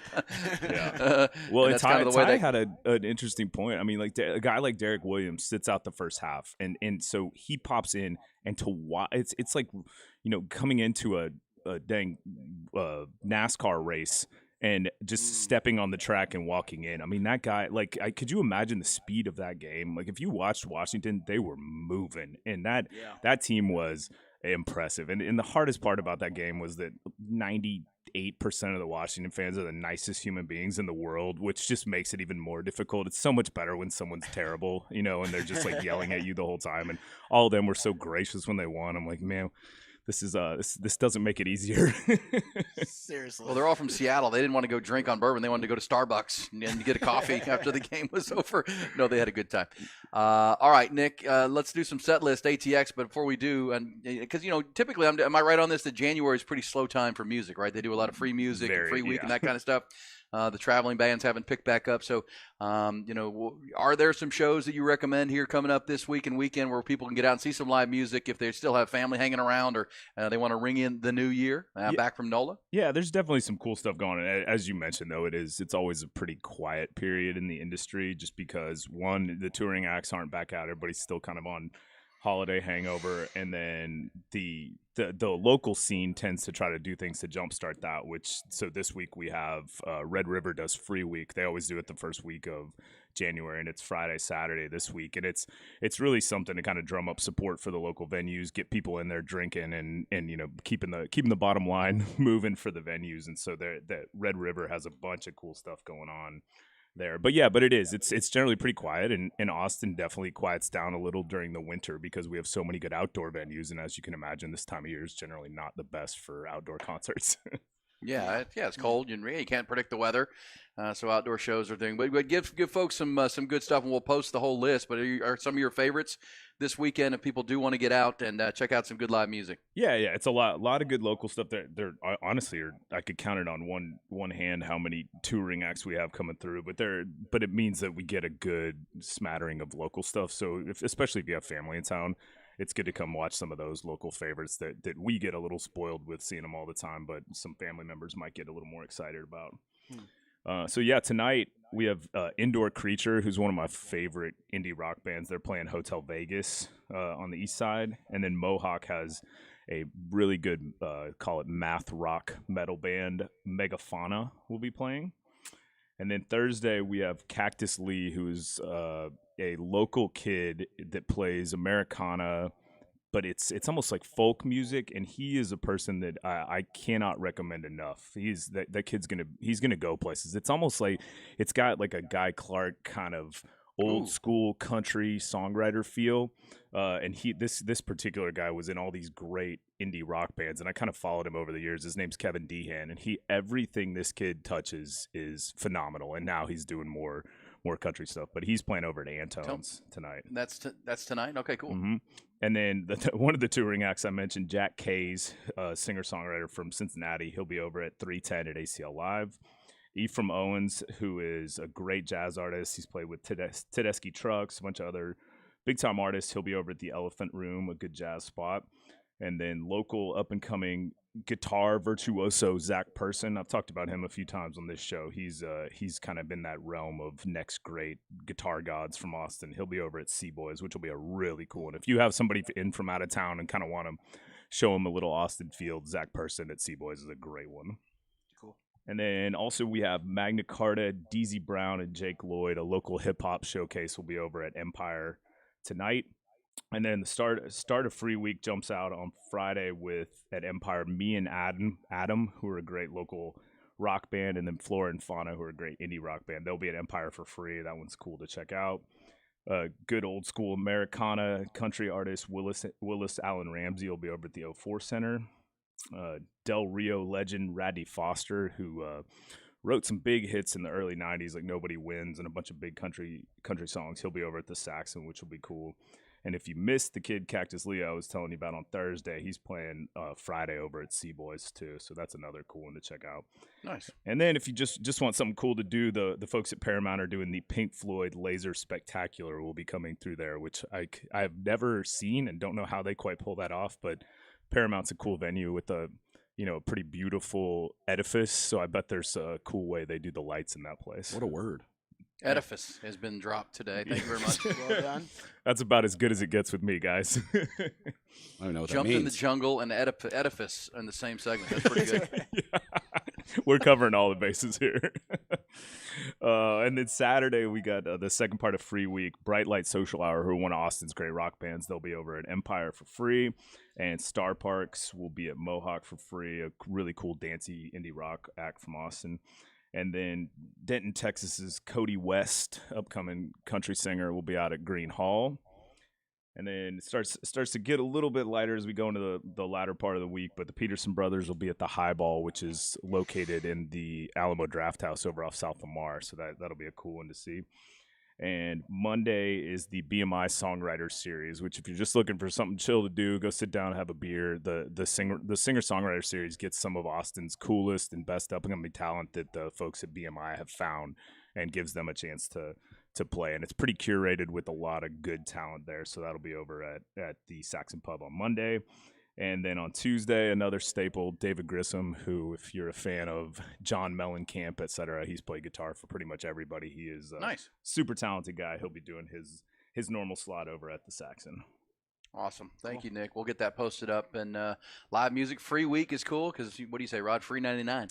Best price you can get, man. Free right 99. price. They just want you out having some cold drinks and being responsible while you do it, but enjoy some live music. If you haven't been into these venues we talk about a lot here on the Set List ATX, and you just want to check them out, this is a good week to do that because the Mohawk's a really cool place. Umpire Control Room's a cool place. I mean, these are just neat places to hang out, so you kind of get a fixture for what they are when we're talking about them here into the new year. Any New Year's resolutions, Nick? I think you should probably think about doing another job. I think you should take another job like Rod over there because you got like 4 podcasts. You're president of this. You're working at Keller Williams. I mean, you're doing this with us. Is that a resolution of yours to add more jobs to your resume? Yeah, you know what? With this the crazy New Orleans trip we did, I haven't even had a chance to sit back and think about it. And I was not thinking about resolutions on the plane. I was thinking about how fast we could get home. So I've got to think that one through. I did. It was. We took a sweet flight that we were able to pull off. It left at 5 a.m., so we left at 3:20 a.m. after the game for the airport, and we went through Tampa and then Raleigh and then got back to Austin. So it was great, man. It's really just basically flying private, really. So I'm a little tired and a little sore, but we went to the game. Speaking of that, as we were driving back, we were in like hour 8 of the 11-hour journey yesterday in traffic and rainstorms and everything else. The guy there with my son's buddy was Snapchatting with a friend of his who's in a sorority who let us know that she was on a private jet with her sorority sister's parents. Oh, we're like, oh, great, thanks. Sent pictures. I was like, damn.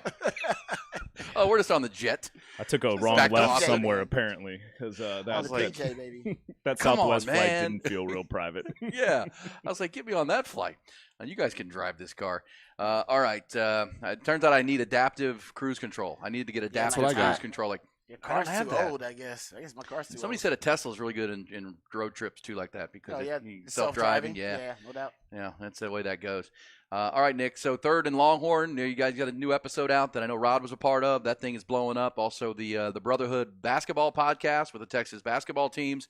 How can folks find all that? Yeah, well, I'll send you all the links, but yeah, just on our Instagrams, Third and Longhorn, as well as Brotherhood with a BRUT, and we'll definitely be ramping up the Brotherhood now. Royale and DJ and I, we're saying now that football's over, now people start, and hitting Big 12 play. Like they got Tech this week. There's gonna be it's gonna be fun. I'm excited to see how this team performs against that top grade competition, and so it's gonna be interesting.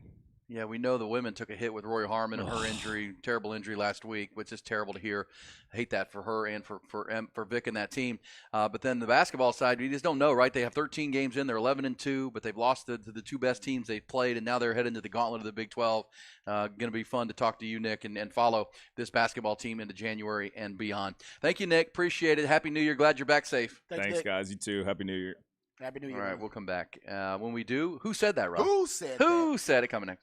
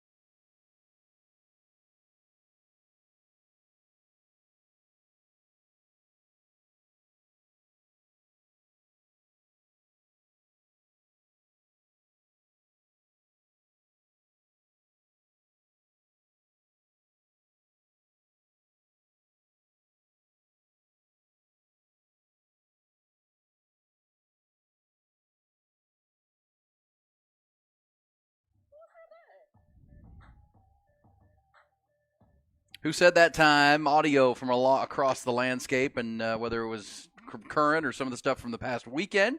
So we're just back with you here on a Wednesday. We were with you yesterday, but it was really just a Texas-Washington review, and we're doing some of that still on this Wednesday. Starting to look forward, though, to the big games of the upcoming weekend, which include, man, some big stuff. As Nick just mentioned, the Longhorn basketball teams, Texas women play tonight in Lubbock against Texas Tech after that loss to Baylor over the weekend to start conference play.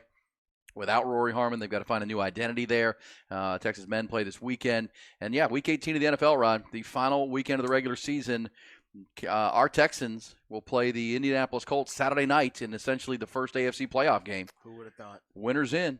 and can get to 10 wins, loser will go home and not make the playoffs. And Cowboys, of course, now can lock up the number 2 seed with a win over the Washington Commanders after that very, very fortunate victory.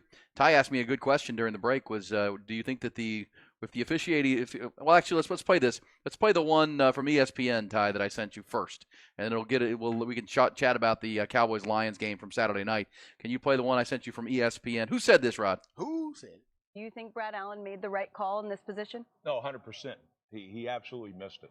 100% he missed it. And would we please stop blaming the players? The players did exactly what they were supposed to do. Every one of them, right from Jared Goff going over and telling Decker, go report. He went right over there and reported with that nod of the official. I think the official assumed 70 was because he was reporting all day. That's a plan, by the way. But where Dan Campbell failed is that he assumed that the official would have got it right. Why? Because he went over it specifically before the game. That's what you do. The officials come in, you go over every trick play scenario and all that stuff with the officials before the game. So he actually tells the official, we have a play where we're throwing it to Decker and number 68, and he's going to report. Yes, and there's a grease board, and you literally will draw the play up exactly how it is. I guarantee you he drew up the fake punt as well, okay, that the officials got right. And you know what? This is a huge mistake. But the thing that bothers me the most is that we're putting blame on the players. Stop. The players did everything right. So quit blaming. Quit covering somebody's butt. And tell it the way it is. Be a man and take responsibility. It's BS. And this thing right here, it's just a game. Yeah, it's a game that may very well cost them the 2nd seed, certainly, and possibly the 1st seed. And that is a huge difference having to play on the road instead of playing at home. There you go, Rod. Who said that? Rex Ryan. Yeah, coming hard. Said it with his chest, too. Now, Cowboys fans, one of the things Ty asked me before we got back from the break, was the screw-up by Brad Allen and his crew a makeup call? Because earlier in the play they called a tripping penalty on the Cowboys. That wasn't even wrong team. Wrong team. they saw the wrong leg. Yeah. Trip. Yeah, that was bad. And it went against the Cowboys, and the game would have been over at that point. So, so was it a makeup call? I don't know. Either way, Cowboys, take your break and take your 2 seed. Go beat Washington. So, that was pretty good stuff from Rex Ryan, though, because that's good. That's good coaching stuff. Take you behind the scenes. They do meet with the officials before every game. Yep, and talk to them about that stuff. That's when you bring those things up so that they're not surprised by it when they see it. Well, because Dan Campbell said it during the game. You can reading his lips. He says, "We talked about this. We talked about this, man. I told you this was going to happen, and it happened. And now you're acting like, you didn't see the 3 offensive linemen walk up to you." Hey, but before Rod gives us his who said that, Rod, Ty, for our audience here, can you play that Dan Campbell controlled fury again? Wow. Because obviously Dan Campbell was not happy. He's pretty angry about it because as Rex Ryan accurately said, it could cost them the 1 seed. Because remember, San Francisco now locks up the 1 seed because of their loss, and now they would have to play this weekend without Christian McCaffrey because he's not playing because of a calf injury. Yeah. Now they don't have to play him. That's a different team without Christian McCaffrey. And the Lions could win, and they could get the 1 seed. And McCaffrey's going to be out. I mean, this is big for everybody because now McCaffrey gets this week off and next week because they already have the 1 bye of the NFC. But here's Dan Campbell's reaction to it. He was not happy. Yeah, like when you got the penalty and moved it to go ahead and say it. Say it. No. Both of you. What? Say it. Say what you want to say. I think from the 7, it's a low percentage play. I think your chances of winning are lower than if you kick the extra point. I would like you would say it to anybody else. I'm on the radio. Say it like you want to say it. Yeah. I thought it was a reckless decision. Thank you. Okay, but you don't regret it? No. Okay. That's a great piece of audio, though. Well, I got pure octane right now. I woke up. I'm ready. There we go. Pure octane from Dan Campbell. He's intense. And, after that game, I thought he did a great job controlling his emotions. I watched his post-game interview after the game, and I was like, man, he's about to go off. And he actually didn't go off. He was visibly upset. Well, that's where you know the leader's got to keep his wits. Yeah, he knew, the NFL's watching this because this is because that's the entire post-game headline was about that play. They did 30 minutes about that one play. And that is a bad look. Your conspiracy theory, Todd, is not – I don't think it's that crazy. Those officials definitely knew they screwed up that tripping call.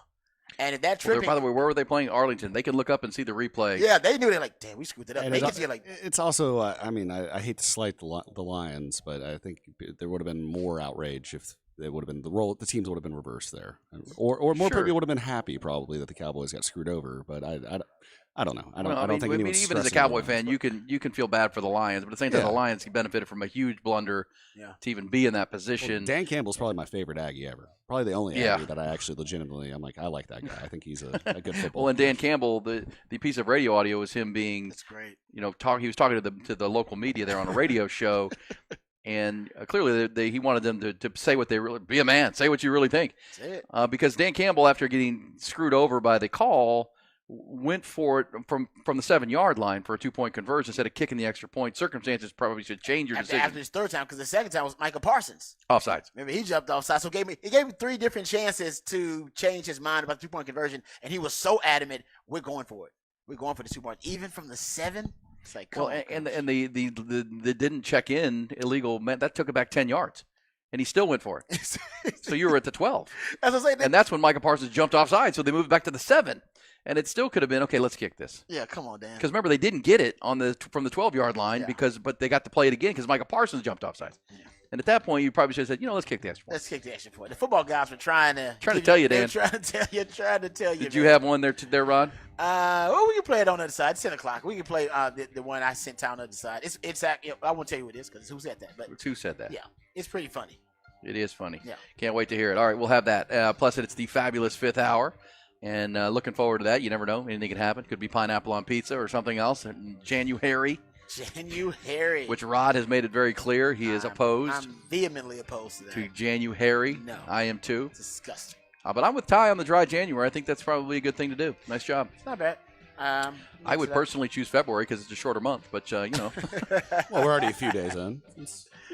We're good. You haven't started yet. So you're kind of dry January. No fast food and no alcohol starting today.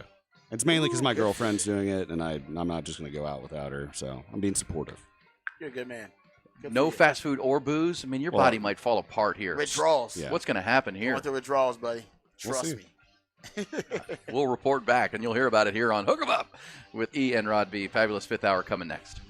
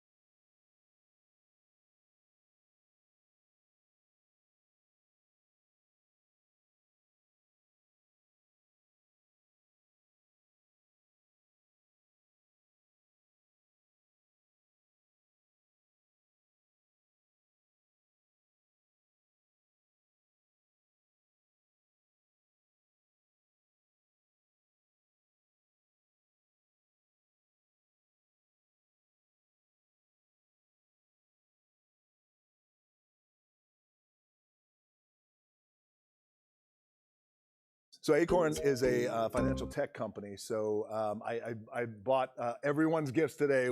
You just popped in Kanye West. Get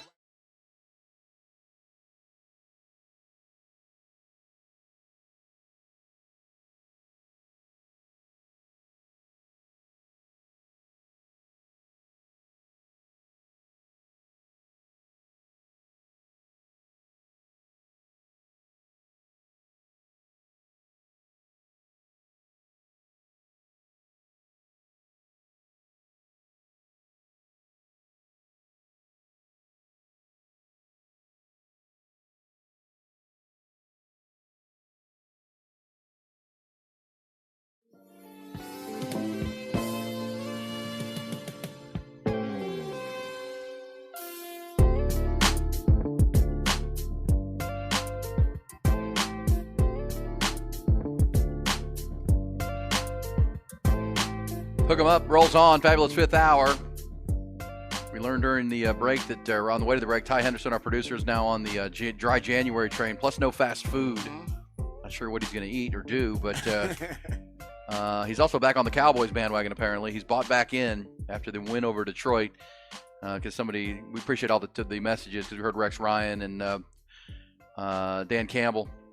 And somebody said that the tripping call on Hendershot was as bad. Hutchinson tried to trip the runner. Both calls were two of the worst of the season, a couple minutes apart. Yeah, I mean, look, the bigger issue for the NFL is just really bad play, really bad officiating. Period. In a huge game that was a standalone game on a New Year's Eve situation. I mean, that huge TV ratings, they got to get those right.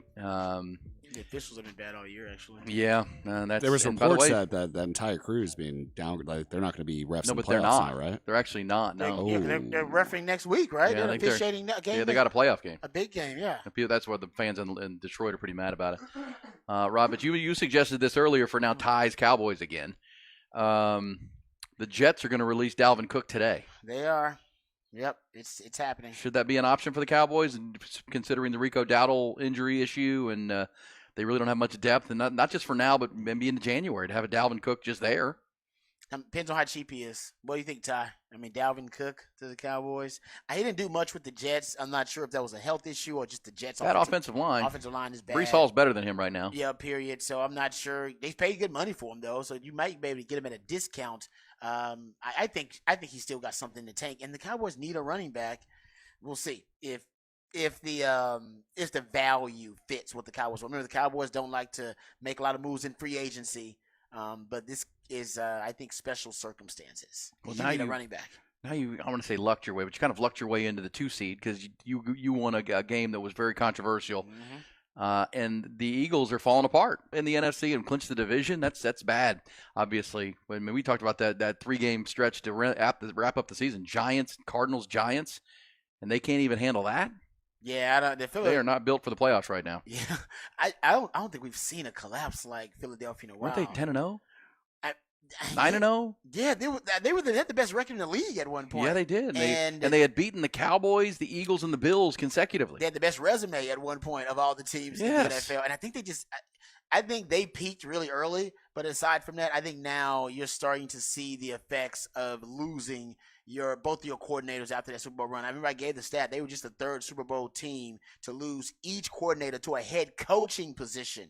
All right, in the Super Bowl era, you lose coordinators, and things happen, but your team was so elite in both areas. I think they were top 3 offense and defense that year they went to the Super Bowl, that both your coordinators went on to become head coaches, and they just weren't able to replace those guys. Now, it's hard to replace any really good coordinator, but the guys they brought in have underachieved, and they had to replace Sean Desai, the defensive coordinator, with Matt Patricia, and that hadn't really worked out offensively. I think Jalen Hurts is dealing with an injury, but they're still not the same offense that they were. But they still have most of the same personnel. Yeah, they look like they're this is a scheme. They have the roster of a 10-0 team, right? Yes. And but even when they were winning that gauntlet and winning games, they didn't look the same. And finally, that's all come back to get them, right?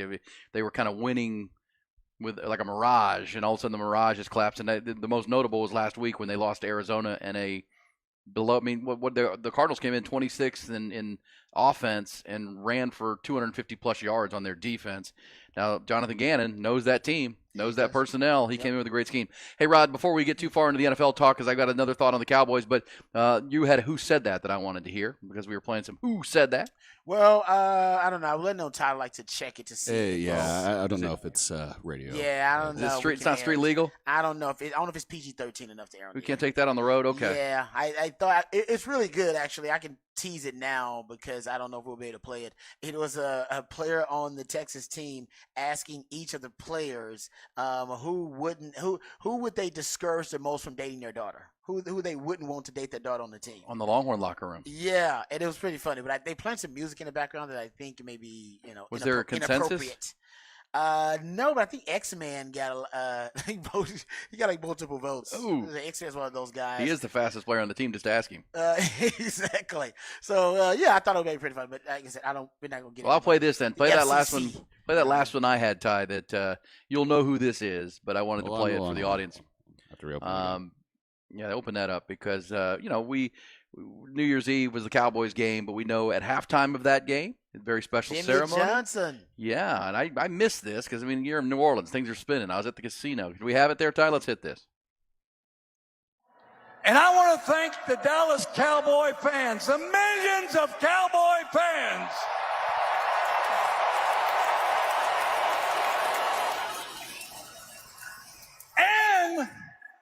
And the millions that despise the Cowboy fans.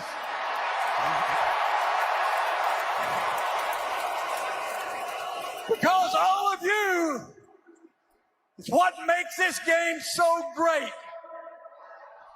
Thank you, thank you, thank you. And I just got one more thing to say.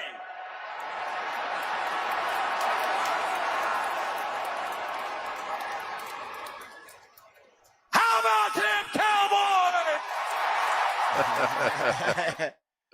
Where did he get that line from? Do we know where the line? What he was responding to? He when said it said at that the line? Super Bowl. He know, said it after they won. Was it in response to something, or was it just a line he came up with, or No, was it it a was famous line somebody else had with I don't the know. line? I don't What's know. the origin of it? Well, the first time I heard it was him, and it was in the locker room after they won And the Super I remember, Bowl. I've seen the footage, but I'm just asking, was it in response to something? Because Jimmy Johnson, he would go back and forth with the media at times. Sure. Jimmy Johnson was a very confrontational guy. Was it something that somebody else threw out there? Was it something that he originally said? And what was the reason for it? Just how about them Cowboys? Yeah. It's such a great line, though. It was great. It's lived. It's lived it's for lived sure. Forever, yeah. Well, How look, about I mean, them that Cowboys? was. I think that was after the first one when they were the youngest team in the league, Yeah. and they were doubted. Yeah. Doubted quite a lot. People didn't think it was for real. Yeah, that they were too young. Yeah. They had been in the playoffs the year before and lost to Detroit. Now, last time the Detroit won a division, that was that game with Eric Kramer. Yeah. But they were too young then, and then they came back and won the whole dang thing. And that's Jimmy Johnson. Great stuff right there. That's awesome. By the way, that Cardinals game against Philadelphia that they lost, they were up 21-6 at half. The Cardinals outscored them 29-0 in the third and fourth quarter to win 35-31. They had 228 yards passing, 221 on the ground, and the Eagles rushed for only 91 yards. Yeah. So if you want to have one thing in common, the Cardinals haven't had a great season. They're 4-12, but they beat the Eagles and the Cowboys. That's unbelievable. I don't know. And Kyler Murray looked pretty good. Not gonna lie, he looked pretty good. Well, you know what? You know, I was thinking about this. Footage I saw, he looked good. Because I had like 11 hours to think yesterday while driving. Jonathan Gannon came from that division, and it tells you he knows what he's doing when he knows, because he knew the Cowboys, he knew the Eagles, and they almost beat Washington. That's true. If you go, remember they lost to Washington 20-16, but they were leading the game. They were up early. It was at Washington. So Jonathan Gannon's almost beat all three teams in that division. The team he didn't finish off were the Commanders, but he beat the Cowboys and he beat the Eagles. Kind of gives you a sense that maybe he's a pretty good coach. Versus the Giants. They beat the Giants? Did they beat the Giants? No, that was the game when Daniel Jones went crazy. Isn't that crazy? How the hell you not beat the Giants? That's the worst team in the division. He lost to the Giants and their Commanders, but that was games 1 and 2 of the year. So it's his just first two started. games. Okay, so as the season's gone on, they beat the Cowboys and they beat the Eagles. So they're getting better. And in both the Giants and the Cardinals game, Giants and the Commanders game, they blew big leads, if you remember. Yeah, no, Jonathan Gannon. I mean, I think it's obvious that he was a hell of a coordinator when he left, but now he's proving that. Well, now Shane Steichen has a chance to, if they He's a good can beat the coach. Texans at home on Saturday night, they'll be in the playoffs, and he'll be one of the nominees for Coach of the Year. That's probably going to go to Kevin Stefanski.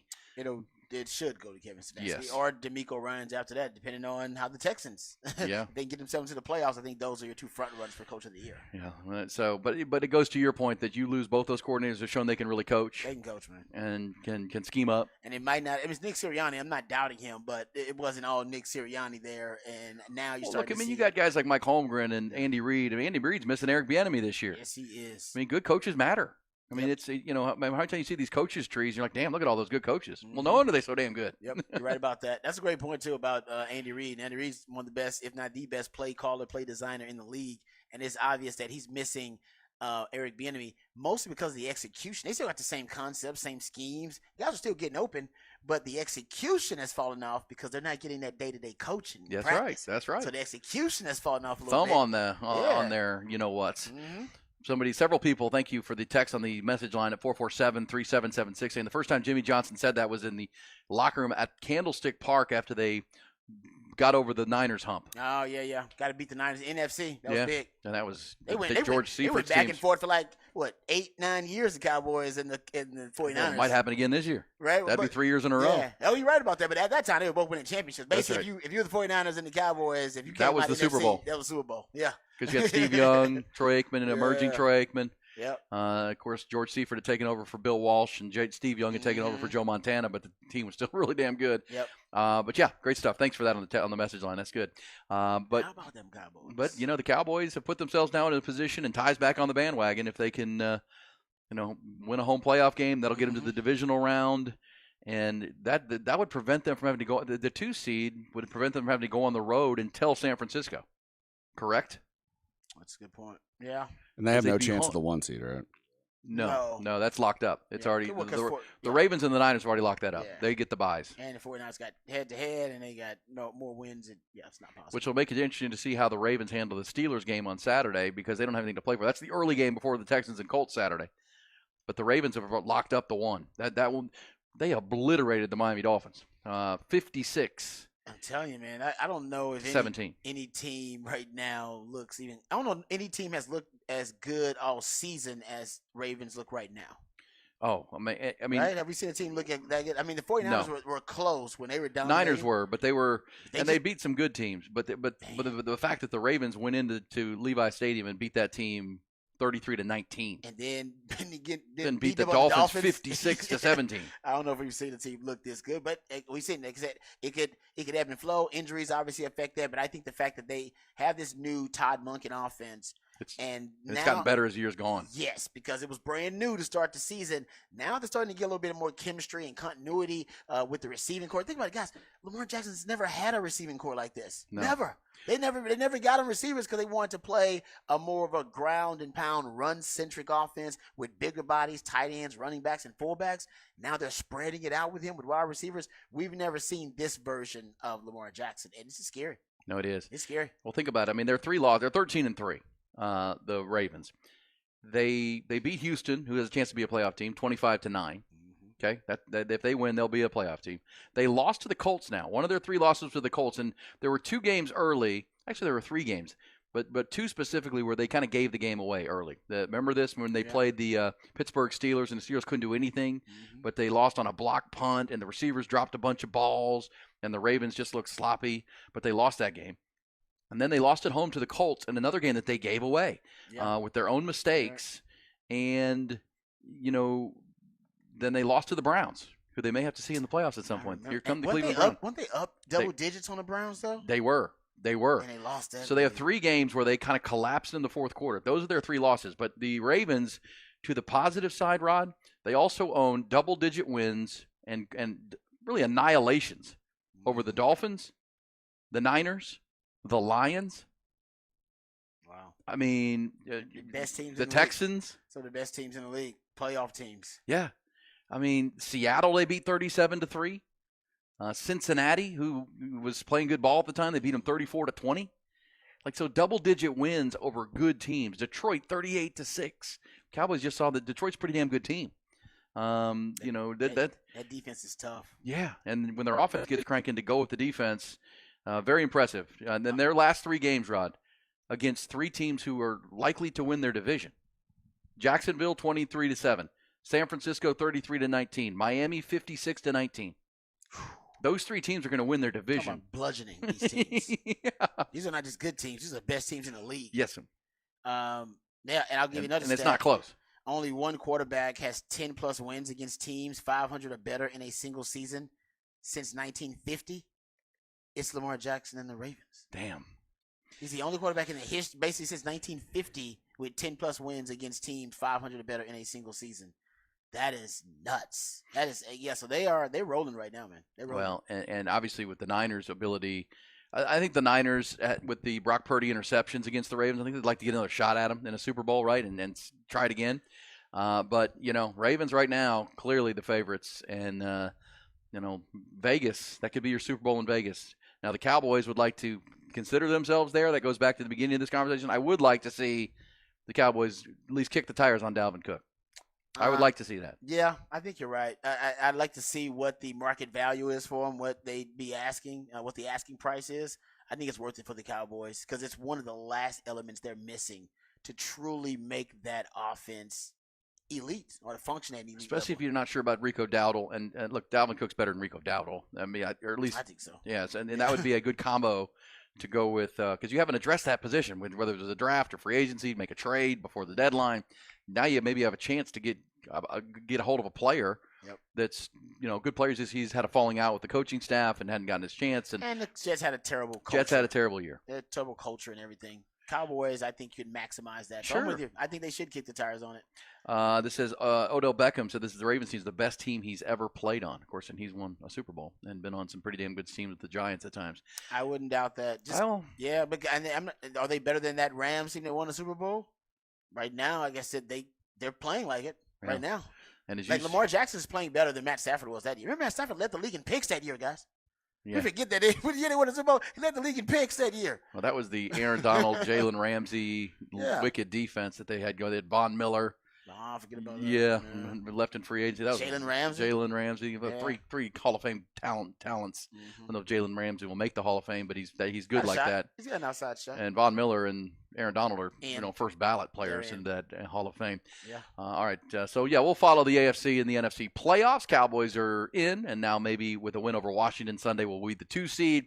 And how about them Cowboys? But do you believe in the Cowboys? Here's the question, because I think everybody would say that the bad officiating, notwithstanding, they nearly lost that game. Very well could have lost that game. That would have been 0-3. Yeah. Against the three teams that they're the best teams on their schedule. They beat the Eagles, who we just talked about are imploding. They lost to Buffalo. They lost to Miami, and then they nearly lost to the Lions at home. Ties back on the bandwagon. Where are you with the Cowboys? Big picture. Can they beat anybody in the NFC not named the Niners, or where are we? Yes, that's where we are. But I think, unfortunately, but I also think they could lose to anybody in the playoffs in the NFC too. I don't think they could lose to Tampa, but at this point, as a 2 seed. Yeah, I mean, the only team that scares me for the Cowboys fans are the 49ers. Yeah, and I think, unfortunately, there is a gap. And that game would be in San Francisco. In San Fran. And I think there's a big gap between the 49ers and the Cowboys. I think they're much better than the Cowboys. And by much better, it's the NFL. So, I mean, 6 points. Because right now the Cowboys would be playing the Packers in the first round at home, which they'll beat the Packers. They'll beat the Packers. They'll beat the Packers. Jordan Love is playing better, but they'll beat the Packers. Yeah. At home, and they beat bad quarterbacks at home. And Jordan Love is a bad quarterback. He's still not good yet. Yeah, exactly. The Rams would play the Lions in Detroit. That's the team Detroit does not want to play. Rams a little scary. Yeah, Rams a little scary. And the Eagles would play the Buccaneers. Eagles have taken that spot of the Cowboys to have to go on the road and play Baker, touchdown maker, and also, the way Buccaneers. The Eagles are playing, that's a bad match for the way the Eagles are playing right now. Yeah, AFC would have the Colts playing the Dolphins in round 1 at Miami, with the Ravens having the week off. Now, if the Texans beat the Colts, Sunday night, they would go to Miami. Because Miami's going to be the 2 seed. Oh, you know what? There's familiarity, at least with the staffs, because Bobby Slow, D'Amico Ryans, they know Mike McDaniel really well. Buffalo, how about this? First round, Buffalo, who's playing better football with the offensive coordinator change they made. They're 10-6 now. They would go. That's a scary team. You don't to want to play Kansas Buffalo. City. Yeah, they would go to Kansas City. Does not want. They want to play Buffalo right now. Cleveland. That's scary for Kansas City.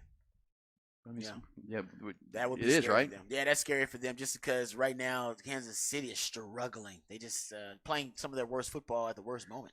Cleveland, meanwhile, would go to Jacksonville, and I think right now Cleveland would be a favorite in Jacksonville. That best defense in the league. Yeah. So the defense will keep them in every game. Cleveland plays at Cincinnati this weekend to try to go 12-5 with their fourth quarterback. 12-5. And if Joe Flacco keeps playing like he is, having 300-yard games, they will definitely beat Jacksonville. Jacksonville's got injuries at quarterback. Defense makes some plays, but, man, they're not consistent enough. So as it stands now, if the Cowboys were to beat the Packers back to the NFC, Niners would have the week off. Niners would then play the winner of the Eagles-Bucks game, I believe, right? They do reseed. Right now, if the Bucks win it, that could change things. But the Cowboys would either play the Rams, they'll likely play the Rams-Lions winner in the second round at home as the 2 seed. Yeah, I mean, I think the Cowboys honestly have a real shot to make to the NFC title game in the NFC. I think if they're playing offensively, if Dak is playing as well as he has been, if Dak keeps playing at a high level, I do think the Cowboys are the second best team in the NFC. Can they be beaten? Yeah, but well, here's the question: if they do that, because what's been kind of like the Longhorns, right? We still consider this a really good year because they won the Big 12 and they went 12-2. Yep. Big step forward. If the Cowboys win two home playoff games, where let's say they beat the Packers and beat the Lions again, that'd be a big step. But they get to the NFC Championship game and lose again to the Niners. But that's still a step because you haven't gotten past the divisional round since 1995. Yeah, and Tony Romo and Dak Prescott, both of those quarterbacks. I always give the stat: Cowboys are the only franchise with 2 quarterbacks to play in 3 or more divisional round games without winning 1. Well, I'll ask the texters. Would you call that a good season if you get to the championship game? Yep. Because you earned the 2 seed, you win 2 home playoff games, but you again for the 3rd year in a row lose to the Niners. No, I say it's a good season because you got to get to the NFC title game at least. That's been the barometer. And lose to the same team you've been getting your ass kicked by for the past 3 years. 49ers are better than you. I know that. Coaches than, I know that. I know that. They're better. They got better coaches than you do. They're a better overall team than you. It's okay to lose to a better team every now and then. It's all right. Yeah, but Cowboys can put the upset. It's not like they can't beat them. I mean, I'd say probably 7 out of 10 times they're not going to, but there's a chance there. There's a chance if Dak plays out of his mind. But I completely agree with you. They are better than every phase of the game and coaching. And just as an organization. Yeah. So, but to Rod's point, I mean, as a fan, Ty would be frustrated and mad. So Ty says no. That's but not. As far success. as you're more of a pragmatist, Rod, and you would look and say that's a good season, y'all. You got past the division, right? You haven't done that in 20-something years. And if they beat the 2 wins in the playoffs and 2 playoff wins with 2 home games, and Jerry would be happy because he'd sell a lot of tickets for 2 playoff home games. Yeah, I get the frustration not losing to the 49ers again. And if you're the Cowboys, you take your shot. You go out there and see what you can get done. I would also say this, that if the Cowboys beat the Commanders on Sunday, Commanders have locked up the 2 spot in the draft, by the way. They're looking to draft a quarterback. They're not trying to win nothing. No. That would be Mike McCarthy would have 37 wins the last 3 seasons. In the regular season. Remember, 12 wins, and 13. So again, it's hard to – because there are those, we included, talked when the season began, if they don't get past San Francisco, get past the divisional round, they could fire Mike McCarthy. And I still think that's true. I think if they don't get past the divisional round, you can think about firing Mike McCarthy. I'm saying – especially I'm not saying it's at home now. But, yeah, you can think about it. It's something you should entertain. Because it may be the Lions. Yeah, in a rematch of that great game the other night. It could be. My 5-year window rule. After 5 years, start rethinking this thing. And if you can't get past the divisional round, even if it's against San Fran, that's a different discussion altogether. But I still think you got to get to the NFC title game this year. This was your year to do it. All right, you didn't go all in, but you brought in a lot of pieces to help you push you over the top. That Brandon Cooks was part of that move to push the Cowboys over the top. And to your point, if the Texans win Saturday night, that's a great season for Houston. Oh, my God. If they lose, it's still a good season based on where they were to where they are, and they found their quarterback. If they win it and make the playoffs where they go get beat by Miami, great season. Great season. But the 5-year window has just opened for them with a new head coach and a new quarterback. They're ahead of schedule. Right. That would be the Longhorns a little bit. Yeah. The Cowboys are not. Now the expectation would be the Texans need to win a Super Bowl or be in the Super Bowl within 2 years. 3 years. Yeah, 2 or 3 years. While he's on a rookie deal. You can't make the changes they made by letting Mike McCarthy call the plays, getting rid of Kellen Moore, and just end up exactly in the same place you were last year. That can't happen. They have to advance. They have to get past that to show progress. My thing was, I've been saying it all season long, they get to the NFC title game. That was a successful season for the Cowboys. Even if they didn't win 12 games, even if they only won 10 games, but made it past the divisional round, that to me was progress because that is right now, that is what the monkey on your back, right? That's holding this organization back. And right now it seems that it is something that has transcended coaches, transcended quarterbacks, transcended teams and rosters. Y'all can't get past this point in the playoffs as an organization. Not as a team, as a coach, as an organization. Yeah. It seems like y'all are cursed. Yeah. To be a since Ty's been alive. Since Ty's been alive. Yeah.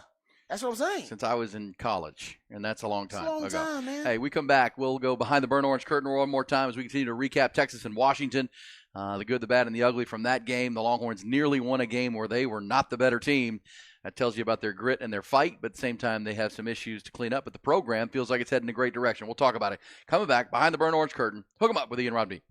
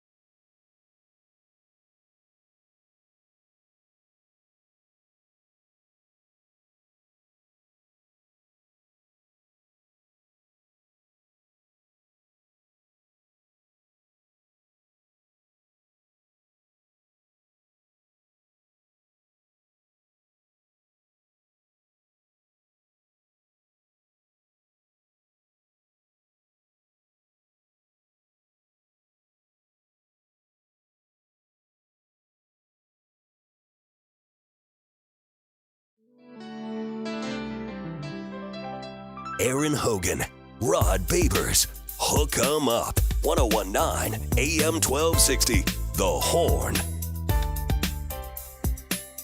All right, before we get to the top of the hour, we'll play What's Poppin', including the schedule for tonight. Texas women with a big basketball game tonight. Also, What's Poppin', Jimmy Kimmel threatening to sue Aaron Rodgers for suggesting he's on the Epstein list. Thing, yeah. Aaron Rodgers is a peach, isn't he? Yeah, he said it on McAfee, or did he? He did it on McAfee. Okay.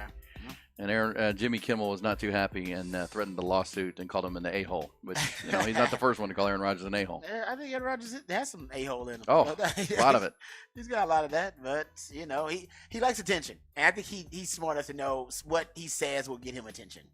That's why he goes on that show, right? Plus they pay him. Yes. Well, that's Pat McAfee loves him coming on the show. How many times he said something that's going viral that he said on the Pat McAfee show? Probably, once a month? You can love or hate Pat McAfee or not like him at all, whatever, indifferent. Smart guy. I mean, he's it came out that he's been paying Aaron Rodgers quite a lot of money to come on that show, but man, that's totally worth it. Totally worth it. Every nickel. Because it's like free advertising. Like he said, what he's talking about, COVID, or he's talking about pays something Nick else. Saban to come on every week. J.J. Watt comes on every week. It's smart. It is smart. Take the money that the ridiculous amount of money ESPN is paying you, and then you can make sure your guest list is decked out with the best guests by just giving them a little something on the side, and then they, in return, will go viral for your show. Yeah. And keep you top of mind. That's right. I mean, if our owners are listening, that could be worth the investment to get some big name guests on here. Pay them. Who would we want? McConaughey? Well, you know what? That's happening in the NIL space. Oh, I know. Actually, the NIL space, a lot of that's happening. Oh, 100%. Yeah, all across the country. Now you have access to the best athletes. Well, we talked on your sport because of that. on our pregame show to Rick Vasquez with the Texas One Fund. There you go. Who he started that tight end group and the Burnt Ends. The Burnt Ends, and so every week they get an interview for his website with Jatavion Sanders and Gunnar Helm and all the tight ends. It's awesome. And they collect $10,000 every year, and If they say something of interest, obviously it goes viral and goes out there. Longhorn fans get to hear it, but you got to pay for it, and that's why I'm encouraging our owners that we'd have to pony up. I'm a little cash, just a little bit. Trust me, return on it's an investment. And I'm sure they'd say let's keep the lights on first, and then we'll worry. Yeah, exactly. By the way, Ty, are the lights working in the studio in the new year, and are we coming back in there anytime soon? What's happening? No updates, but the lights are on. No updates. Lights are on. Good. Lights are on though. I was in there this weekend. I'll be in there today. Yeah, looks good though. I like it. Record some commercials. I like the new studio setup. It's nice. It's comfortable. Quaint. It's lonely. It is quaint. It's Ty's lonely. Ty is lonely. The Coke folks are there, right? No, they're off this week. Oh, that's why he's lonely. Brock's up here. I'm about to go help him. Brock is here. Brock is the young. I talked about my trip back from New Orleans with my group, and it was like everyone's long and arduous. But no one like Brock. Brock, our backup producer and producing Coke FM today, he had a co-pilot with him who was sick from the night before, had to stop 6 times to vomit, and then ended up in the car. Oh no! God, that is one of the cardinal rules, the brotherhood. The car? It happened in the car. No, you can't vomit in the car. Yeah, you gotta make the person stop. You gotta hold it. You gotta be tough. Whatever you have to do, you have to be out of the car. They have a bag for him in the car. Usually a bag will help you. Ziploc, like one of those big gallon Ziplocs will work. That's exactly what you need. Or one of those good HEB bags. Kind of the reusable Ziploc. bags. Zip that thing up, throw it away. We stopped to get him a bucket actually for the car, and the There's problem Brock. was then we had to brake 6 times and pull over so he could empty the bucket. Oh, that was a rough trip. Rough trip. That is so rough. Well, that was the other story. What happened was we get done with the game. I meet him outside the stadium. He is crying. Like tears drip. Like we had to console him. I said, hold on. I met this guy, right? Yeah, Mason. Yeah, I met Mason. I met him at Manning's. Yeah, I said you were a grown ass man crying right now. Get your ass to Bourbon Street and drown your sorrows like a man. And to his credit, he did. He did not come back from Bourbon until 7 a.m. But yeah, then the next day was rough. We were That was a long trip, Brock. Long trip. Traffic, vomit. Oh my Lord. Oh, Brock, that's a bad story. It's a good story. It's entertaining us, but I know that was hard. I will say that my son, who you guys know, Nolan and his buddy Jameson were there, and they because of Ty and the hurricanes at Pat O'Brien's, my son had the full New Orleans experience for the first time. Because the last time he went with us for the Sugar Bowl when they played Georgia, and he was only 17, so he really couldn't do anything. Mm-hmm. Now he's 22. And so he was looking forward to going back. And first night, Ty serves him too many hurricanes. He ends up in our hotel room, leaving it all in the commode, praying to the porcelain god and that whole thing the whole day.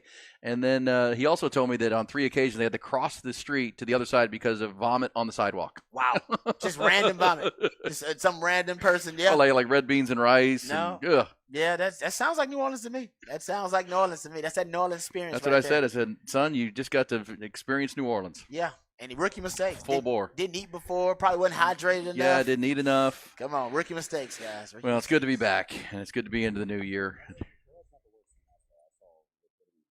Oh, no. That's enough. Yes, New Orleans. Like I said, also not shocking to me. Hey, I'll tell you I what. wouldn't be shocked on New Orleans. I'm trying to get a group together for Mardi Gras. If you should let Nolan know. No. Well, he's a grown man. He can make his own decision. He pays his own way. I'll tell you what, though. I was trashed one night. Absolutely trashed. Walked into a casino, saw Aaron. I was like, this is the last person I want to see right now. Yeah, I was there. That was the Cowboys night, right? Yeah, that was a rough night. That was you hide it pretty well. I couldn't tell that you were. I mean, I'd had a couple of Tito's, you know what I mean, and a couple of Bud Lights. It's New Orleans, all right. Yeah, everybody understands. Everybody there. Yeah, there's no code. There's no employer code kind of thing. It's New Orleans, baby. Yeah, we all had a good time. Yeah, that was New Year's Eve. That was the night that the Cowboys squeaked out a win over the Detroit Lions. But it was the night preceded the Longhorns' 37-31 loss to the Washington Huskies. Let's go behind the burnt orange curtain one last time. Thank you, Brock. Thanks, Brock. And they were all asking themselves the same question. What is behind that curtain?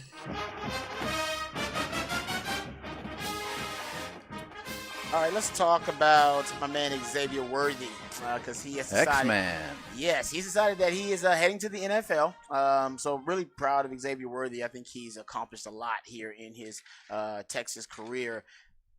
E and I were talking actually earlier in the show, and both of us agreed that his legacy here at Texas will have him ranked, or at least I think debated, as one of the top 5 best receivers in Texas football history.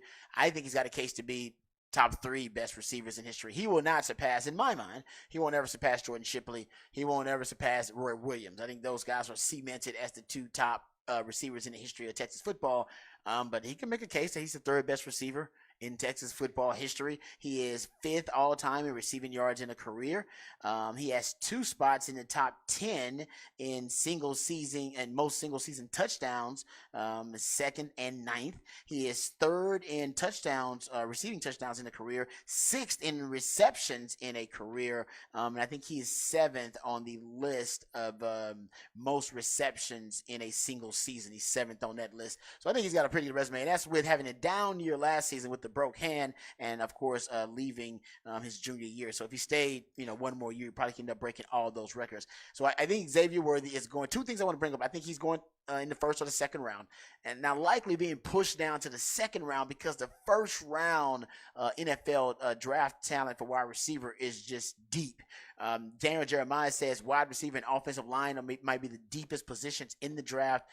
There are 3 wide receivers right now they're saying could end up in the top 10 of the NFL draft. Obviously, Marvin Harrison Jr., Daniel Jeremiah says Romeo Odunze, who Longhorn fans just saw for Washington, that he's the best, he's his favorite receiver. Not the best, his favorite receiver in the draft. He's considered a top 10 prospect. Malik Neighbors, the receiver at LSU, is considered a top 10 prospect. So when you have that kind of depth at receiver, probably going to push the draft evaluation and the draft grade of X-Man down just a little bit. And the biggest slight on X-Man will be that he's small-ish in frame, that he's skinny, and that he can't really deal with the punishment and deal with the sheer physicality of the NFL. Now, we know that's not true. For his size and for the slim build that he occupies, he actually is a physical player, and he has good contact balance, plays through contact better than he used to. He didn't play through contact really well. This year, he's been a lot better playing through contact. But I'll give Sark a lot of credit because Xavier Worthy is kind of a Sark type, right? He's small-ish, slight in frame, but he's a speed demon. And Sark likes those kind of receivers. You go look back at all of my ex-girlfriends and ex-women over time, you'll probably find a consistent trend, maybe big booty brunettes, I don't know. But if you look at Sark's receivers, the better receivers that he's had, he's got a type of receiver that he really likes. And he likes speed demons, and he likes small-ish, slight-ish receivers. Even the young men they're bringing in, they got one coming in this recruiting class, name escapes me right now, Aaron Butler, I believe is his name, and he reminds me of an X-Man starter kit. Dave Smith, obviously famously small, slight-ish receiver, and Sark was able to weaponize him to become the best receiver in college football, the best player in college football, winning the Heisman at the receiver position. One thing I look at, and just is only a quantitative measurement for the basically to try to compute body mass, and they do body mass index, BMI, and it's essentially a cumulative metric combining your height and your weight and your size, and even if you're against BMI, it's a way for me and for this particular exercise to try to put all these small, slight-ish receivers, to try to put them into the same kind of data point. All right, evaluation.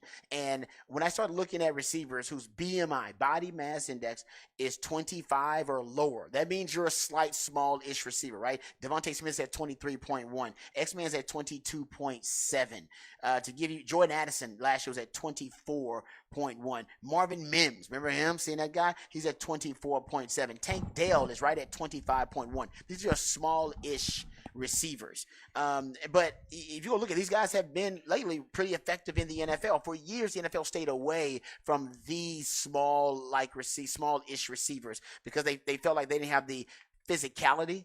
They didn't have the body armor to deal with the physicality in the league, but they also they weren't big enough, right, to get off press man coverage, and the NFL can be a press man league at times. I went back and looked at the smallest receivers whose BMI is 25 or less over the last 23 years. I went back to 2000. There have been 24 such receivers drafted in the first 2 rounds, where Xavier Worthy is projected to be drafted. 24 receivers drafted in the first 2 rounds of the NFL draft since 2000 with a body mass index 25 or less, right? 25 or less BMI. 10 receivers, 10 of those 24 have been drafted in the first 2 rounds in the last 2 years with a body mass index of 25 or less. So essentially, you can look at Devontae Smith being drafted in the top 10 as really a turning point for talent evaluators in the NFL to look at small-ish, slight receivers in a different light. Now they, I think, have a blueprint to utilize and weaponize these types of receivers. And for years, they didn't have that. And for years, they shied away from these types of receivers, or they dropped in the draft because NFL scouts and talent evaluators decided it wasn't worth the developmental resources you would have to invest in these guys to try to turn them into high caliber, productive NFL wide receivers. And that may still end up being true because, like I said, in the last 3 years, we don't even have enough of a sample size of these types of receivers playing in the NFL to know if they are indeed going to be really, really productive. But you can, I think, based on this trend, I would hypothesize that Sark, almost unintentionally, because of his affection and affinity for these types of receivers, that he actually altered wide receiver evaluation in the NFL. That now you have more teams willing to consider small-ish, slight receivers that have the Xavier Worthy build because Sark weaponized them better than any offensive mind in college football we've seen in years when he made Devontae Smith, or he was able to weaponize Devontae Smith into a Heisman caliber receiver, then drafted into the top 10. So I think teams start looking, and obviously we know a lot of NFL coaches, they look obviously at a lot of film, and that means they look at the schemes too. And I think with Sark, they take the scheme with the player, and they did with Devontae Smith at times, and just utilize some of those same concepts. And I think that's going to help Xavier Worthy because there are teams now that have a blueprint of how to use these small receivers. And a lot of it is just yak yards, which Sark is big on. The NFL has changed, right? You can now move these guys around. They used to say this is a pro style offense, this is a college style offense. Not anymore. Colleges and pros are running very similar offenses. Those concepts have trickled up to the NFL. So I think it's probably the best time ever for a receiver with the build and the stature of an Xavier Worthy to play in the NFL. Now, whether he's productive and whether he's an elite NFL wide receiver, that'll be based on really what team he goes to and what system he plays in. But the NFL now doesn't shy away from smallish receivers. They're going to knock him, and it'll hurt his draft stock a little bit. Mostly the draft stock will be hurt because there's so many good receivers in this draft. But there are plenty of teams now willing to take chances on smallish receivers. And for Xavier Worthy, hopefully that's in the first round. If not, it'll be in the second round. Yeah, it'll be interesting. You also said it'll be interesting to see if he runs a 40 at the combine. Should he and would he? They have all the data, all the analytics of how fast he is, and film don't lie on that. But it is interesting, and I think about it this way. Like, I mean, Texas forever was a running back university, right? Defense and running game. Mm-hmm. That's why you had Earl Campbell and Sedby and Ricky Williams. Mm-hmm. Vince Young is the quarterback with Bobby Lane and that ilk. With Sark, as long as he's here, he's going to keep churning out these receivers. So that list you're talking about with the all-time great receivers, I think it's going to change over time. And quarterbacks. And Sark is really the first, since John Mackovic, a Texas coach that really develops a full offense. Greg Davis did, for sure. And that's Greg Davis rewrote the record book at Texas with his offensive skill. As much criticism as he took. But what Vince did, what the receivers did. Jordan, you mentioned Jordan Shipley. But you almost feel like Sark can take it up to a different level as long as he's here and recruiting the type of players he is, right? When you're bringing in the Ryan Wingos. Yeah, 5-star receivers, 5-star quarterbacks. Yes. Now you're playing it, and that's going to give you a chance to play for championships, big picture. So, yeah, it'll be fun to watch because I think there are people who think Jonte Cook can be a real special player for Texas, guys like Ryan Wingo coming in here. But X-Man made his impact, and the thing you can say about X-Man, he came in with a rookie head coach and was immediately the number one go-to weapon and was a freshman All-American. That speaks volumes to his maturity, and I think it'll speak well because I know this. Texas fans haven't always loved Xavier Worthy, sometimes for his body language and drop balls and things of that nature. Sark will advocate for Xavier Worthy when it comes time to talk to NFL coaches. Yes, he will. He did here at Texas. Yes. Anytime somebody criticized X-Man, Sark was right there to oppose it. Like, no, that's my guy. He's great. He's competitive. He loves he sees him every day, right? Yeah, he does. He loves him some X-Man. And I think that's what's going to help X-Man, too, in the draft evaluations. Sark being on his side, Sark's blueprint to how to use him, and also the speed thing. I've said it before, Xavier Worthy doesn't have to run the 40 because running the 40, even though the NFL scouts want it, it could actually hurt his stock because everybody projects he's going to be the fastest receiver at the combine. He's going to be the fastest receiver coming out this season. But what if he's not the fastest receiver? What if he just runs a 4.35 instead of a 4.38? And people go, well, I thought he was going to be faster than that. It's like, that's really fast. So I think he should let the myth of his 40, let that actually – I would let that stick. Unless he wants to go for a record or something. Unless he wants to go for a record. And maybe he does. But right now, you have data saying he reached the fastest player in college football. That data, I think, is confirmed. And I think the NFL teams will take that data and they will still use it in their data their evaluation of him. I'm just saying, if he gets in, he can start training now as a track star. Yeah.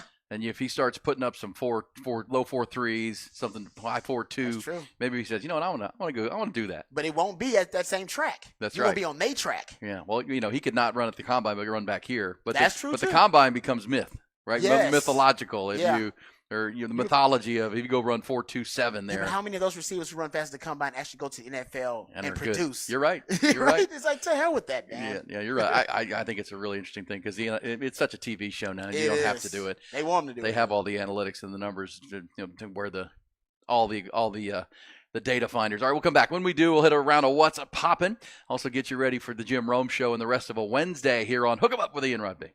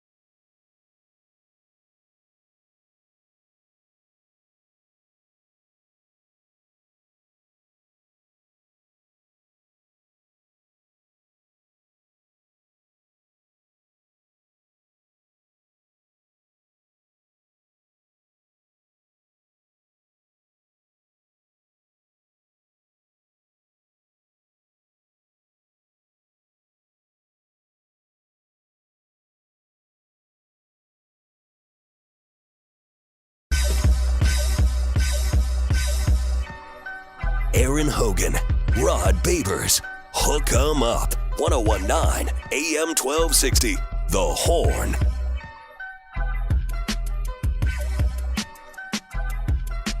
Man, good times in New Orleans and a bad, frustrating night. And just say frustrating was the name of that game for the Longhorns. You played a sea-level game. The Longhorns didn't feel like they were playing at times to the intensity level of Washington. That may have been a myth too, Rod. That might have just been that Michael Penix is really good and the veteran leadership. And when you play a quarterback that talented, it can look that way. But at the same time, Texas was there to the end, and one pass, one completion, and they're playing for a national championship. That'll be Washington instead. They've won 20 consecutive games.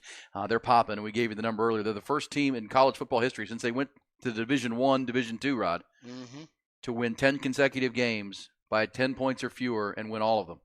Clutch. Yep. And Kalen DeBoer is the best underdog coach in college football in the last 30 years. He's 6-1, I believe, as an underdog, as a head coach at the Group of 5 level and the Power 5 level. Great as an underdog. 5 game-winning drives in Michael Penix's career. And you just pointed out the fact that they've won 10 straight games where the game was was it single digits or 10 one points, score? 10 points. 10 points? 10 points within 10 points and win all 10 of them. Basically. Yeah. I mean, they really have. They have the clutch gene, and I think that's The coach, I think the coach is a big game coach too. I think Kalen DeBoer coaches his best games in big games. That's why I think he's so great as an underdog. 'Cause he's been an underdog in all the big games. Twice to Oregon. Well, and guess what? To Texas. And he's got exactly what he wants in this game with Michigan. He's already been declared the underdog. Yeah, exactly. He's at his best. Well, when if he's you the listen to underdog. the post-game conversation with the Washington players, because look, what were we saying this year with Texas being clutch? Well, how about the goal line stand against K-State, the stop against Houston? I mean, that's what they're talking about in Seattle right now. That hey, man, they stopped Texas 4 times from the 12-yard line. Yeah, 11-yard line. Stats are for losers' defense. Yeah, man. Like y'all keep talking about how bad the They're defense clutch. is. Like, well, how did your offense perform versus that stats is for losers' defense? We talked a lot of trash about the defense, but I will say, we did discuss, and he brought it up several times, that defense had seen the best passing offense in the country, had seen some of the best quarterbacks in the country, and I think their defense was a little underrated. I think the it's stats possible. are, that's for sure. I mean, when you play 5 of the top 16 passing offenses, Yeah. you're seeing great quarterbacks weekly. You're seeing great receivers weekly. So there's nothing. Texas can overwhelm teams like Oklahoma State who don't see an offense like that. Exactly. Washington had. So and they had a month to prep for a talented Texas team, but they've seen talented teams before and they've beaten them. That's the other thing, right? One of the words Sark used all year was versatile. We can beat you in a lot of different ways. Well, Washington is actually better at that than Texas right now as a program. Very true. Because they have not lost in 21 consecutive games, and now they're going to be called the underdog in this game. I got to know that they love that. And I think it also hurts Texas. Usually the Big 12 has better quarterback play than it's had. They did not this year. They did not this year. Texas, and even when they played Jalen Milroe in Alabama, and Jalen Milroe has elite traits at the quarterback position, but he's not an elite quarterback. Period. So you really hadn't played elite quarterbacks this year. The two you did play, all right, Dylan Gabriel and Michael Penix, they found a way to beat you. So I think not having played enough of those elite quarterbacks to really find out what your defense was made of in those particular circumstances, I think that actually had us overrating the Texas defense just a tad, overrating it a little bit. And maybe underrating, obviously, and underrating their defense. Yeah, I think that's fair, 100%. And they play, and their quarterback played great. They looked healthy because because we said this during the weeks leading up to it. The Texas fans are going to, and I'm sure Washington fans did the same thing. You pick out the games where they didn't play well against Arizona State, or they didn't play well against Oregon State. Well, you focus on the games where they did play well because you're going to anticipate you're going to get their best game.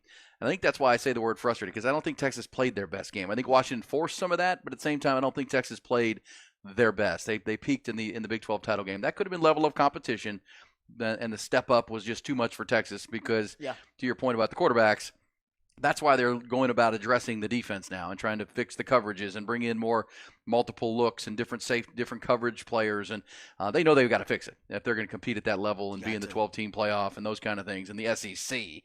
So looking forward to that. That's popping for sure. Also popping, I don't know. How about this, Rod? So Aaron Rodgers went on the McAfee show yesterday or Tuesday. Today's Tuesday. I'm losing what day it is. Oh, yeah. And said... basically made a quip about the Jeffrey Epstein list about to come out and he mentioned Jimmy Kimmel's name. Why? He just randomly threw Jimmy Kimmel out of all the people? He also suggested that Jimmy Kimmel's name should be on it or could be on it. And Jimmy Kimmel was not cool with that. He tweeted, "Dear a-hole, for the record, I've not met, flown with, visited, had any contact whatsoever with Epstein, nor will you find my name on any list other than the clearly phony nonsense that soft-brained wackos like yourself can't seem to distinguish from reality. Your reckless words put my family in danger. Keep it up, and we'll debate the facts further in court." Yeah. You ain't be throwing that out there, man. Carelessly. That's a hell of an accusation, man, you making. Someone who's equally as famous as you. I mean, there are a lot more people know Jimmy Kimmel than know Aaron Rodgers. Come on, I mean, Jimmy Kimmel's a late-night talk shows. You may not like him, but at the same time, he's got a worldwide following of people. Do they have beef? Jimmy Kimmel and Aaron Rodgers? Apparently now they do. Now they do. I'm talking about before that. Did they have beef or something? I don't know. I don't know if they have history. But not popping. Hey, Ron, no football tonight. What? Oh, no. What are we going to do? I don't know what the hell I'm going to do. I got to figure that out. Got to watch some good TV. Got to find a good TV show to watch. Not ready to start binging. We only have one big college football game left. Got to see the NFL playoffs are coming week 18 this weekend. But, yeah, I can't find any college football tonight. I'm sad. Well, be sad. Hey, everybody have a wonderful Wednesday. We'll do it again on a Thursday morning, 6 a.m. every hour. This show, podcast at hornfm.com.